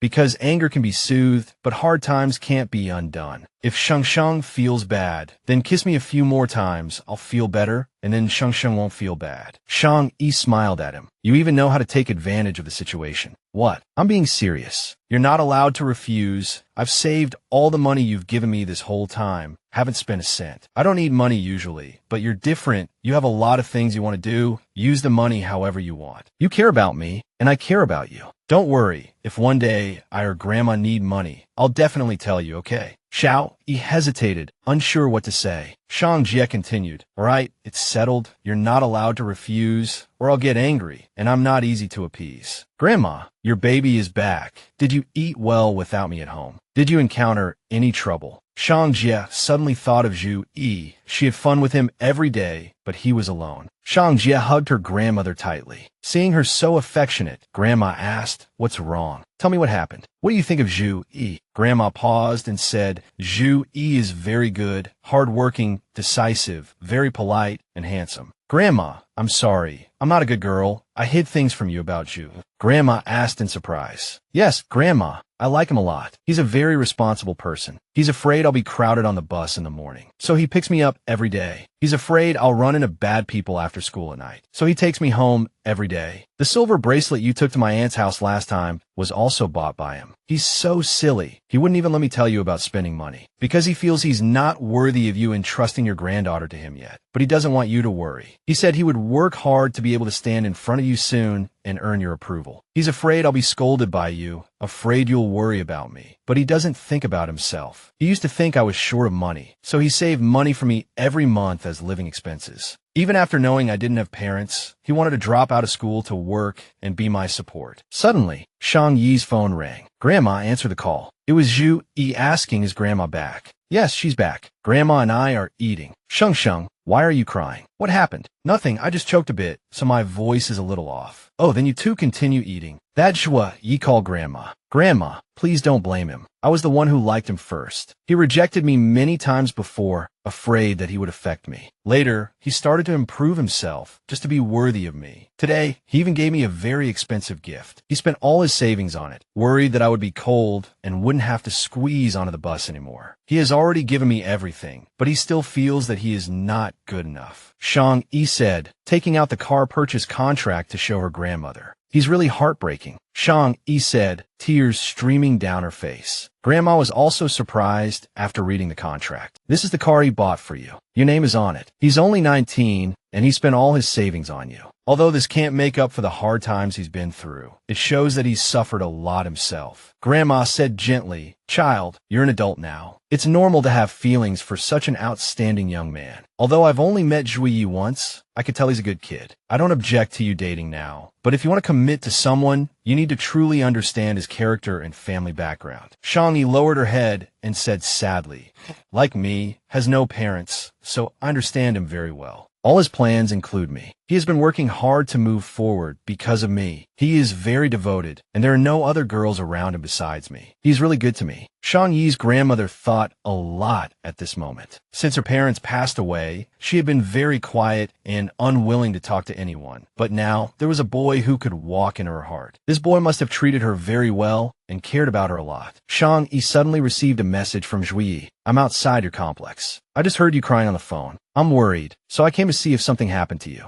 "Is it a message from Xiao Ye?" Grandma asked. "Yes, he heard me cry on the phone and was worried about me, so he came right over. I barely said anything on the phone, but he could quickly sense my emotions and rushed over without a second thought. It seems that he is indeed, as my granddaughter said, a sensible, responsible, and very considerate young man. All right, he's here, go see him." "Grandma, does this mean you agree that I can continue to be with him?" "Go ahead. He's a good kid. You should treat him well, but don't neglect your studies, you know." Shang Yi couldn't hide her joy at that moment. "Great. Grandma, you finally accept Xiao Ye." "Thank you, Grandma. You're so good to me." All right. Go wash your face and go downstairs to see him." "Okay, thank you, Grandma. I'll be right there." At this time, Xiao Ye was waiting anxiously outside. It's been 10 minutes. Why hasn't she replied? Could something really have happened? Shang Yi ran over and hugged him. Xiao Ye asked in surprise, "Why did you run down? Does Grandma know you're out here? Why are you crying so hard? Did someone bully you?" "No, I was just talking to Grandma about us dating." "Did she scold you?" "No, I was crying from happiness, tears of joy because Grandma said we can be together." "Really? Of course it's true. Does Grandma know that you have no parents and no home?" "She knows everything. I told her. Grandma said you are very good, and she even said she wants a grandson-in-law like Xiao Ye." Xiao Ye couldn't help but confirm again and again. "Really?" Grandma agreed. "Grandma accepted me." Shang Yi said, "Of course it's true. When have I ever lied to you? Now Grandma knows about our relationship. We can be open about it now." Shang Yi, thank you. Thank you for giving me a sense of security. I will work harder in the future to give you and Grandma a better life. You believe me. Shang Yi hugged him tightly with joy. I believe you. The next day, while Xiao Ye was playing basketball, the PE teacher said to him, Xiao Ye, there's a basketball game this weekend. Are you going? One team is from Dingjing, the other from Haicheng. It won't interfere with your classes. Is there a reward if we win? Yes. The reward in Dingjing is more than in Haicheng, but if you win in Haicheng, you could be on TV. Which one do you want to go to? Let's go to Haicheng, Xiao Ye replied. I could be on TV in Haicheng, so Shang Yi and Grandma can see me. And I can take this opportunity to go to Shang Ziheo's house and get back the things they stole from Shang Cheng. Then it's settled. I'll pick a few other kids later, and you guys can get to know each other first. Shang Yi ran into Cheng Hao and asked, did Xiao Ye sell that motorcycle? The weather has been nice these past few days, and I haven't seen him riding it. I don't know. Oh, Su Hao is back. You can ask him directly. Did you sell your motorcycle? Now that I have a car, I don't need it anymore. It'll just collect dust if I don't sell it. That's what Shang Yi said, but she knew it was because he didn't have much money left after buying the car and didn't want her to worry. Oh, right. The monthly exams are coming up. If my score is 100 points higher than last time, what reward should I give you? You choose. Okay, Jinshin, remember to keep your word. During break time, Xiao Ye received a call from Grandma Shang. Are you free this Saturday? Come to Grandma's for dinner. I'll make you something delicious. Xiao Ye couldn't hide his joy and excitement. I'm free on Saturday, Grandma. Good. What do you like to eat? I'm not picky, Grandma. Just make a few dishes. Okay, I'll see what I can make. Don't tell Shang Yi. It's a surprise for her. Okay, I understand. That Saturday, Shang Yi was engrossed in looking at large displacement motorcycles online. She remembered Cheng Hao saying that Xiao Ye's motorcycle was a limited edition, but he sold it to buy her a car. This one looks good. According to the official website, this one is the best in terms of price and quality. Luckily, she could use this free time to do some translation work and secretly save money to buy him one. But where did Xiao Ye go today? I haven't heard from him all morning. At that moment, Xiao Ye arrived at Grandma Shang's door as agreed. Her room is over there. You go in first. I'll call you when dinner is ready. Okay, Grandma. I'll go to her room and come down to help you cook later. Xiao Ye quietly walked into Shang Yi's room. His hand suddenly touched her cheek, startling Shang Yi, who turned around. Seeing him, she was both surprised and delighted. Xiao Ye, why are you here? Does Shang Yi not welcome me? Of course I welcome you. Why didn't you tell me you were coming? You didn't even message me this morning. I missed you so much. Xiao Ye hugged the pouting girl tightly, his voice full of tenderness. I missed you too. I didn't tell you beforehand because Grandma wanted to surprise you. Xiao Ye told her. Okay, I have to go to the kitchen to help Grandma prepare the meal. I can't stay with you any longer. You keep writing. Even though Grandma has agreed, you still need to restrain yourself and not let Grandma think you're being impolite. Shang Yi nodded in agreement. Okay, thank you for your hard work. I'll come and help when I'm finished writing. Xiao Ye, Shang Yi has already told Grandma about your situation, so don't put too much pressure on yourself. Now Grandma thinks that material things and finances aren't that important. Health and safety are the most important. Grandma is also old and can't always be with her granddaughter. So compared to material life, Grandma hopes you can take good care of her and accompany her till the end and not leave her alone. Her life has been hard enough. Don't worry, Grandma. I will definitely take good care of her. You will definitely live a long life. Good boy. Thank you for being so kind to Grandma. Grandma, Shang Yi is excellent and perfect. I am the one who is not worthy. I should thank you for not disliking me and agreeing to entrust her to me. I'm relieved. All right, enough said. Grandma looked at Xiao Ye tentatively. I made you spicy chicken, and I put in a lot of chili peppers. It tastes even better. Xiao Ye hesitated awkwardly. Grandma, too much chili will make Jingjing a little uncomfortable. She can't eat too much spicy food. Grandma Shang pretended to say, oh right, my granddaughter can't eat too much spicy food. You know her very well. Do you know what she likes to eat? She likes light flavors, not too spicy or too salty. She doesn't like cilantro and even less mutton because she thinks it's too strong. Grandma Shang seemed very satisfied. Good. You're absolutely right. You're such a thoughtful child. Shang Yi walked into the kitchen and asked, what are you two whispering about over there? You're laughing so happily. It's a secret. We can't tell you. Yeah, it's a secret between Grandma and me. Shang Yi pouted and said, oh, Grandma, you're starting to favor him now, aren't you? By the way, Xiao Ye, don't leave in a hurry after dinner. Grandma has something good to show you. Shang Yi and Shang Yi asked in surprise. Something good. Yes, something good. Shang Yi, I'm going to Haicheng with teacher Luo next Saturday for a ball game. The game starts at 9 a.m., and the local Haicheng TV station will broadcast it. Shang Yi, you must watch it. Shang Yi said excitedly. I can be on TV. Yes, Shang Yi replied. That's great. I'll definitely watch it with Grandma.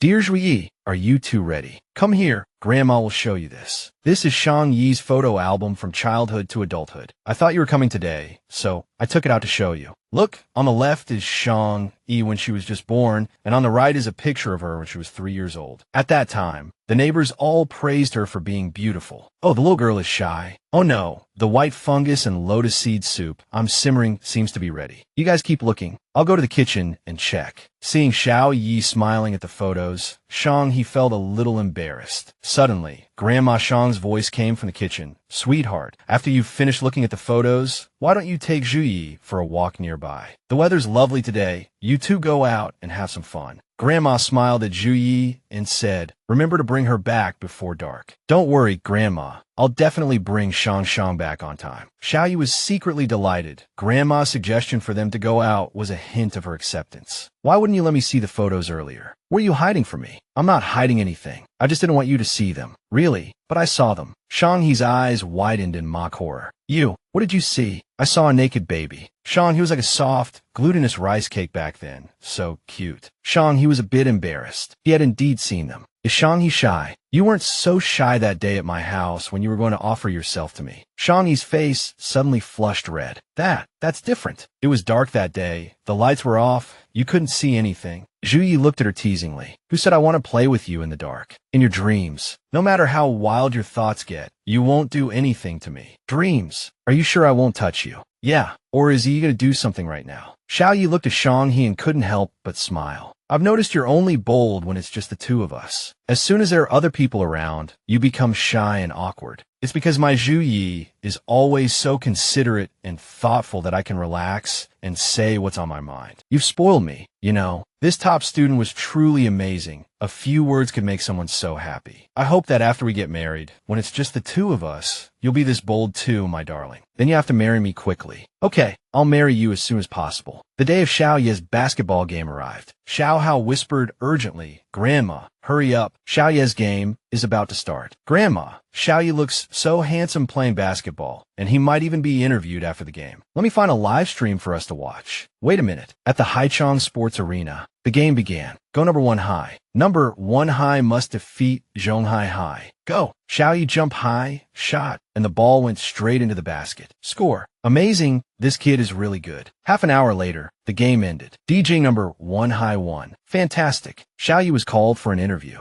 Xiao Ye, your performance on the court was outstanding. Even facing the pressure from Zhonghai High, you still led the team to victory. What belief supported you? Yes, on the court, there's a belief that has always supported me to strive and win the game. I want to win honor for her, for the school. Shang, he was deeply moved by these words. After the game, at the Qincheng Jinxiu residential complex in Haicheng, Cheng Hao asked Zhu Yi, what are you doing here? Go into Sheng Ziheo's house to get Shang's gold trophy back. It's the one her mother won with her in the last competition before she passed away. She's been thinking about it all these years. The police came to Sheng Ziheo's house to mediate, but they refused to admit it. In the end, the matter was dropped. Officer, we really didn't take her trophy. You can search the house if you don't believe us. Yeah, Shang Yi, I'm not blaming you, but isn't it just a trophy? Why did you have to make such a big fuss and make us look so bad? Cheng Hao couldn't help but feel indignant upon hearing this. This family was truly shameless to do such a thing. Zhu Ye's gaze suddenly fixed. Is it him? Appearing at the place where Shang Yi used to live, this can't be a coincidence. Yi, what are you looking at? Zhu Yi took a step forward. Wait here. Mr. Yi, Xiao Yi is here. Xiao Jia, don't misunderstand. I don't have any malicious intentions. I just want to understand the current life of the person beside you. I don't care what you mean. You have no right to pry in her life anyway. Even if it's prying, your father wouldn't do anything to his child. You have my blood running through your veins. I have to care about you. When I was suffering as a child, I didn't see you come to acknowledge me. How do you expect me to acknowledge this father now? That girl has no parents, relies on government subsidies for school, and rents a house in Dijing. With your current financial capabilities, you can't support them at all. Are you just going to let them live in poverty like this? Your grades have improved a lot, but it's still difficult to get into a good school. As long as you accept this, father, you can change your current life. I'll give her a good life, but no matter what, I don't want to have anything to do with you. I know you're powerful, but I'm not greedy, and I don't want to rely on power. If you still remember our past relationship, please stop harassing the people around me. Otherwise, no matter how powerful you are, I won't let you off the hook. Mr. Gue, I think it's difficult to win Yin Xiao over. He's too stubborn. Mr. Gue, watching Yin Xiao walk away, I'm sure he'll come to me. This kid is ambitious and driven, but also extreme. He'll come looking for me because of that girl. Also, have someone keep an eye on Shang Ziheo's family. Yes, Mr. Gue. Zhui knocked on Shang Ziheo's door. His mother opened it with a panicked look on her face. Zhui, what are you doing here? Shang Ji's trophy is here. Hand it over. I'm in a hurry. She stammered. We don't have it. Don't play games with me. I have proof this time. Her uncle came out and greeted him warmly. Oh, it's Zhui. Come in, come in. He just left. He said he was from the Gue family and told us not to make you angry and to stop bothering Shang Gu and her grandmother. So listen up, don't bother her again. Now, hand over the trophy. Okay, don't be angry. I'll get it right away. They were terrified. I don't know what Mr. Gue said to them. Zhui thought for a moment and said, it seems so. From this, maybe Mr. Gue really wants to acknowledge you. He's warning Shang Ziheo's family to help you. Zhui pondered for a moment. I always feel there's something wrong with Gue Hanxiao. When I was young, my aunt found out Gue Hanxiao was my father and tried to extort some money from him. He immediately kicked her out. Gue Hanxiao, how could you do this? Xiao Ye is your son. You don't even care about your own son. Your rich daddy never wanted to acknowledge you. Who do you think you are? You jinx. So Gue Yunxiao knew about my existence all along, but he's only acknowledging me now. I'm guessing he must have some ulterior motive. No matter what his motive is, as long as you don't acknowledge him, it'll be fine, right? Even if something happens in the future, I won't acknowledge him. Let's not talk about this anymore. Xiao Ye hailed a taxi. Chung Hao asked, where are you going? We're not meeting up for another hour. Since I'm here, I'm going to buy some local pastries for Shang Shang. She loves them. Xiao Ye recalled Gue Yunxiao's words. That girl has no parents and relies on government subsidies for school. Her housing is rented too. With your current financial situation, you can barely support them in the capital. Are you going to let them continue living in poverty? Although he hated him, what he said was true. I had to find a way to change Shang Shang's current impoverished life. Mr. Gue, why are you running so fast? Missing her already. Go see her at the complex. Suddenly, he heard Shang Shang's voice. She ran over happily, calling his name. Zhui, what are you doing here? Just thinking of you. So I came to see you. I missed you too. What are you doing with all these things? Let me help you. No need. These are Hung Chong's specialties for you and Grandma.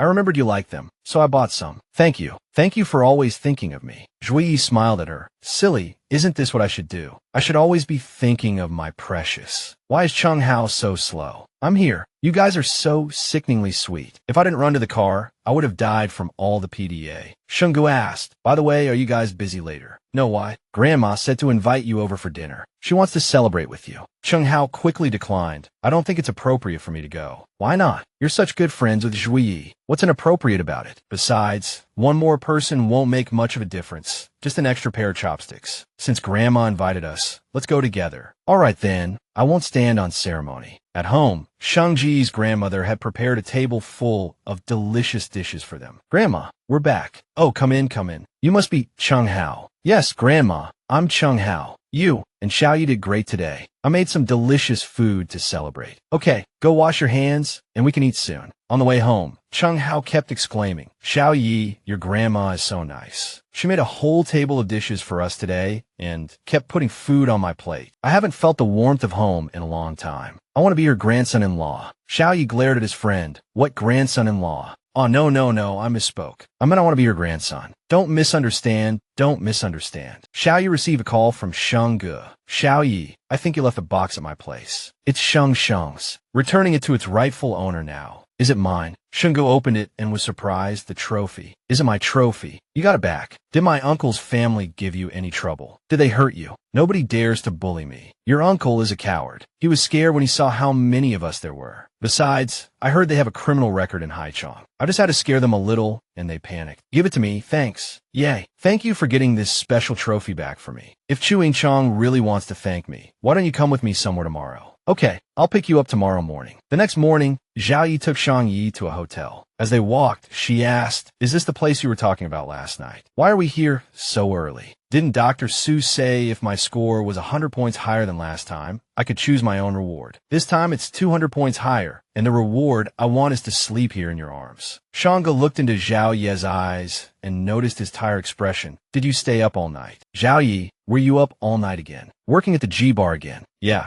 they were short-staffed last night, and the deadline was tight, so I didn't have time to sleep." Shanga looked at him, her heart aching. "You need to take care of yourself. Don't overwork." "I don't feel tired at all right now. I just want to make money quickly so I could buy a house and marry you sooner." Just like Ji Yongxiao said yesterday, the only way to change Chu Yisheng's current life is to work harder. By the way, Chu Yisheng, there's something I want to confess to you. My dad isn't actually dead. Biologically speaking, that Ji Yongxiao is actually my biological father. Shanga was shocked. What? He secretly came to find me many times before. He wanted to acknowledge me, but I didn't agree. He never acknowledged me when I was struggling, and now he suddenly wants to. I feel like he has ulterior motives. He also investigated you before, and I don't know if he has any bad intentions. I thought about it for a long time and felt I should tell you, because I'm afraid that one day he'll find you and say something to drive a wedge between us, causing you to misunderstand me. Recently, he's been emotionally blackmailing me with material things, repeatedly saying that you and Grandma are living a difficult life. He keeps using this as a reason for me to go back to the Yi family with him. But Chu Yisheng, don't worry. I will definitely work hard to give you a better life. Please give me some more time. I won't make you wait too long. Xiao Ye, don't rush. After meeting you, Grandma and my lives have improved a lot. Don't put too much pressure on yourself, and I won't misunderstand you because of what others say. As for your father, you can acknowledge him if you want, or not if you don't want to.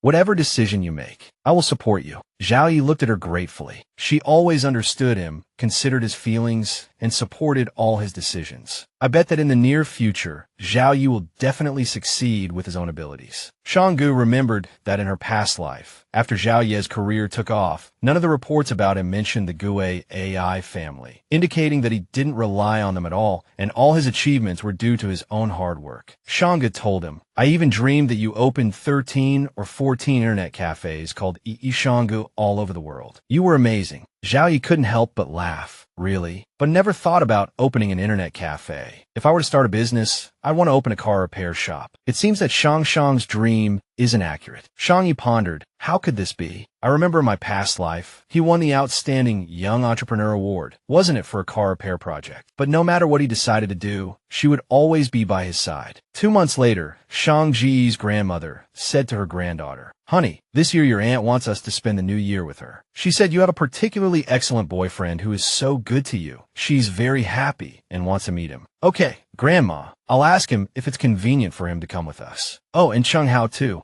I'll ask him too. Your grandma told your aunt that this child is very cute, and she wants to recognize him as her god-grandson. So you'll have another relative to look after you in the future." Your aunt immediately wanted to meet him and said if it's convenient for both of them, they should come together to make the house lively. "Okay, Grandma. I'll call him now." "Hello, Xiao Ye, are you busy now?" "Not busy, what's up?" "I wanted to ask if you want to come and meet my aunt for the new year." This year, Xiao Ye couldn't help but feel happy. Go back to her hometown for the new year. "Yeah, my grandma told my aunt that I have a boyfriend and she really wants to meet you. But if you're coming, you have to tell us a day in advance. We're going back the day after tomorrow. Is that convenient?" "Totally convenient, no problem. I'll drive you and Grandma back then. Give me the address in advance so I can plan the route." "Oh, and one more thing. Grandma wants Chung Hao to come too. She wants to recognize him as her god-grandson." Xiao Ye was stunned. "Huh, what the heck? Does that mean I'll have to call him brother-in-law from now on?" "Yeah, I think so. Let's call him that. He'll be so happy. By the way, Shishi, are you free to come watch my race tomorrow?" "What race?" "My former boss is back in the country. He's an international racer, and he's organized a motorcycle race at his club. The winner gets the prize money immediately." Chung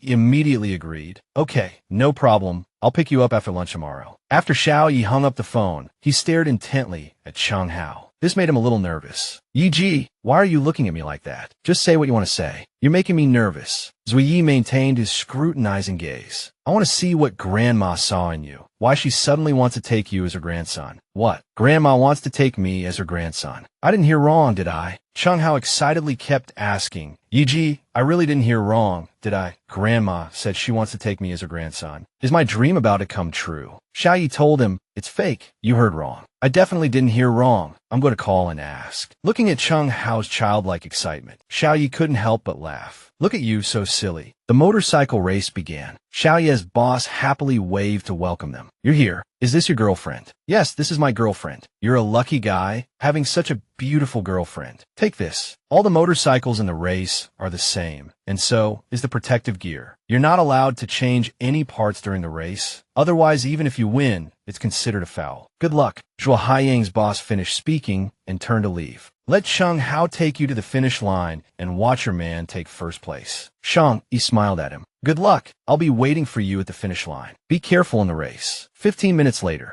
the race began. From the sidelines, Chung Yi and Chung Hao shouted, Go. Go. He's almost there. Zhu Yi is coming. Come back and help me. Where's Yi Ji? That's him in the lead. After the 10th lap, Xiao Ye was still firmly in first place. Zhu Yi, it really is Zhu Yi. Awesome, he took first place. Xiao Ye stopped his motorcycle and quickly ran towards Shang Yi. Was I cool on the track just now? Super cool. Really cool. Zhu Yi, you're amazing. I told you before, besides being a little bad at studying, I'm good at everything. Zhu Yi's boss also walked over. You're really good at hiding your skills. Your technique is good enough to compete professionally. By the way, I wanted to ask you, have you ever thought about working on bikes somewhere else? The thing is, I'm planning to retire next year and stay in the country to build this motorcycle club. Your bike repair skills are the most unique I've ever seen. I want to hire you. Name your price. I have one condition. In the future, I will only work on race bikes at the club. My fee is 15% of the race prize money. If they don't finish in the top 3, I don't want a penny. Shang Yi and Shang Hao looked a little worried. Only getting paid if they're in the top 3. That's a big gamble. Xiao Ye glanced at Shang Yi and reassured her, Don't worry.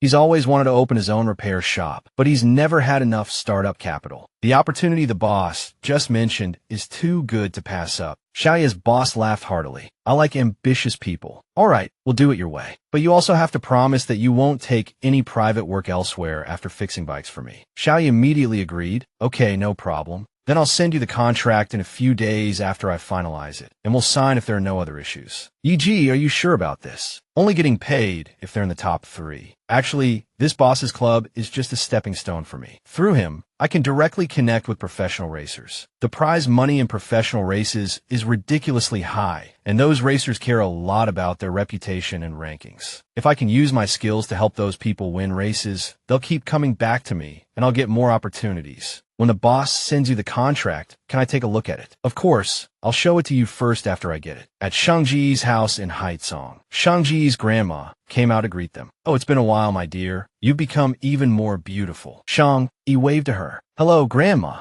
Happy New Year. Xiao Ye and Chung Hao were taking things out of the car. Oh, these two boys must be Xiao Ye and Chung Hao. You could have just come. Why buy so many things? It's their way of showing their respect. I tried to talk them out of it several times, but it was no use. They still bought so much. They said it's their first time visiting everyone for New Year's, so they should bring something. Good, such good children. Come on in. Dinner's almost ready. 3 days later, in Dingjing, Yao Yu said to Chung Hao, the contract has been sent. Chung Hao didn't forget to remind his good friend, be sure to read the contract carefully. Don't be fooled by the fine print. I know. I'll read it carefully, and I'll also send the contract to Sheng.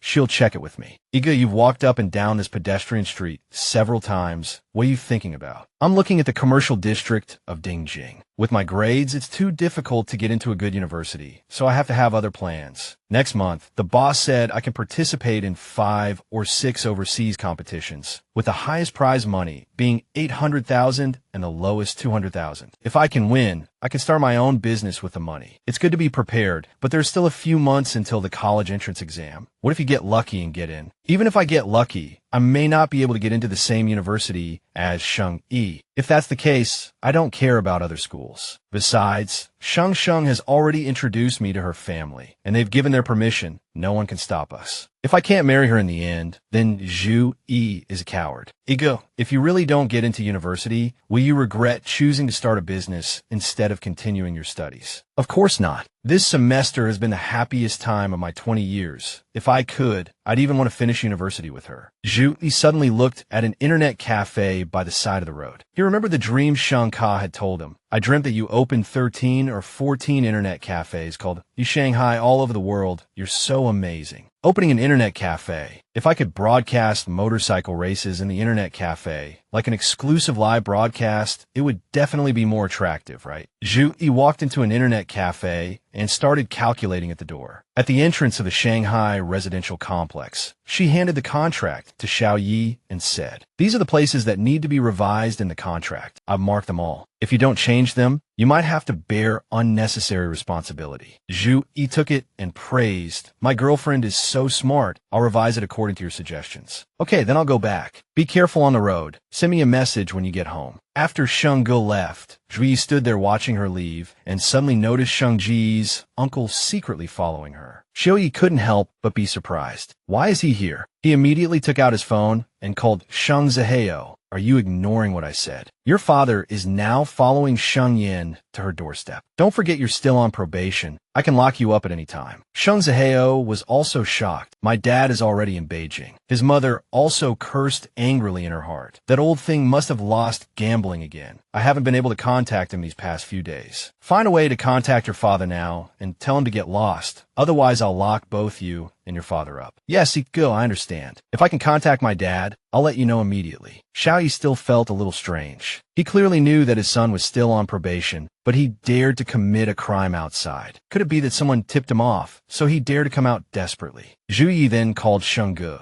"Xiao Sheng, are you going to sleep? I just took a shower and was about to go to bed. What's wrong?" Sheng, I just saw your uncle near your residential complex, acting suspiciously. I don't know what he's up to." "My uncle? Are you sure you didn't see wrong? Was it really him?" Xiao Yi said, "I'm sure I didn't see wrong. Tomorrow you have to tell Grandma the truth and tell her not to go out recently. When you go to school tomorrow, I'll wait for you downstairs. You must wait for me to come before you go out, okay?" "Okay, I understand. Don't be afraid. I'll stay in the hotel opposite your residential complex for the next 2 days. I'll protect you and Grandma." The next morning, Shang Yi told her grandmother about her uncle following her. Grandma was furious after hearing this. "What does this unfilial son want to do? He cheated our money and beat us before, and now he's following us to Haicheng like a lingering ghost. What sin have I committed in this life to encounter such a disaster?" "Grandma, don't blame yourself. Fortunately, Zhu Yi discovered it in advance and was able to warn you to be careful. Don't go out these next few days. I know it's dangerous. I won't go out. You be careful going to school too.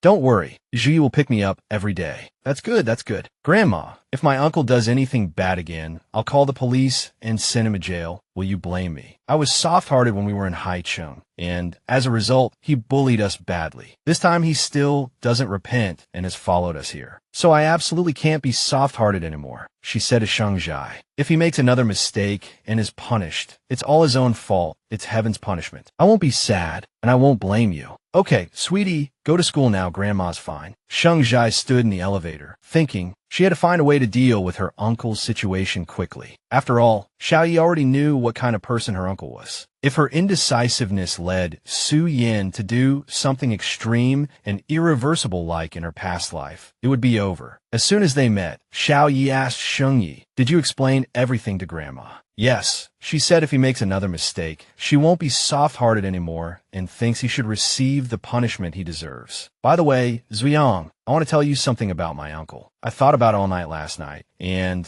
I think the reason my uncle suddenly appeared is that he's being chased by creditors and is desperate, so he wants to extort money from my family. If this comes to light, the consequences will be very serious. He might go to jail for several years. So I'm thinking, so Sheng wants to use herself as bait. What are you thinking? I will absolutely not let you do something so dangerous." "Zuyang, listen to me," Shang Yi said. "I won't leave your side. I'll just go out alone, and you'll follow me secretly. If my uncle does anything, you'll call the police immediately." Zuyang interrupted her. "Stop. I won't cooperate with you. I won't let you do anything dangerous. I don't want you to face any problems alone." Zuyang turned his head and looked at her, comforting her. Shang, now is not the time to act impulsively. You know you're more important than my life. How could I agree to let you be bait? Even if the plan is flawless, I can't let you take the risk. I can't gamble on this. Okay, don't think too much. If things get out of hand, I'll handle it. You just need to take care of yourself and Grandma. Leave the rest to me. Xiao Ye carefully observed the surroundings as he drove Shang Yi to school. By the way, Shang, your uncle likes to gamble, right? Does he usually bet big? Very big. He also drinks heavily. The amount he gambles is getting bigger and bigger. The night before my grandma and I left Haicheng, he lost more than 300,000 in one night. Brother Wang, please give me a few more days. My mom has money. I'll go ask them for it, and when I get the money, I'll pay you back double. Xiao Ye couldn't help but think. He used to be terrified of the Gue family's connections and promised never to bother Shengue again, but now he's gone back on his word. Was he really driven to desperation by creditors? Or was this actually related to Gue Yangshao? Before getting out of the car, he said to Shengue, you might run into your uncle later, so I'll hold your hand, just talk normally. While walking, Shengue still couldn't hide her worry. Even though Xiao Ye had explained everything to her beforehand, she couldn't help but tremble at the thought of seeing the person who pushed her downstairs. As they expected, her uncle was secretly waiting at the entrance of the residential complex.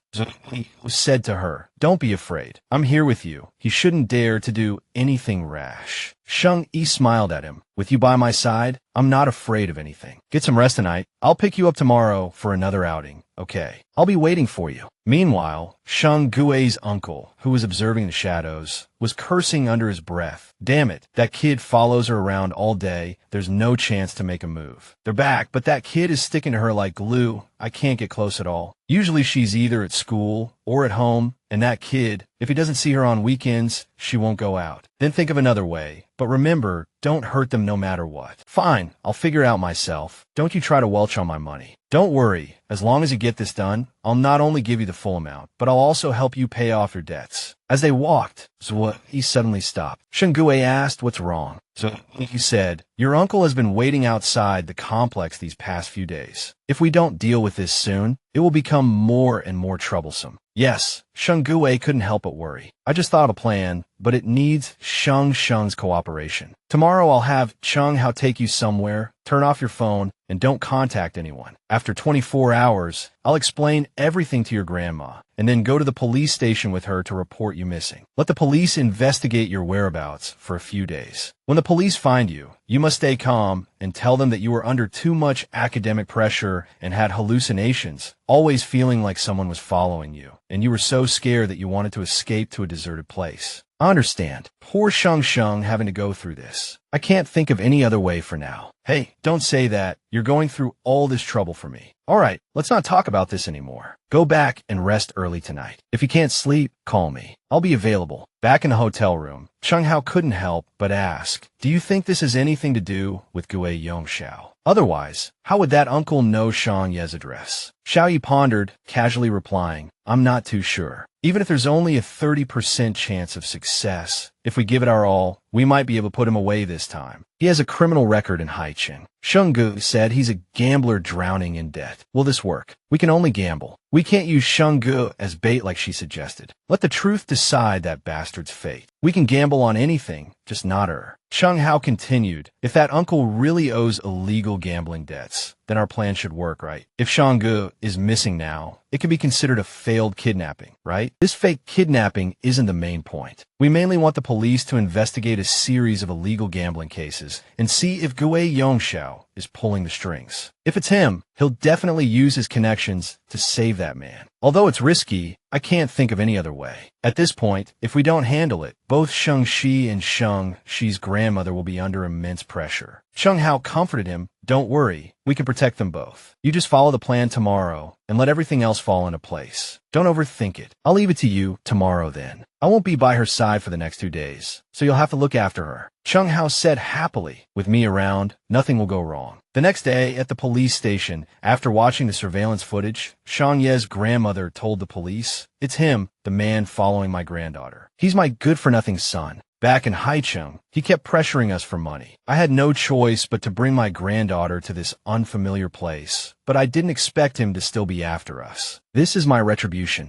I gave birth to such a scourge. Don't blame yourself. It's all his fault. With these clues, we will definitely find your granddaughter. Please rest assured. A police officer rushed in and reported, Captain Liu, Shun Dayang has escaped. Deploy more men. We must catch him within 12 hours. Mr. Gue, young master, he has already called the police. The police are looking for that Shun Dayang. Young master, he is very clever. He set this trap after discovering Shun Daihong's disappearance. Worthy of being Mr. Gue's son. This kid is quite sharp. To be able to come up with such a plan in such a short time, although there are some flaws, it's already quite impressive for someone his age. Where is that Shun Dayang now? We've already arranged for him to go to a safe place, waiting for Mr. Gue's arrangements. If his whereabouts are exposed, send him to Xiao Ye. Is the evidence of Shun Daihong's illegal gambling, his loan sharking debts, and credit card fraud ready? Everything is prepared. Just the credit card fraud alone is enough to put him in jail for a few years, and he has a prior record in Haicheng. This time, it will definitely be easy to put him away. Then go to the police station now. Yes, I'll go handle Shun Daihong's matter first. Remember to handle it cleanly. Don't let him spill the beans. Understood. Mr. Gue is truly brilliant. This time, with Shun Daihong's case, whether it succeeds or fails, young master, he will be grateful to you. If the kidnapping is successful, Zhu, he will definitely come to me for help because of that girl. If it's not successful, I'll send someone to help him put Shun Daihong in jail, which is also doing him a favor. Gue Yongxiao then asked his assistant, by the way, what's the situation at the hospital? The eldest young master still shows no signs of waking up. Mr. Gue, the doctor said the probability of the eldest young master waking up is very small. Is that so? Zhu Yi whispered, his heart filled with sorrow. Then we must bring Xiao Ye back as soon as possible and make him willing to return. You know that child is rebellious by nature. Mr. Gue, young master, he will definitely understand your painstaking efforts. Besides, the college entrance exam is approaching. If young master E fails the exam and is forced into society, he will definitely understand how difficult it is to make money, and then he will definitely think of you. Of course, don't bother him during this time. We'll talk after his exams. That child is very smart and has some anti-investigation abilities. If he finds out that girl failed her exams because of me, it will be even harder for us to reconcile. Gue Yongxiao stood there waiting for Xiao Ye.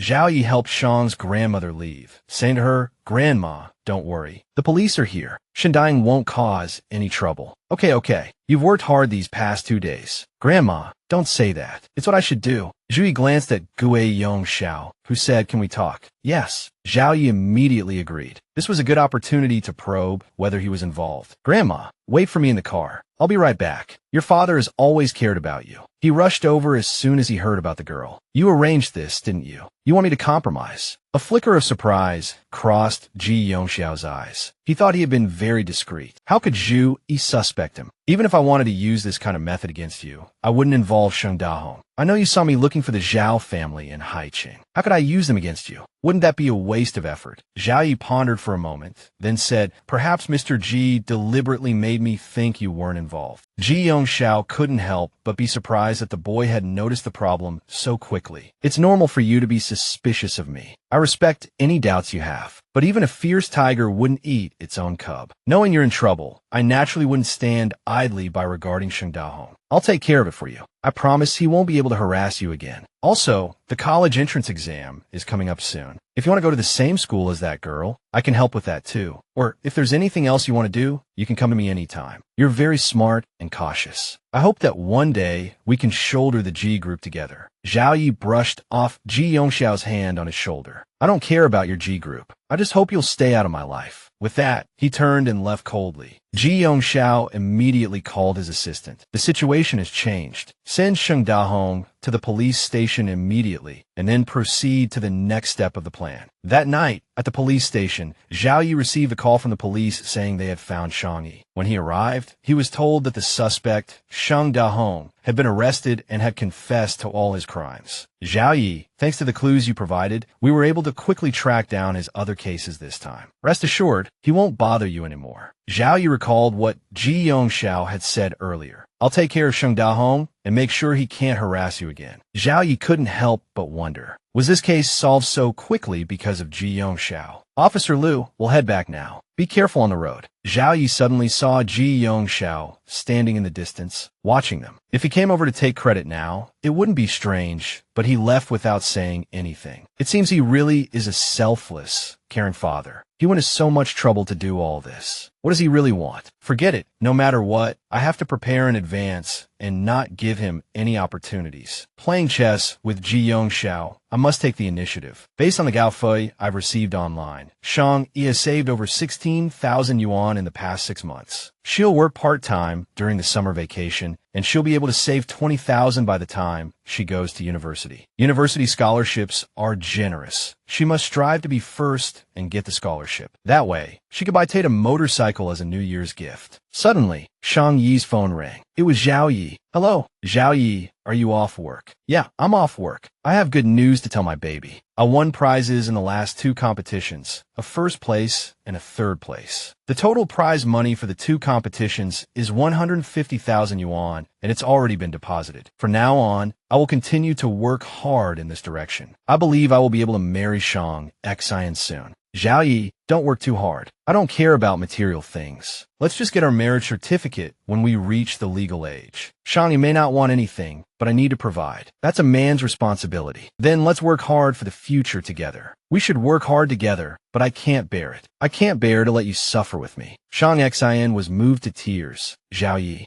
you're too good. By the way, Shang Xian, has your grandma's condition improved recently? I accompanied grandma to the temple these past few days, and her mood has been much better since we came back. She also said that after visiting the temple, she felt like the knots in her heart had been untied. That's good. It's getting late, Shang Yi. You should rest early. Shang Yi then said to him, you should rest early too. Don't push yourself too hard. We can work hard together slowly in the future. June. After the college entrance exam, Shang Yi and Wu Yu happily walked and chatted. Wu Yu smiled brightly at Shang Yi and said, my little dove, thank you so much. You are really the turning point in my life. I really love you to death. Shang Yi looked at her best friend and laughed. What nonsense are you talking about? I just guessed a few questions correctly. What good is that to me? That's the benefit. You really are a little dove. What major do you want to study in university? Shang Yi said, I plan to study computer science. Wu looked at her with surprise. Computer science. In the next few years, computer-related fields will develop rapidly. Soon, Xiao Ye will also open many internet cafes, and he's been chosen to be the exclusive agent for a game. If I choose this major, I can work hard with him and build our future together. 2 weeks later, Xiao Ye visited Shang Ye and told her, son, the results are out. I only scored a little over 400. You won't look down on me after you go to university, will you? Chen Kai smiled at him. He had really worked hard to catch up on his studies this year, but unfortunately, he had missed too many classes before. Getting this score was already a good outcome. It's already very good. What are you doing? Don't you know your own situation? You missed so many classes before, and you still managed to score over 400. This has already exceeded expectations. Zhu Yi pinched her cheek affectionately and said sweetly, you're hurting me again. You're clearly praising me. Close your eyes now. I have something good for you. Okay, open your eyes. Is it a ring? Yes. Wearing it on the middle finger represents engagement. I bought it 2 days ago. I'll wear it all the time after I go to university and tell everyone I'm engaged. Shang Ye thought if she got into a prestigious university with his personality, he might be very sensitive and insecure, so she needed to do something to reassure him. Xiao Ye hugged her tightly and said with emotion, when Jingxin goes to university, she'll definitely be surrounded by people as excellent as her, but she's proactively setting boundaries for me. How lucky I am to meet such a precious girl. Jingxin, why are you so good? So good that I want to put the best things in the world in front of you so that I can be completely at ease. Because my Yaya is also very good because we came from 2 different directions. So we both deserve to be treated well. When Sheng Hao learned about Xiao Ye's college entrance exam score, he couldn't help but exclaim, damn, Xiao Ye, you're amazing. 486 points? Isn't that the score for 3rd-tier universities? Xiao Ye said calmly, I was purely lucky. Shang said, the exams were generally more difficult this year, so the cutoff scores are much lower than in previous years. Shang Hao then asked, so have you decided which university you're going to? Shang wants to go to Capital University, and I plan to go to the vocational college opposite Capital University so that I can be closer to her. If I can get into that school, I'll study hard and get my diploma. Otherwise, in the future, when the kids ask Mom graduated from a key university, why did Dad only graduate from a second-tier university? My image as a good dad will be greatly diminished. Xiao Ye, you're thinking too far ahead. You haven't even gotten married yet, and you're already thinking about kids. So have you saved enough money to get married? It's still too early to get married. There's still many things I want to give Shang, but buying that internet cafe that's being transferred should be no problem. Shang Hao is very surprised. An internet cafe? But isn't that place quite small? The customer flow doesn't seem to be large either. Is it too risky to take over now? I'll go check it out at different times this week. There are vocational schools and regular colleges nearby, so the flow of people is actually quite good. The previous owner is transferring it mainly because the equipment isn't good, there's no unique selling point, and it lacks attractive programs. This kind of setup isn't competitive in the industry. I'm going to talk to the owner tomorrow. The transfer fee is quite low excluding the equipment, and I want to try taking it over. Shang Hao was a little puzzled. Didn't you want to open a motorcycle modification shop? Why did you suddenly switch to opening an internet cafe? Because I passed by a few internet cafes before and discovered some business opportunities, so I paid special attention. And now I'm working at the club. The workload is unstable, but everything depends on the boss's resources, and that's not what I want. Besides, Shang told me before that she dreamed of me opening many internet cafes, and I want to make her dream come true. Xiao Ye, I usually indulge your lovesick brain, but opening an internet cafe isn't as simple as you think. This kind of investment might drain all your savings, and in the end, it might not even succeed. It'll be hard to save that much money again. Shang Hao, I understand everything else you said, but I already have a detailed plan. I think I can create an internet cafe that's unique in the industry.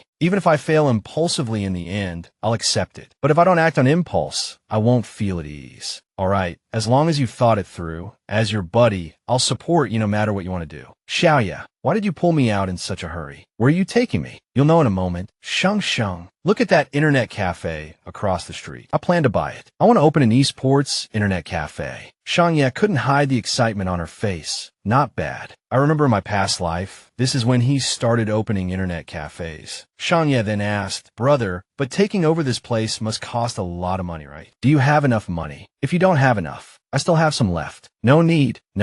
Bringing you here today means I've prepared everything. It's just that taking over this shop might use up all my savings. I don't know if I'll succeed in the end. If I fail, I might be left with nothing. I'm really scared. Even if you lose the gamble in the end, don't be afraid. Because whether you succeed or fail, I'll always be by your side. Zhu Yi looked at her, touched. Besides, my man is so capable. I believe he will succeed in the end. Shang, thank you. Thank you for always supporting me unconditionally. Actually, at first, I didn't want to tell you about these things for fear that you would worry about me. But later, I don't know why I suddenly changed my mind. I really wanted to tell you before everything was settled, and I wanted to share these things with you. I'm really happy that my Zhu Yi is finally not like before, keeping everything bottled up inside and silently enduring it. You're much better now. After talking to you, I feel much more relaxed. But you don't have to worry too much. Once the shop opens and stabilizes, I'll collaborate with some games. As long as I can create some unique features, there definitely won't be any major problems. Since you're prepared, I'll write down a few things you'll need in the future and see if they can be of use. Okay. Thank you. Shang. 2 months later, the preparations for the internet cafe were finally complete. Shang Hao said, I'll go in and do a final check, then we can wait for the opening. Okay, good work. Shang suddenly appeared. Xiao Ye, here are today's 2 lunch boxes. Come and eat after you're done. Didn't you say I didn't need to bring you lunch? It's so hot these days, running back and forth every day is so tiring. Not all. I miss you. I haven't seen you for days without bringing you lunch. I'm sorry, Shang.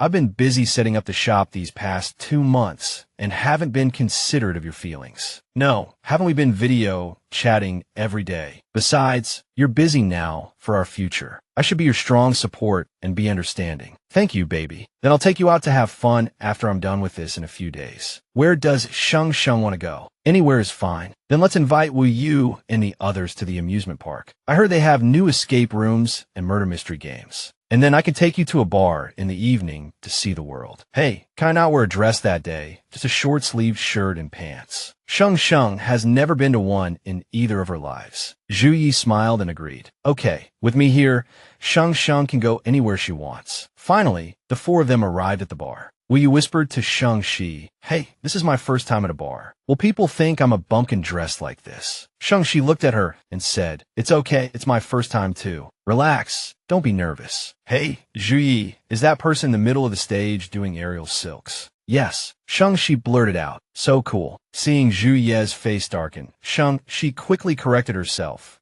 No. Xiao Ye was asking if the aerial silks were cool. No, I meant the atmosphere over there is exciting. The stage is lively, not that the person is cool, right? My Yi is the coolest. If you like aerial silks, your man could do it too. Shang-Chi turned her head in surprise and asked him, "Xiao Ye, besides studying, is there anything you can't do?" Xiao Ye couldn't help but laugh. Shang, are you trying to make things difficult for me?" "Not at all. I just think you're amazing and always give me unexpected surprises." "Baby, do you want to see me do aerial silks? Act cute for me, and I'll perform it for you." Shang-Chi was a little embarrassed, but she still played along. "Okay, if you want me to act cute, I can do it too." She turned her head and looked at him, saying coquettishly, "Aye, darling." Xiao Ye froze for a moment and cleared his throat. Shang, stop acting cute. I'll go right now." Xiao Ye quickly walked towards the bar stage, not forgetting to tell her not to leave before he came back. Watching him flee in a hurry, Xiao Ye walked onto the stage, spoke a few words to the host, and picked up the microphone. "Welcome everyone to tonight's party." Cheers erupted from below as a new DJ appeared. Wu Yu also stared in surprise. "I suddenly think Xiao Ye is quite dazzling sometimes, besides when he's studying. My Xiao Ye's grades aren't bad either. He's already received his acceptance letter." Right.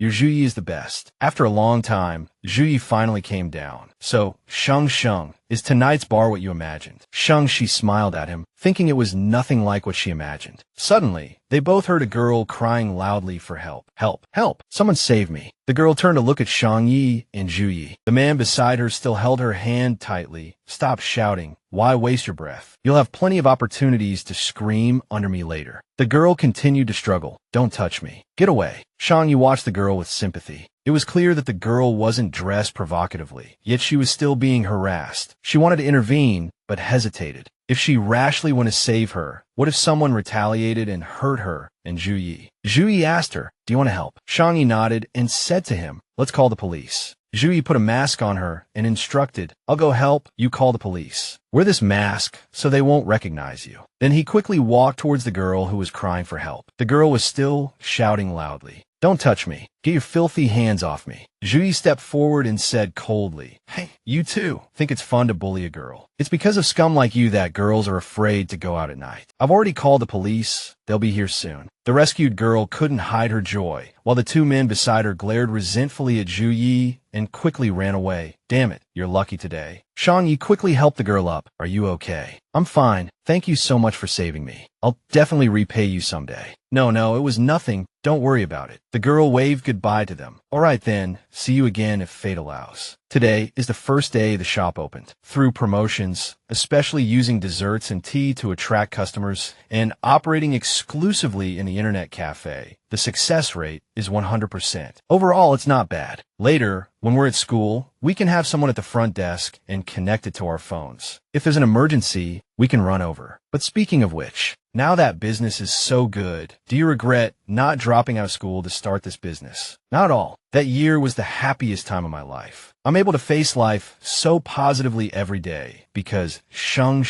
changed me. She's always encouraging me and staying by my side. Sheng Hao asked, "So Shang Jie tutored you every day, but in the end, you didn't get into the same school as her. She must have been very disappointed, right?" "No, she never asked me to go to the same school as her from the beginning, and she never forced me to study. She wanted me to stay in school just so I could take it easy and enjoy the life I should have at this age. In short, my baby just cares about me." Looking at Zhu Ye's smug smile, Chung Hao couldn't help but complain, "Great, why am I even discussing Shang Yi with him? This is just asking for trouble." On a beautiful day, Zhu Yi received a call from Shang Yi at school. Shang, you're at my school." "Okay, wait a minute, I'll be right there." Suddenly, a girl holding a letter stood in front of Zhu Yi, blushing, and said, "Zhu Yi, I like you. Can you accept this letter?" Zhu Yi replied coldly, "I'm already married." Then he quickly ran to find Shang Yi, leaving the girl standing there dumbfounded. Married? How could he be married when he just started university? When Zhu Yi saw Shang Yi, her expression looked angry.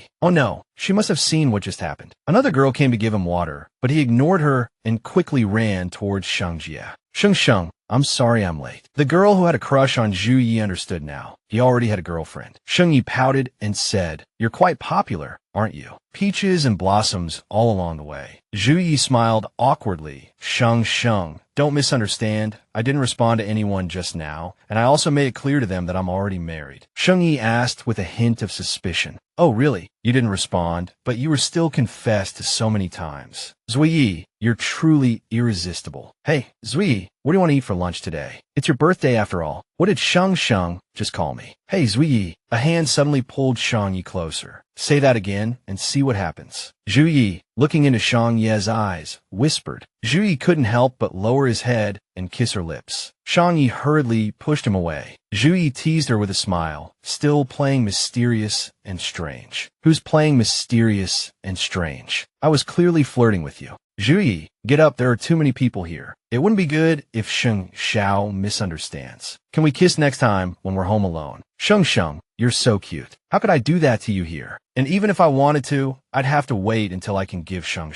got a new home. I've already calculated it. With the income from the cafe, and the motorcycle club combined, I can save enough for a down payment on a house in the capital city before the end of the year. By then, I'll do whatever Sheng wants. Sheng Gai said to him, a little embarrassed. All right, let's not talk about that. Today is your birthday, and I've prepared a special birthday present for you. What is it? You'll find out when we get back to the new apartment tonight. A girl suddenly appeared in front of them and said, "Sister, you're finally back. I'm Shudi, the girl you saved at the bar before. This is a small token of my gratitude. I hope you'll accept it." Shang Yi quickly waved her hand in refusal. "I remember, but this gift is too expensive. I can't accept it. Could you give me your contact information? If there's anything you like, I can give it to you directly." Zhu Yi then spoke up. "No need. It was just a small act. You should go home. Minors aren't allowed in internet cafes." After entering the internet cafe, Sheng Gu took Xiao Yi's hand and asked, "Xiao Yi, what do you want to eat later?" The girl heard Sheng Ji's voice. His name is Xiao Yi. An accompanying person asked, "Miss, what's wrong? Is there a problem with that young man?" The girl kept glancing at Zui Yi. "It's nothing. Let's go. I've been looking for him for 6 months, and it turns out he's Zui Yi." Sheng,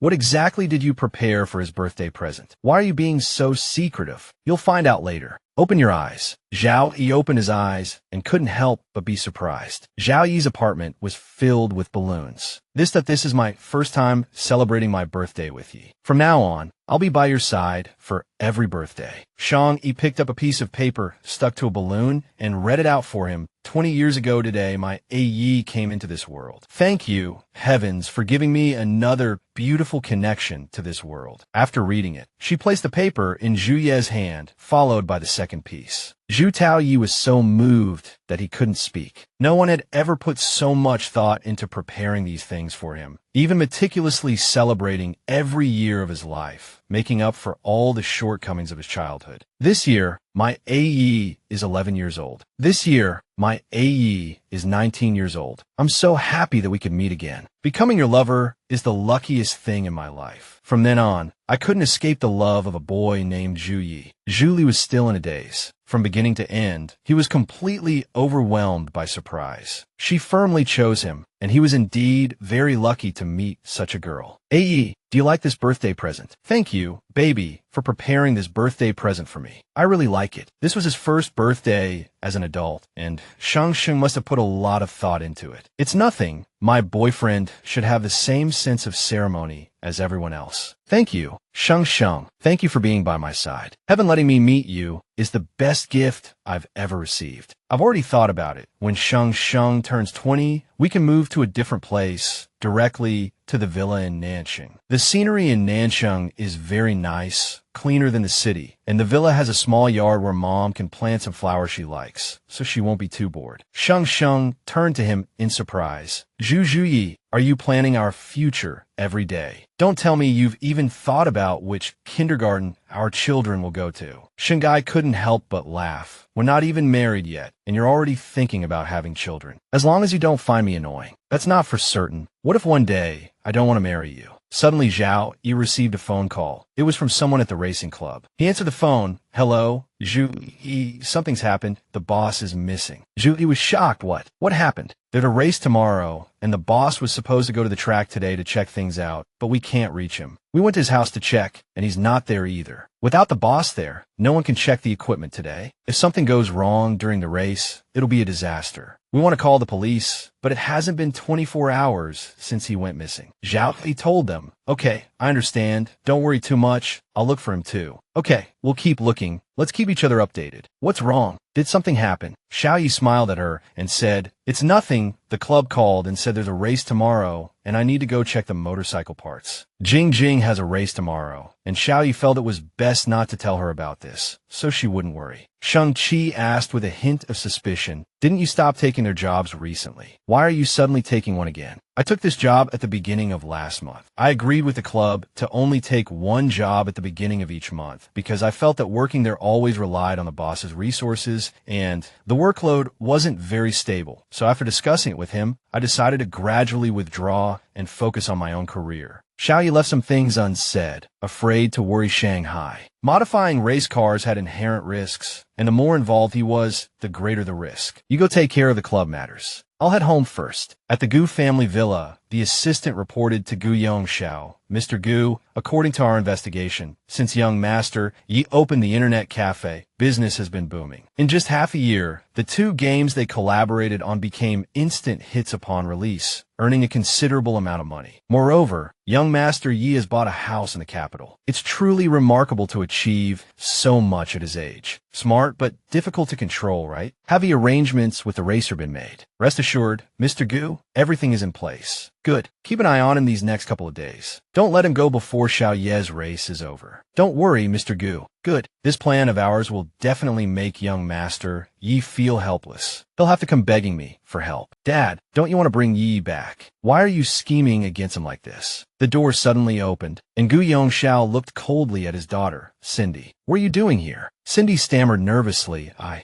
just happened to be passing by. Her father already knew from the bodyguards that she had met with Xiao Ye earlier. If she questioned him now, not only would it not solve the problem, but would make things more complicated and harder to help Shanghai and Xiao Ye. Dad, you guys continue. I'll go. I'll be going now. Mr. Gu, she must have heard our discussion just now. What should we do? Gu Yongxiao said coldly, confiscate her phone for the next few days to prevent her from notifying Xiao Ye. And without my permission, she's not allowed to leave her room. Yes, sir. Mr. Gu, it's fantastic. After trying for over a year, I finally managed to buy a motorcycle. It's just in time for the new year, so I can give it to Yi as a New Year's gift. Hello, Yi, where are you? If you're not busy, can I come see you? I'm sorry. Shanghai, I have to go to the police station now. The police station. Yi, what happened? Nothing. It's ABOS. My boss had some trouble, so as a club employee, I have to go to the police station to give a statement. Okay, don't worry. I'll come find you tonight. Chunghao couldn't help but feel anxious. How could something like this suddenly happen? The motorcycle used in the competition suddenly had an accident, and it just so happens to be the one you assembled. Does this have anything to do with you? Moreover, every motorcycle you assemble has a corresponding agreement signed. The club is also legitimate, with all the relevant procedures and paperwork. It's unbelievable that something like this happened. Xiao Ye suddenly received a phone call. Hello, is this Mr. Yi? I'm the translator for the RS racer. The motorcycle you modified had a serious accident during the race. Experts' initial assessment suggests that the parts were substandard. The family asked me to inform you of the situation. This matter could become serious, potentially involving legal issues. But the family prefers a private settlement, as long as you pay $1 million as medical expenses. Chunghao asked, who was that? It was the injured racer's side. They want me to pay $1 million for a private settlement. And that's the end of it. So what do we do now? Should we transfer the internet cafe first? No, We can't transfer the internet cafe. That's Shang's dream. If we transfer it, we'll have nothing left. Then what do? Where are we going to get 1 million in such a short time?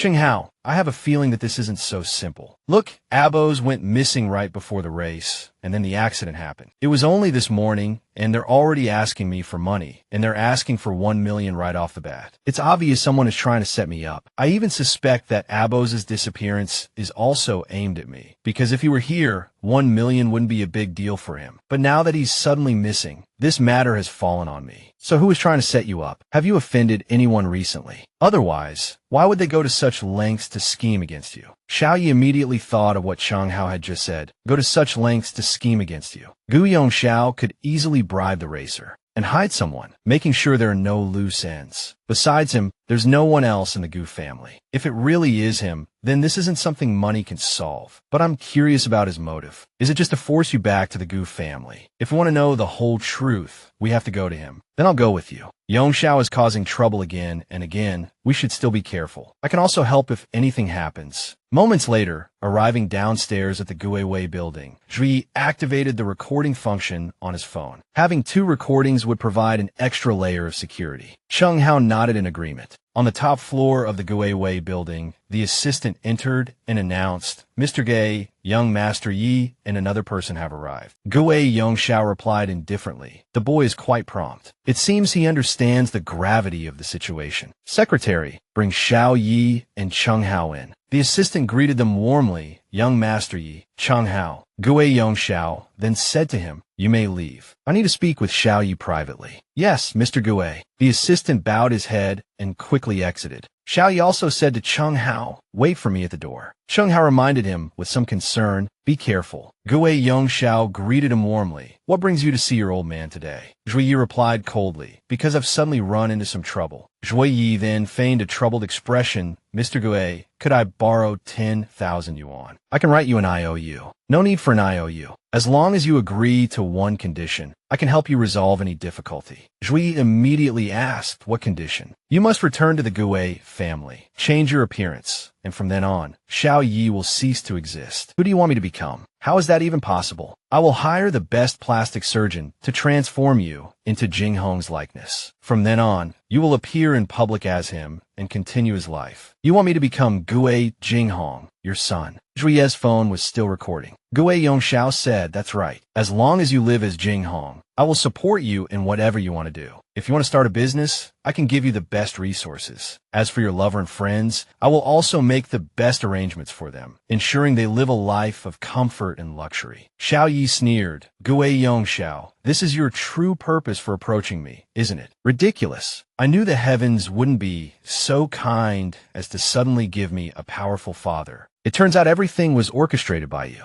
Your main goal was to force me to compromise and make this absurd deal with you, wasn't it? Where's Abos? Where have you hidden him? Mr. Guiwei, you don't need to worry about where he is. As long as you agree to my conditions, everyone around you will be safe. Think carefully. Think about the girl you like, the brother outside the door, and Abos, who is implicated because of you. Their futures all depend on your decision today. Zhui Yi was furious, but he reminded himself, no, I can't be impulsive. I'm on his territory now. Impulsiveness will only complicate matters. With this in mind, he said to Guiwei Yongxiao, fine, I'll consider it carefully. I'll give you an answer in 2 days. Guiwei Yongxiao smiled triumphantly. You're still too young. After all this, you think you can just leave without giving me an answer? You want to keep me here. That depends on your decision. Guiwei Yongxiao, I owe you nothing. You brought me into this world and never gave me a shred of warmth. Now, for your own benefit, you want to ruin my life. Guiwei Yongxiao, just based on that bit of blood relation, what right do you have? He looked at Zhui Yi and sneered. Anger is the most useless thing in the world. It makes people lose their reason and is completely pointless. So you shouldn't be angry now. You should carefully consider my offer. It seemed that if Zhui didn't give him an answer immediately, he wouldn't be allowed to leave today. He could only gamble. Zhui quickly grabbed a knife from the table. You want my blood, don't you? Fine, take it back now. Guiwei Yongxiao shouted in panic, put down the knife. Zhui had been waiting for this moment. He grabbed Guiwei Yongxiao's hand tightly. Only then did Guiwei Yongxiao realize he had been tricked. Zhui held the knife against his throat and said coldly, no more nonsense. Let's get out of here safely, or I'll take you down with me, even if it means my death. I never wanted your life. You forced me to do this. What do you think your chances are? If anything happens to you while you're in my hands, someone will immediately deal with that girl called Shang Yi. Do you want to harm everyone around you because of your recklessness? Xiao Ye pressed the knife harder against Gui Yongxiao's throat. The old man started to panic. All right, don't be impulsive, calm down. I'll let you out now. As the door opened, Cheng Hao saw the scene and couldn't help but panic. Xiao Ye said to him calmly, "It's nothing, don't panic. Quickly take my phone out of my pocket and hold on to it." Cheng Hao did as Xiao Ye instructed. There's a recording on that phone. From now on, no matter what tricks the Ji family tries to pull, you won't be trapped again. A group of Ji family bodyguards suddenly rushed in, panicked. Ji Yongxiao ordered his men, "It's fine, let them go." "Yes, President." When they reached the parking lot, Xiao Ye said to Cheng Hao, "Quick, to that car." Just as Cheng Hao moved, a bullet suddenly hit his leg. He cried out in pain and collapsed. A look of extreme panic flashed across Xiao Ye's face. Another foot immediately kicked out. Caught off guard, Xiao Ye stumbled forward a few steps. The assistant ordered the bodyguards, "Quickly escort the president away." Xiao Ye threw a knife at Ji Yongxiao. The bodyguards hurriedly shielded him. "President, be careful." Taking advantage of the chaos, Xiao Ye said to Cheng Hao, "Let's run." Zhu Ye's car sped away. Ji Yongxiao roared furiously, "Bring him back to me. Remember, I want him alive." She suddenly appeared, shouting, "Dad." Ji Yongxiao glared at his subordinates. "Didn't I tell you to keep her at home?" "President, the eldest miss threatened to commit suicide. We didn't dare disobey." "Dad, please, don't make this kind of mistake again. Older brother is still in a coma, and now you're ruthlessly forcing another son. If you continue like this, our family will completely fall apart. Dad, please withdraw your order, please." Ji Yongxiao remained silent. This was a crucial moment in the Ji family's inheritance battle, but with his son Jiang Hong still in a coma and she underage, Ji Yongxiao had no choice but to bring Xiao Ye back to secure the succession. Suddenly, he received a call from his subordinate. "It's bad, President. While we were pursuing young master, he had a car accident trying to avoid a truck." "A car accident? Didn't I specifically tell you not to harm him? What were you doing?" Hearing this news, she was stunned. "Brother, Zhu Yi, he had a car accident." At the hospital, Cheng Hao sat outside, constantly muttering his name, Yi. He recalled the previous scene. When he and Xiao Ye were escaping at high speed, Ji Yongxiao's men were still in hot pursuit. "Young master, stop struggling. Everything you're doing is futile. Just come back with us obediently." Suddenly, Xiao Ye swerved the steering wheel sharply, and their car was hit by an oncoming truck. "Brother Yi saved me. If it weren't for him, I would be the one in the emergency room now." Suddenly, Cheng Hao heard a voice nearby. "Good day, President." He turned his head, and sure enough, it was Ji Yongxiao. As soon as Cheng Hao saw him, he shouted uncontrollably, "You animal! What are you doing here?" "Xiao Ye doesn't want to acknowledge you. He doesn't want to return to the Ji family. Why do you keep forcing him? Are you only happy when you've driven him to this?" The doctor came out and asked, "Who is Xiao Ye's family?" Cheng Hao immediately said, "It's me, doctor. How is he?" "The patient is in critical condition and could die at any moment. Everyone needs to be prepared." "How? How could it suddenly become like this?" You have to live. You'll be fine." Suddenly, Cheng Hao heard a girl's voice. "Let me go. I won't go back unless Xiao Ye wakes up." "Miss, you should go back. It's no use staying here." "No, Xiao Ye and Sheng, here my saviors. They saved me once, but now he's become like this because of my father's selfishness. If I don't see him wake up, I'll never have peace of mind." Cheng Hao glanced over and realized she was Ji Yongxiao's daughter. Suddenly, Sheng, he called, "Cheng Hao, do you know where Xiao Ye is? I haven't been able to reach him all afternoon. He's never been like this before. Did something happen?" Cheng Hao remembered Xiao Ye's instructions. "Take good care of Shang Yi." He didn't know how to answer her for a moment. "Cheng Hao, what happened? Can you have him call me back?" "I'm sorry. Shang Yi, he can't call you right now. He was in a car accident this afternoon and is being treated at the City People's Hospital." Shang Yi froze, asking fearfully, "A car accident? Why are you in such a hurry to go to the hospital? What happened? He was perfectly fine at noon. How could he suddenly become like this?"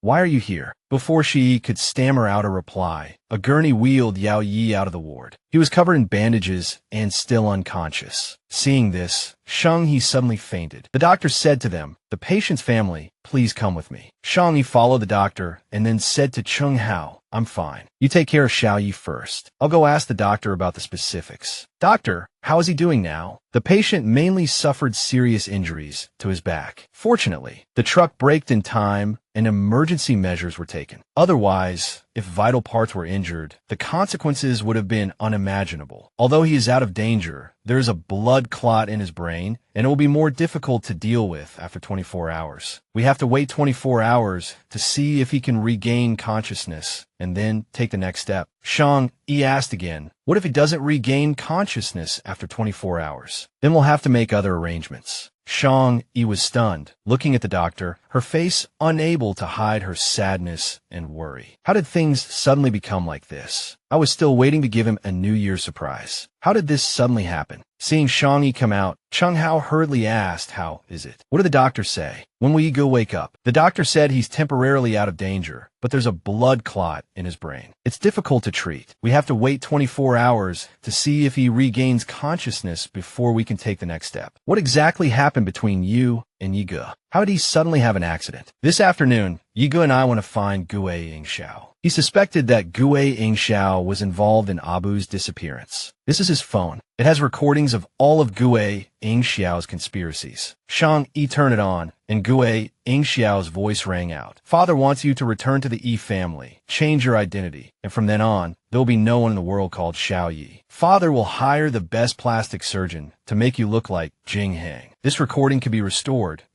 just in case. Make multiple backups and save them in different files. Okay, I understand. Shang Yi still asked doubtfully, how did Xia Di end up here? She's Gue Yingxiao's daughter. She came with Gue Yingxiao after Yi Ji's accident. What? Shang Yi was shocked. What a coincidence, but it seems like her attitude towards Yi Ge is different from Gue Yingxiao's. Before you came, she cried for a long time outside the emergency room. She said she only found out at the internet cafe that Yi Ge was her brother. Xia Di kept crying and apologizing, saying she was really sorry and wished she could have come earlier to prevent this tragedy, but it was too late. Shang Yi's phone suddenly rang. It was her grandma. Hello, Xing, where are you now? Shang Yi couldn't tell her grandma about Yi Ji's situation yet. If she knew, she definitely wouldn't be able to handle it. Thinking of this, Shang Yi said to her grandma, Xiao Ye suddenly has a cold and a fever. Chung Hao and I are taking care of him at the hospital tonight. I won't be home tonight. Which hospital? I'll make some tonic soup and bring it over tomorrow morning. No need, Grandma. It's cold outside. I don't want you running back and forth. Just take good care of yourself at home. All right then. Be sure to tell me if anything happens. Xia Di suddenly appeared. Sister, this is medicine for your wound, and Chung Hao's too. Why haven't you gone back yet? It's so late. Go home. Your father will be worried. Sister, it's really my father's fault that Yi Ge had this accident. When I found out he was going to harm Yi Ge, I wanted to tell you, but my father locked me at home and confiscated all my communication devices. I had no chance to tell you. I had no choice but to threaten to kill myself. The bodyguards were afraid something would happen to me, so they agreed to let me out, but it was still too late. I'm sorry. I'm really sorry. I apologize to everyone on behalf of my father. The hospital broadcast called for Xiao Ye's family to pick up his medicine, and Xia Di immediately went. Chung Hao said to Shang Yi, just let her go. Otherwise, she'll keep feeling uneasy. Shang Yi could only sigh.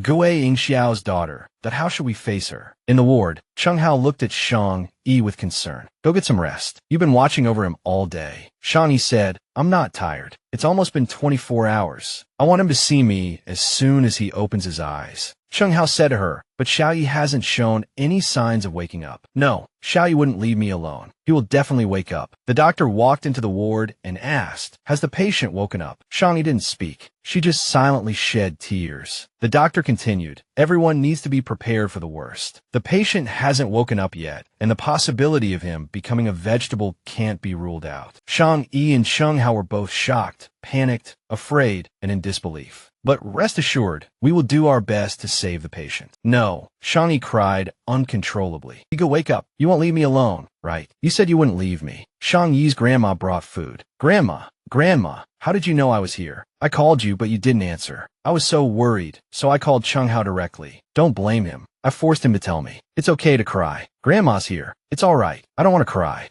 You will wake up. It'll just be a little later. I'll wait for him to wake up. Grandma will wait with you, but you have to take care of yourself. Otherwise, how can you wait for him? Yes, I know. I'll take good care of myself. The next morning, Chung Hao said to Shang Yi, you stay here and watch over him. I'll go pay the rest of the hospital bills. Gui Yingxiao suddenly appeared. No need. I've already paid all the hospital bills. You don't have to worry about it. Chung Hao was so angry that he punched the old man in the face. We don't want your dirty money. Get out of here with your money. We find it disgusting. Mr. Gui, are you all right? I owe this to that child. I should be the one to pay. Huh, you have the nerve to say that. If you really thought that way, you wouldn't have forced Brother Yi to take that risk. Now you're pretending to be a good person. It's sickening. I'll go tell the doctor to return the money you paid. Shang Yi said coldly, why should we return the money? You caused all of this. You're the reason Xiao Ye is like this. Why should someone like you be able to only think about yourself and live freely? Mr. Gui, you're responsible for all of Xiao Ye's medical expenses, and you'll hire the best doctors. Until he wakes up, you'll come see him every day, especially during dressing changes. You need to see how much pain you've caused him.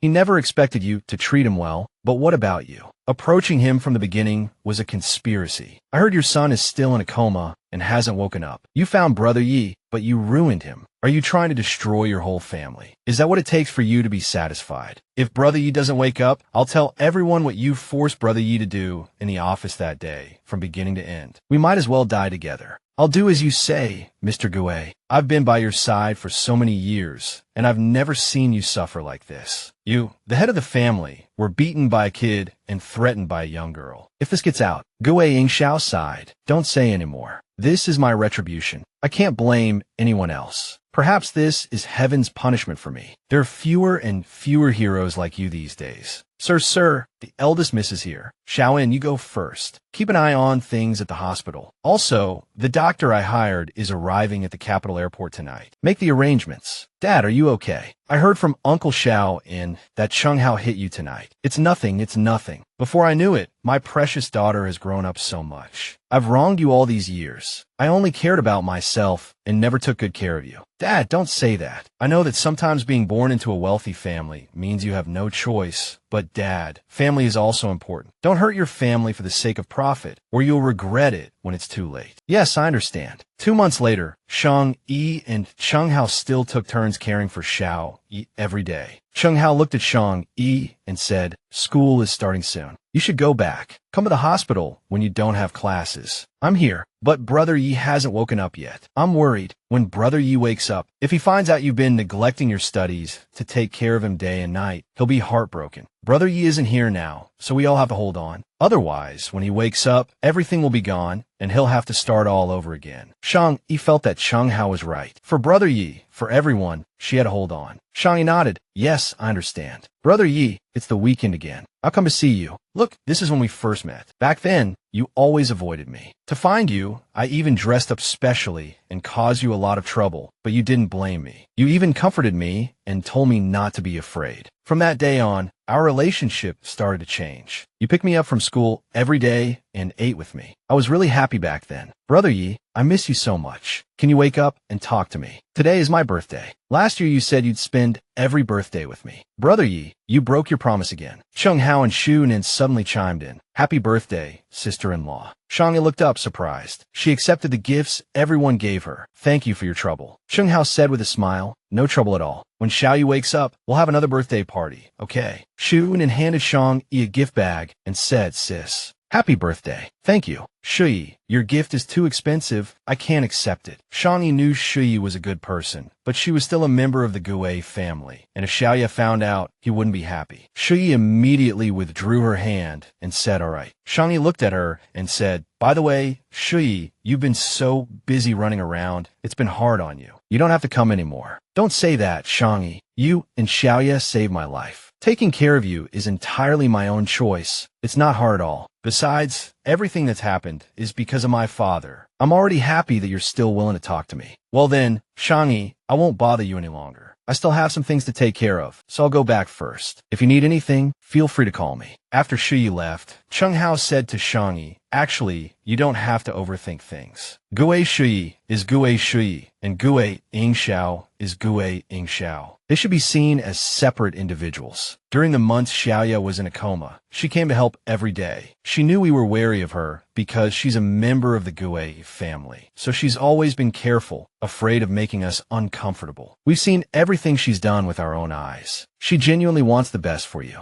The doctor walked in and said, the family of the patient in bed 36. Please come with me to Xiwan to pick up the medicine. Shui immediately said to Shang Yi, Xiwan is quite far from the ward. Why don't I go and get it for you? You can stay here and take care of Xiao Ye. Shang Yi hesitated for a moment, and Chung Hao said to her, I know you're worried that Xiao Ye will be upset if he knows she's from the Gue family. But Xiao Ye is a reasonable person. His hatred for Gue Ing Xiao won't extend to an innocent girl. Shang Yi looked at Chung Hao, remaining silent. Chung Hao said, what happened to Xiao Ye isn't her fault, and she can't choose which family she was born into. She knows she's a member of the Gue family, and she's been trying to make amends in her own way. So from now on, just treat her as an ordinary person who wants to repay her kindness. Okay. Xiao Ye, it suddenly started raining today. Shang Yi was about to go home in the rain when Shui suddenly appeared. Shui, what are you doing here? It suddenly started raining, and I thought you might not have brought an umbrella, so I came to pick you up. Thank you. Shui, you've been working so hard lately. Don't say that. Shang Yi, this is what I should do. All right, let's go. I'll take you to the hospital. Xiao Ye, I heard from the rehabilitation doctor that you've been recovering well recently. You'll wake up soon, right? Shang Yi remembered the doctor's advice. You can usually talk to the patient about things they were interested in before. This will help them recover. Okay, thank you, doctor. Xiao Ye, it rained today, and I forgot to bring an umbrella. Then, downstairs, I ran into a guy who suddenly confessed his feelings for me. He's actually quite excellent, and many girls at school like him, but I still rejected him. Because in my heart, the most excellent person is someone named Xiao Ye, and I only like him. No matter what he becomes, I will always stay by his side. 1 month later, exams were approaching, and after the exams, the internet cafe would be welcoming another wave of customers. Xiao Ye's previous collaborations were all on games geared towards men. How much longer are you going to play? I'm bored just sitting here. Almost done, almost done. If you're bored, go to the lounge area and buy a milk tea. If they could design a game more geared towards women, a dating game that combines website aesthetics and entertainment, perhaps they could attract more customers. A thug suddenly appeared. Little girl, waiting for the bus alone so late at night. Shang Yi was frightened and ran away. He hurriedly shouted, hey, don't run. The night's just begun. Let's find a place to chat. Suddenly, a stick hit him hard on the back. Shang Yi turned around and couldn't believe her eyes. Xiao Ye was awake, standing right in front of her, protecting her just like before, making Shang Yi exclaim his name in surprise. Xiao Ye. Shang, your Xiao Ye is back. I'm sorry, I didn't protect you well and let you suffer. You're finally awake. I missed you so much. I was so scared you would stay in a coma forever. The day you had your accident, I had just bought you a motorcycle with the money I saved up. I didn't even have the chance to give it to you. Shang started crying and couldn't speak. Xiao Ye immediately comforted her. It's okay, Shang, don't be afraid. I won't leave you alone again. The two hugged each other tightly. Suddenly, Shui's voice rang out. Shang Yi. She turned to look at Shui. What are you doing here? It's a long story. Let's get Xiao Ye to the hospital first. Asen, take that drunkard away and deal with him. Remember to check the recent surveillance footage. Don't cause any trouble for Su Yan. Yes, miss. By the way, Shui, why did you suddenly appear here? When did Xiao Ye wake up? The rehabilitation doctor was giving Xiao Ye a massage today. He suddenly opened his eyes, calling your name the moment he woke up. The doctor advised him not to move around, but Xiao Ye insisted on going to school to find you as soon as he regained consciousness. No one could stop him. Hey, you just woke up. You're still very weak. You can't just get out of bed like this. Xiao Ye still insisted on getting up. Where's Shang? I need to find Shang. I had no choice but to take him to find you, accompanied by the doctor. As we approached the entrance of Capital University, there was a traffic accident ahead, causing a bit of a delay. He happened to see a drunk man harassing you from the car, and he immediately grabbed a baseball bat and rushed out. I tried to get the bodyguards to stop him, but he was too fast. But it's good that he woke up. Yes, as long as he's awake. Doctor, how is he now? Can his family rest assured? The patient just woke up and is still quite weak. He fainted because he got too emotional and exerted himself too much earlier. After returning to the hospital, he needs proper rehabilitation and rest. He can't get too agitated, otherwise he might fall into a coma again. Okay, I understand. Thank you, doctor. In the ward, Shang Yi fed him and said, "You must take good care of yourself from now on and not get too excited so you can recover quickly. Come, have some porridge. Grandma just cooked it and sent it over." Xiao Ye looked at her and smiled. "Let me eat by myself." Shang Yi insisted on feeding him. "You're a patient now. You have to listen to me." "Okay, I'll listen to you. You must be careful in the future. This absolutely cannot happen again." Xiao Ye looked at Shang Yi, feeling a pang of heartache. She had lost a lot of weight these past few days. She must have been exhausted taking care of him while also keeping up with her studies. Shang, come here and let me hug you." "I'm sorry. It's all my fault. I won't leave you alone again." Cheng Hao rushed in from outside. "Brother Yi, you're finally awake. I've been worried sick about you these past few months. Did water get into your brain that day? Risking your life to save me in such a dangerous situation. Don't you value your life? Damn it, who wanted to save you? I hate encountering malicious tailgaters when I'm driving. Gue Yingxiao's men were chasing us too closely. There was no other choice. Unfortunately, we ended up hitting an oncoming truck while making the last turn. Suddenly, Gue Yingxiao's voice came from outside. He's awake. Why are you only telling me now?" Gue Yingxiao walked into the ward and asked as soon as he saw Xiao Ye, "Xiao Ye, you're awake." Xiao Ye immediately asked, "Dad, why are you here?" Shang Yi was a little worried because her father and Xiao Ye had always had a bad relationship. It was then that Xiao Ye realized Shang Yi was Gue Yingxiao's daughter. "Shang Yi," he stammered, not knowing what to say. Shang Yi quickly hugged him tightly. Calm down, don't get excited." She just hoped he wouldn't faint. Even if he wanted to hit Gue Yingxiao, she couldn't let him put himself in danger again. Shang, let me get up." Xiao Ye looked at Gue Yingxiao, his eyes filled with hatred. If it weren't for him, he wouldn't be like this, and Shang wouldn't have suffered so much. Shang Yi still held Xiao Ye tightly, refusing to let go. "I don't want to." "Xiao Ye, calm down. You haven't fully recovered yet. Don't get too agitated." Gue Yingxiao immediately spoke up. "It's my fault, son. Don't worry. I won't force you to do anything anymore. I truly regret what happened." Xiao Ye couldn't control his emotions any longer and roared, "Stop putting on an act in front of me. Do you think saying sorry will make everything disappear? You've harmed me like this, hurt everyone around me. Do you think I'll let go so easily? Then what do you want me to do to make you feel better? You wanted to feel better. Fine. Why don't you chop off a hand or a leg, or get hit by a car yourself, and then I'll forgive you." Gue Yingxiao stared at Xiao Ye blankly. He had never considered such a thing. Then Shang Yi also spoke. "Brother Yi's sister Shang, I know my dad has done a lot of wrong things. He's the one who caused all this, but he knows he's wrong now. Can you forgive him?" "Shang Yi, you don't have to plead for me. I've made an irreversible mistake this time. I'm the one who wronged them." Gue Yingxiao then pulled out a knife. He held it in his hand and then ordered his assistant, "Asen, take Miss Shang Yi out first. If doing as you say will make you forgive me, then I'm willing to cut off a hand." As soon as Gue Yingxiao finished speaking, he stabbed the knife directly into his arm. Xiao Ye covered Shang Yi's eyes with his hand, staring coldly at Gue Yingxiao. The assistant rushed in, panicked, and shouted, "Mr. Gue." This man, who had pushed him to the brink time and time again, now stood here feigning helplessness and begging for forgiveness. It was laughable. Xiao Yi said to him, "Get out. The smell of blood on you makes me sick." Gue Yingxiao lingered. "If this isn't enough, I'm willing to do more." Gue Yingxiao, if you truly regret what you've done, then never appear before me again and don't disturb me or the people around me. Xiaoin, Gue Yingxiao's assistant, finally spoke. "Yes, young master. Actually, Mr. Gue came today to discuss transferring his assets to your name. He plans to give each of the 3 children share. I've said it many times, I don't want it. Now get out of here immediately. I don't want to see any of you again." "Okay, if this will make you hate me a little less, then I'll leave. From now on, I won't bother you again." Chenggu and Cheng Hao both looked at Xiao Yi with concern. "Xiao Yi, are you all right?" "I'm fine. It's over. They won't bother us anymore." "Xiao Yi, let's go downstairs for a walk later. The doctor said you need more exercise to recover quickly." Seeing Xiao Yi staring at her without speaking, Shang Yi couldn't help but ask, "Why are you looking at me like that all of a sudden? I want to kiss you." As soon as the words left his mouth, Xiao Yi leaned down and kissed her lips. Seeing her standing there motionless, Xiao Yi teased her with a smile. After only a few months apart, has Shang forgotten how to kiss? Shang Yi hesitated shyly. "No, I'm just afraid you haven't fully recovered and might not be steady on your feet." "Of course I'm steady. Your man is awake now, not so weak. By the way, Shang, while I was in a coma, did any guys confess their feelings to you?" Shang Yi couldn't help but be surprised. "How did you know?" It seems that last time wasn't a hallucination. Someone really tried to steal Shang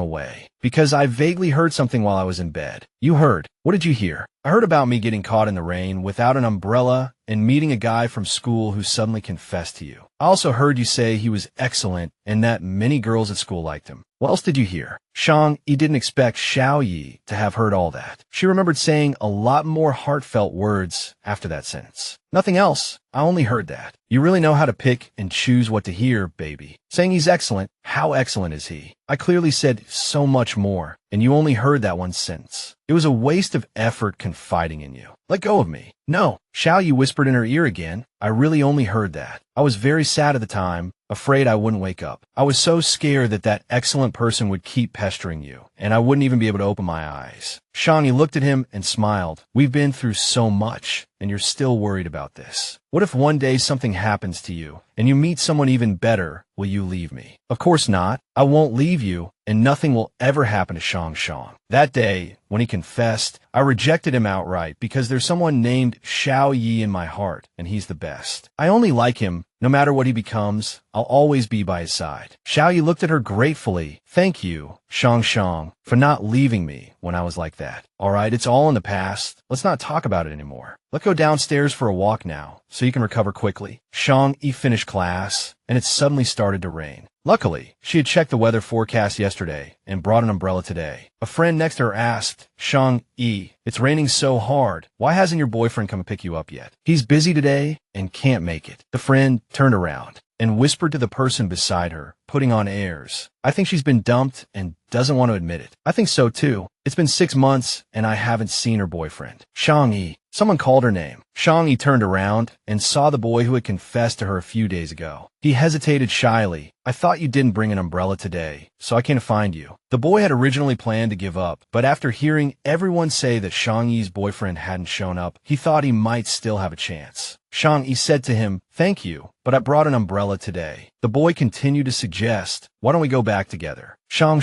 A voice called her name. Xiao Ye appeared, holding an umbrella. I'm here to pick you up. Shang Yi's face lit up with joy when she saw him. Why are you here? I was afraid someone else would try to confess to my baby while it was raining. I wanted to see who was so blind as to try and steal my girlfriend while I was away. Shang Yi couldn't help but chuckle. They wouldn't have succeeded anyway. I already rejected him. The other two girls' eyes widened. That's her boyfriend. He's so handsome. So they didn't break up at all. They seem really close. You're the ones spreading rumors. Besides, I heard from a friend at the neighboring school that he only took a half-year break from school because something came up. They've been together for almost 2 years and are really in love. Looks like Yang Yu doesn't stand a chance. I heard they're almost engaged. The boy named Yang Yu was silent for a long time. If only I had made a move sooner, met her first. Xiao Ye turned to Yang Yu. Thanks for your kindness lately, but you don't have to bother anymore. I'll be picking up my fiancée. Well, don't disappear again, or I might have another chance with her. I hope you don't get that chance. Xiao Ye glared at him. One day, Shang Yi told Xiao Ye to close his eyes and let him somewhere. Shang, where are you taking me? Be patient. We're almost there. Open your eyes. Xiao Ye stared at the motorcycle in astonishment. This is the new motorcycle I bought you after you were hospitalized last December. It's been at your apartment in G Residence. I'm giving it to you as a birthday present today. Xiao Ye looked at her a little sheepishly. How long have you been secretly saving up for this? This motorcycle is expensive. Shang Yi smiled at him. I've been saving for a long time. Ever since you sold your motorcycle to buy me a car, I started saving. What else have you been secretly doing? Shang.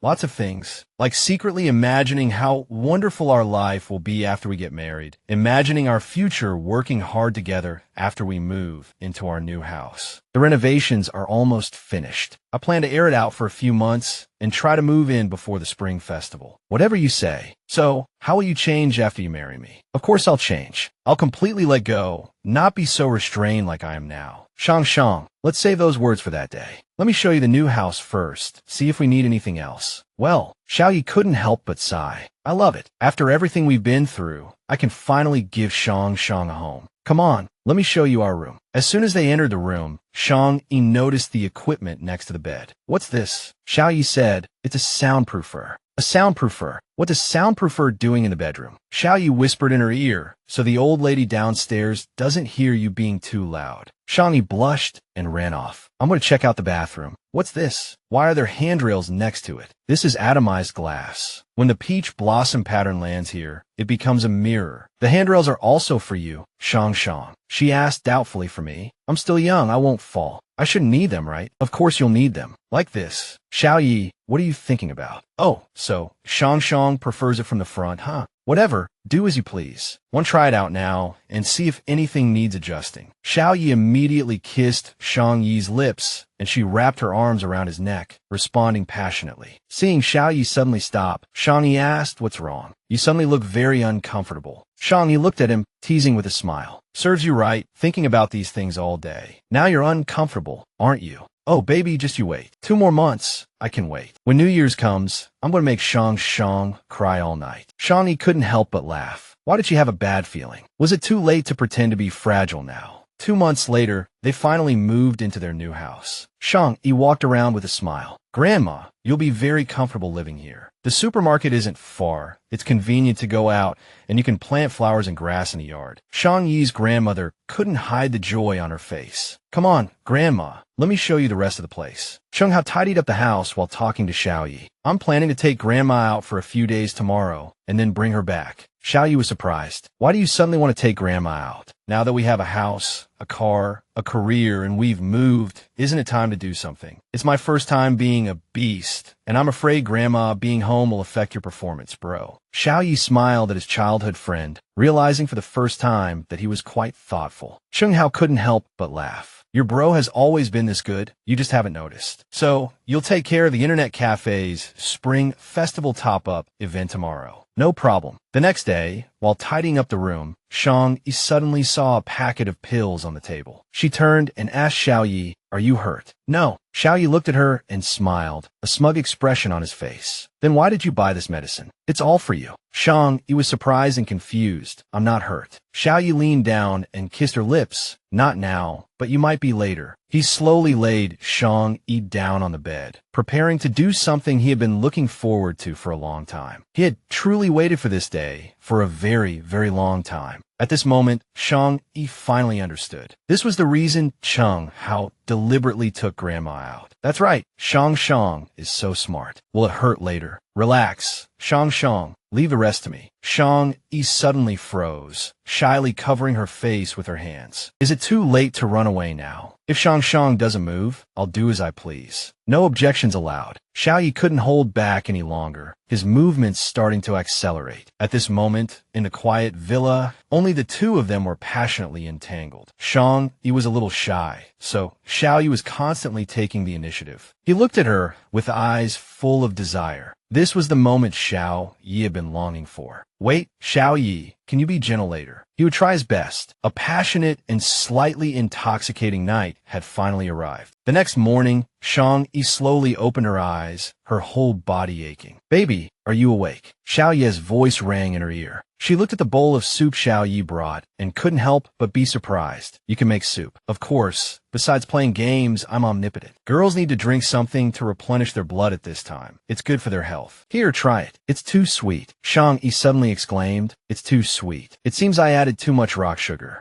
I'll make another bowl right away. This time I'll strictly follow the recipe online. There definitely won't be any problems." 2 days later, Shang Yi opened the curtains and looked at the scenery outside. "The weather is so nice today," she shouted loudly. Xiao Ye gently hugged her from behind and asked, "What's wrong? Maybe we should buy a rug and put it here tomorrow. It must be very comfortable to sit here and bask in the sun." "Okay, whatever you say, baby. How have you been resting these past 2 days?" Shang Yi replied without hesitation. "I'm perfectly fine. Don't worry about me." "That's good." Xiao Ye suddenly leaned down and kissed her, startling Shang Yi. "Xiao Ye, wait. Someone will see us." "No, don't worry. You can't see inside from outside." "Hey, how can you do this in broad daylight?" "As long as I want to, I can do it day or night." Shang Yi looked at him, a little embarrassed. "You're hopeless." At night, Shang Yi looked at the marks on her neck in the mirror and muttered, "Xiao Ye, look what you've done." Xiao Ye stood beside her, smiling. Baby also scratched me a few times. We're even. You're turning the tables on me. I'm just telling the truth. Xiao Ye, you've changed. No wonder people say money corrupts. You're rich now. The money is all yours. I'm just a worker.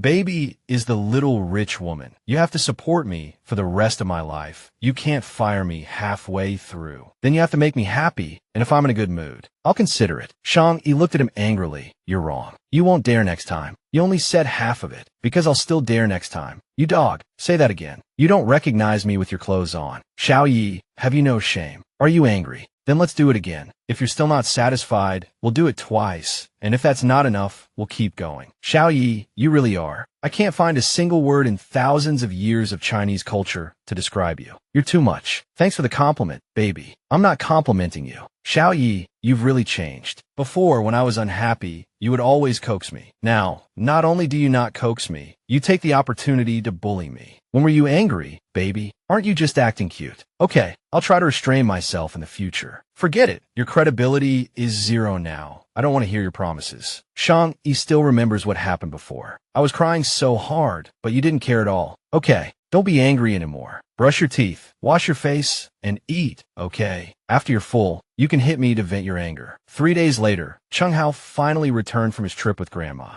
How was it, Grandma? Did you have fun? Grandma had a wonderful time these past few days. Shang Hao took me to so many places and took lots of pictures. Good. Grandma also brought back lots of delicious treats for you. Let's go inside and open them up. Thank you, Grandma. Xiao Yi said happily to Grandma. Then Shang Yi took her inside. Xiao Yi asked Chung Hao, you came back a day later than scheduled. Did something happen on the road? Wasn't it because I was there that you had an extra day of happiness? Your legs must be weak. We brought you back some tonics. Zhua Howie glared at him. Keep them for yourselves. I don't need them. Did you really not encounter anything on the road? You came back a day late. At this moment, Chung Hao revealed the truth. Actually, Grandma went to the prison to see Shang Yi's uncle yesterday. She said she wanted to visit since it's almost New Year's. But I didn't see her looking sad. The way she looked at Shang Yi's uncle was like she was looking at a distant relative. Okay, let's not tell Shang Yi about this for now, so she doesn't overthink it. That evening, after Shang Yi finished her shower and entered the room, she saw Xiao Ye busy on the phone discussing work. Yes, that's right. Seeing Xiao Ye busy, Shang Yi intended to leave, but his hand quickly grabbed her waist. Pulling her back, he said, come here. Xiao Ye sat her on his lap. I'll disturb your work like this. How about I go back to my room and wait for you?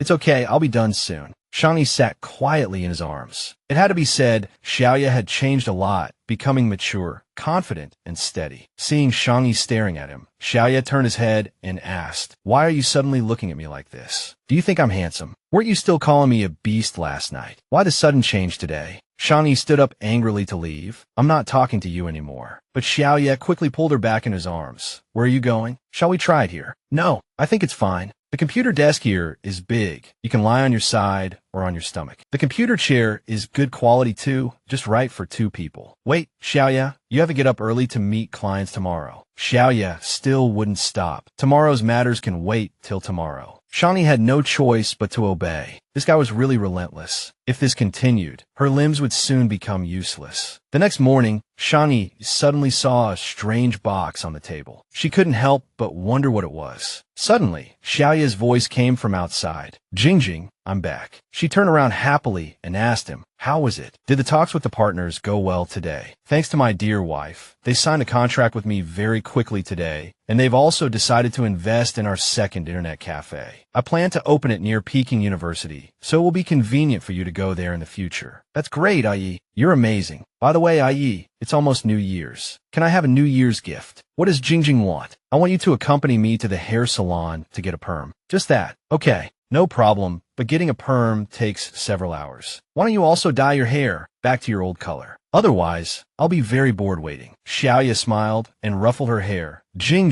do you want me to dye it green so your grandma will kick me out for the new year? No, they have 1-day hair dye. I'll wash it off before we go home, and she won't know. I just found your old earrings when I was tidying the drawer. I suddenly miss how you used to look. Okay, if you want to see it, I'll dye it. I'll even dye it rainbow colors if you want. After you dye it, can you go to the bar and be a guest DJ? I want to see your handsome DJ look. Oh, so baby likes that kind of man. It seems I've really neglected you. I don't like that kind of man. I just like you like that. Okay, as long as Jing wants to see it. The next day, as promised, Xiao Ye took the stage again as a DJ at the bar. When his voice rang out, the crowd below cheered wildly. Shang Yi looked at him lovingly. This was her Yi, a man who paid attention to detail, a man who cared about all her feelings. No matter what she wanted to do, no matter how crazy, he would be by her side, laughing and crying with her. She really loved this man. On the way home, Xiao Ye turned to Shang Yi and asked, "So, did our Jingjing have fun at the bar tonight?" She smiled and said, "I took lots of pictures of you DJing. Look, if Shang's New Year's wish has already come true, can you help me fulfill a New Year's task too?" Shang Yi asked, "What's your New Year's wish?" "It's you, my darling." "Yi, that wish has already come true, hasn't it?" Shang Yi said,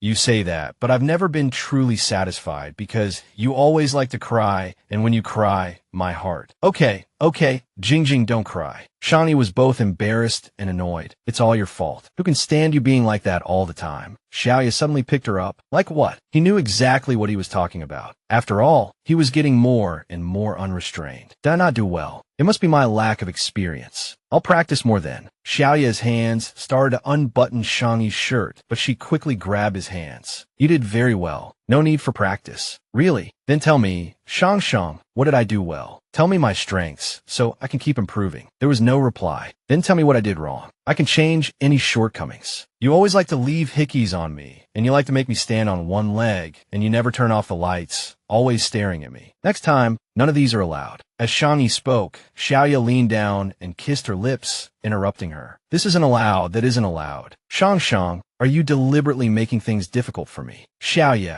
you really say whatever comes to mind. It's truly their loss that the top universities didn't accept you. Thank you for the compliment. Shang, since that's the case, let's get straight to the point. Wait, I want to go home. If you can't run away, might as well go home early." But Xiao Ye didn't seem to intend stop. "Be good, and we can go home early." June, graduation season. May had passed, but couldn't dilute their dreams. Time flew by, but it couldn't erase their longing. Fellow students, next we invite the freshmen from the music club to bring you a graduation chorus. Let's welcome them with warm applause. Look, that's senior Shang Yi hosting. She speaks so fluently. She's really beautiful. No wonder seniors Wahauer is always clinging to her. It turns out he's trying to pursue her. Shang Yi looked around, but didn't see Xiao Ye.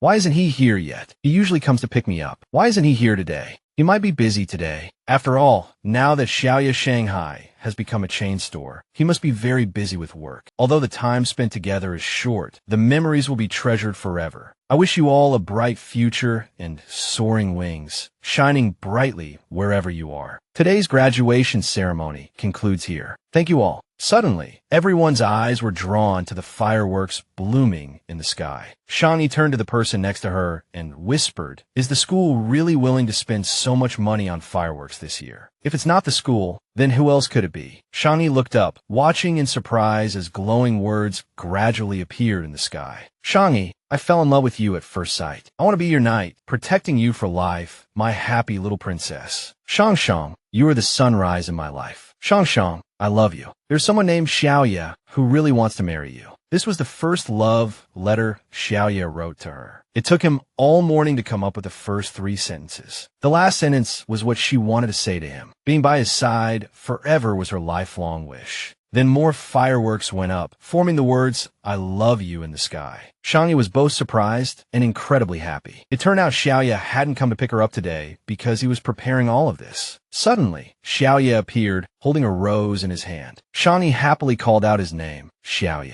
Xiao Ye was wearing a handsome suit today, nervously walking towards her. Xiao Ye suddenly started singing an English song. Shang Yi was very surprised. He used to hate English the most. When they were in school, she taught him English, and he could barely remember the alphabet. But now, every lyric he sang had perfect pronunciation, and his voice was especially pleasant. Time stands still with you. The vast blue sky is accompanied by you. Shang Yi happily jumped in my arms and hugged me tightly. The people around who witnessed this romantic proposal shouted in unison, "Say yes. Say yes, baby, don't cry." Xiao Ye handed the microphone to someone nearby and then knelt in front of Shang Yi. Shang, you brought light into my life. My love for you will never end. Will you marry me?" Shang Yi was incredibly surprised by this proposal and felt it was a moment of immense happiness. "I do, since I said yes." Hurry up and kiss me. Shang Yi couldn't help but sigh with emotion that he had changed so much for her, always striving, always improving. Xiao Ye, I love you, and I love myself too. To Shang Yi, Xiao Ye was truly amazing. On her 22nd birthday, Xiao Ye finally fulfilled his wish of getting a marriage certificate with his beloved. Little rich lady, I'll be relying on you to support me from now on. Depends on your performance. I'm easy to support. Not only can I make money, but I can also make you happy. All right, since you're so outstanding, this rich lady will support you for a lifetime. Let's be together forever. That evening, Xiao Ye and Shang Yi stood together, watching the fireworks. Shang Yi recalled Xiao Ye's proposal last year. I remember you don't like English and you don't like singing. Why did you propose to me in English and sing too? Because you like it, that's why I did it. Xiao Ye remembered overhearing Shang Yi chatting with Wu last year. If a proposal was in English with singing, how romantic would that be? Only then did Xiao Ye understand. So she likes foreign songs. Shang Yi turned her head and asked him, so you heard everything that day? Yes, I started planning from that day. Besides painstakingly studying English for more than half a year, everything else went smoothly. The song you sang that day was very beautiful. I especially liked it. That proposal must have cost you a lot of money, right? No, everyone was happy to help when they heard I was going to propose to you. Besides, didn't Shang teach me that money can be earned slowly, but youth, once lost, can never be found again? Shang Yi didn't expect him to remember every word she said. It's like a girl who likes a dress at 18, but can only afford it at 38. It's not the same anymore. Your man didn't come from a good background and couldn't give you a good life when we met. But thank you, my girl, for never giving up on me. From now on, I will take good care of you and not let you suffer any grievances. Shang Yi looked at him affectionately, deeply moved. I've never regretted meeting you. Shang said softly, a little shy. The sound of the fireworks exploding in the sky was too loud, and Xiao Ye didn't hear Shang Yi's confession just now. He shouted loudly, Shang,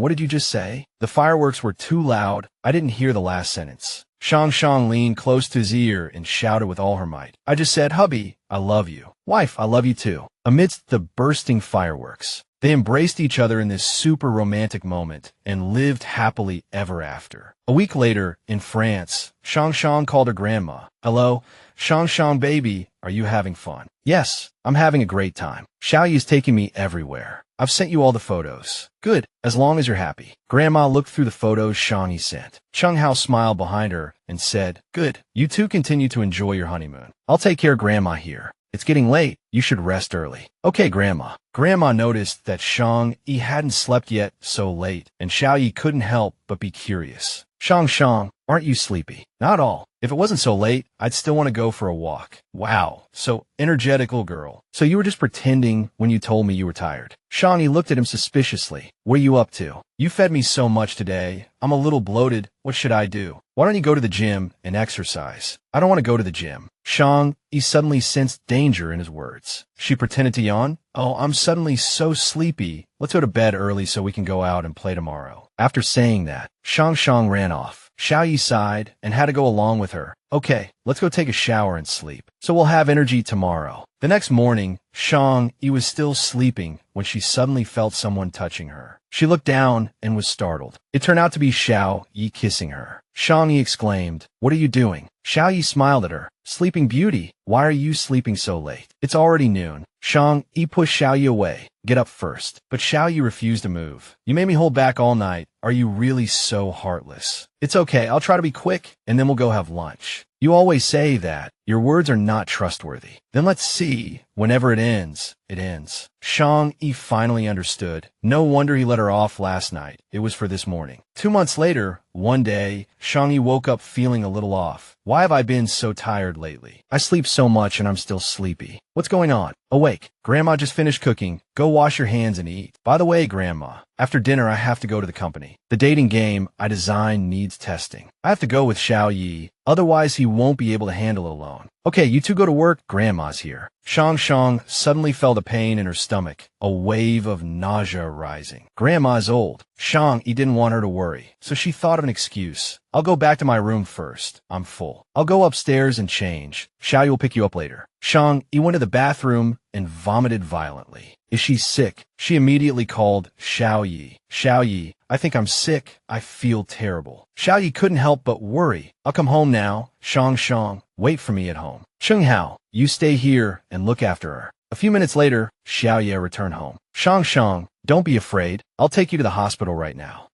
I feel much better now. I'm sorry for making you worry. Xiao Ye still insisted on taking her. We still need to go to the hospital for a checkup, otherwise I won't be at ease. I'll be with you. Don't be afraid. Put me down. I can walk by myself. If you carry me downstairs like this, Grandma will think I'm seriously ill. After the examination at the hospital, the doctor happily announced, "Congratulations to both of you. You're going to have a new addition to the family, and it's twins." Xiao Ye and Shang Yi were both shocked by this news. The doctor continued to advise, carrying twins will be harder. The husband needs to be more loving towards his wife. Pregnant women generally need more rest, avoid staying up late, and pay attention to a balanced diet. It's crucial for pregnant women to maintain a cheerful mood and avoid psychological stress. Otherwise, it will have a negative impact on the fetus. Shang Yi couldn't help but think, how is this possible? He always takes precautions. Before going to bed that night, Shang Yi asked Xiao Ye about the doubts in her heart. How did this happen? Don't you always wear a condom? How could I be pregnant? Well, it broke that time. Why didn't you tell me? Because I didn't think this would happen, and I didn't expect I was so potent. Shang Yi angrily threw a pillow at Xiao Ye.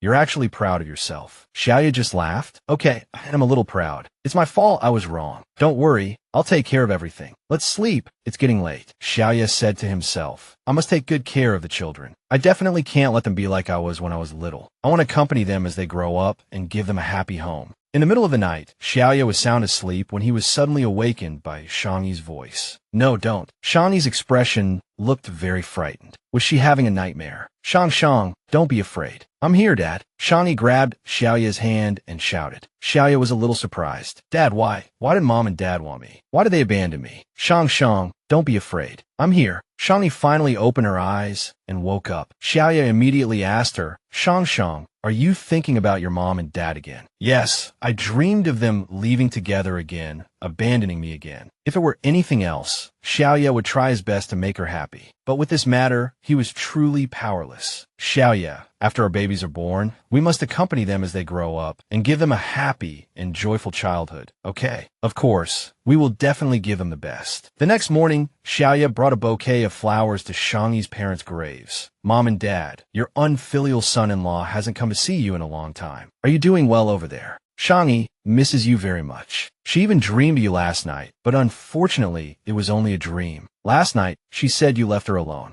I can fulfill all her other wishes, but this one I can't. Mom and Dad, if your spirits are in heaven and can hear your son-in-law's words, please go and see Shang Yi again, and don't let her have those sad dreams anymore. I promise you, besides this, I will do everything I can to spoil her. Please, Shang Yi, I'm back. I brought you a gift. Shang Yi took the gift and asked happily, why does this sugar figure look like a Haiqing sugar figure? This sugar figure does look like you, but it's not as pretty as our Shang Yi. At the sugar figure shop, Xiao Ye took Shang Yi's photo and asked the owner to make a sugar figure that looked like her. I remember you saying that when you were little, you loved to pull Mom and Dad to buy sugar figures on the streets of Haiqing. If it could be made to look like you would be very happy. And your favorite Haiqing cake. Don't tell me you went to Haicheng this afternoon specifically to buy these things. No, I just happen to have some business in Haiqing today, so I bought them for you on the way. I'm glad you like them. I'm glad you like them. In the future, if Shang Yi wants to go to Haicheng, I'll take you to play for a few days. That night, Shang Yi dreamed of her parents again, but this time, it wasn't a nightmare. In the dream, she was very happy, and her parents took her to buy sugar figures. Darling, do you like it? We never thought of abandoning you. We've always loved you very much. Darling, you must live happily. We will always protect you. Only when you are happy will we be happy. Shang Yi opened her eyes and woke up. Mom and Dad, your daughter is very happy now. Don't worry. Shang Yi noticed Xiao Ye wasn't beside her. She sat up to look for him and was surprised. Xiao Ye,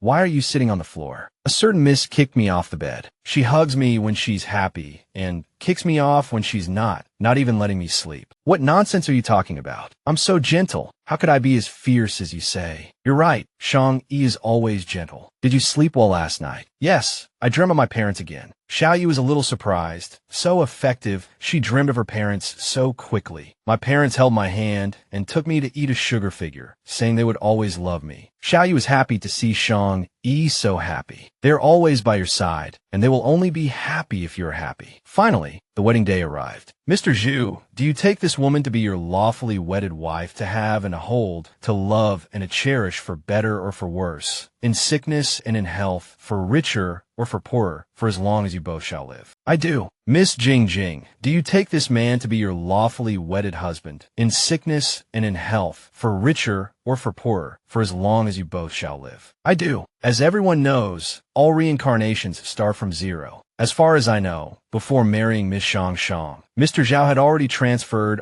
all his assets to her name. This act is truly touching and surprising. Mr. Zhao is not only a talented businessman, but also a rare and perfect husband. On this important day, does Mr. Xiao have anything to say to everyone? Meeting my wife is the greatest blessing God has given me. Without her, there would be absolutely no me today, so everything I have belongs to her. Before I met her, I was so stubborn. She is like sunshine, guiding me and teaching me how to enjoy life. My wife's name is Shang Yi. She is the best woman in the world, and I love her very much. My husband's name is Xiao Ye. He is the best husband in the world, and I love him very much too. I want to be his wife in the next life. 3 years later, something happened when Xiao Ye picked up his son from school. What did you say? Xiaomu got into a fight at school. Yes, Xiaomu had a conflict with a classmate today, but our teacher has already mediated. However, we still need to pay more attention because children are in a developmental stage, their comprehension abilities are not yet complete, and there will still be personal conflicts. So we hope that parents can work with the school to help children establish a correct understanding. I understand. Thank you, teacher. Dad, did you forget what time school ended? No. Then why were you 19 minutes and 4 seconds late? I was the last one in the class, because I had to pick up your mom first. Then I'll go home by myself next time. You're too unreliable. It's a good thing I asked Grandpa to send someone to pick up my sister first. Otherwise, she would have had to wait with me. Xiao Yi seriously asked his son, why did you hit someone? Because I don't like him, because he pushed my sister. So I had to hit him. Xiao Yi was a little stunned. This temper. Although it's right for a brother to protect his sister, it's wrong to hit people, especially since he's so young. He can't be allowed to grow up with such a violent temper. Thinking of this, Xiao Yi said to his son, but smart people don't solve problems with violence. If this happens again, you have to tell me, and I'll handle it. How can that be? If you want to protect someone, you have to protect them on the spot. That's right. If someone bullies Jing, I will definitely deal with it on the spot. Dad, don't tell Mom about the fight. She'll worry. This is a secret between us men. I won't tell your mom, but in exchange, you can't fight. If anything happens, you have to tell me, and I'll protect you. Okay, my brother wants to catch a firefly to see what it looks like. Okay, let me catch one for you. It's so beautiful. Watching the children playing so happily, Shang Yi turned to Xiao Yi and said, I feel very happy now, especially with you by my side. Xiao Yi looked at her and smiled. With Shang by my side, I also have a rare kind of happiness.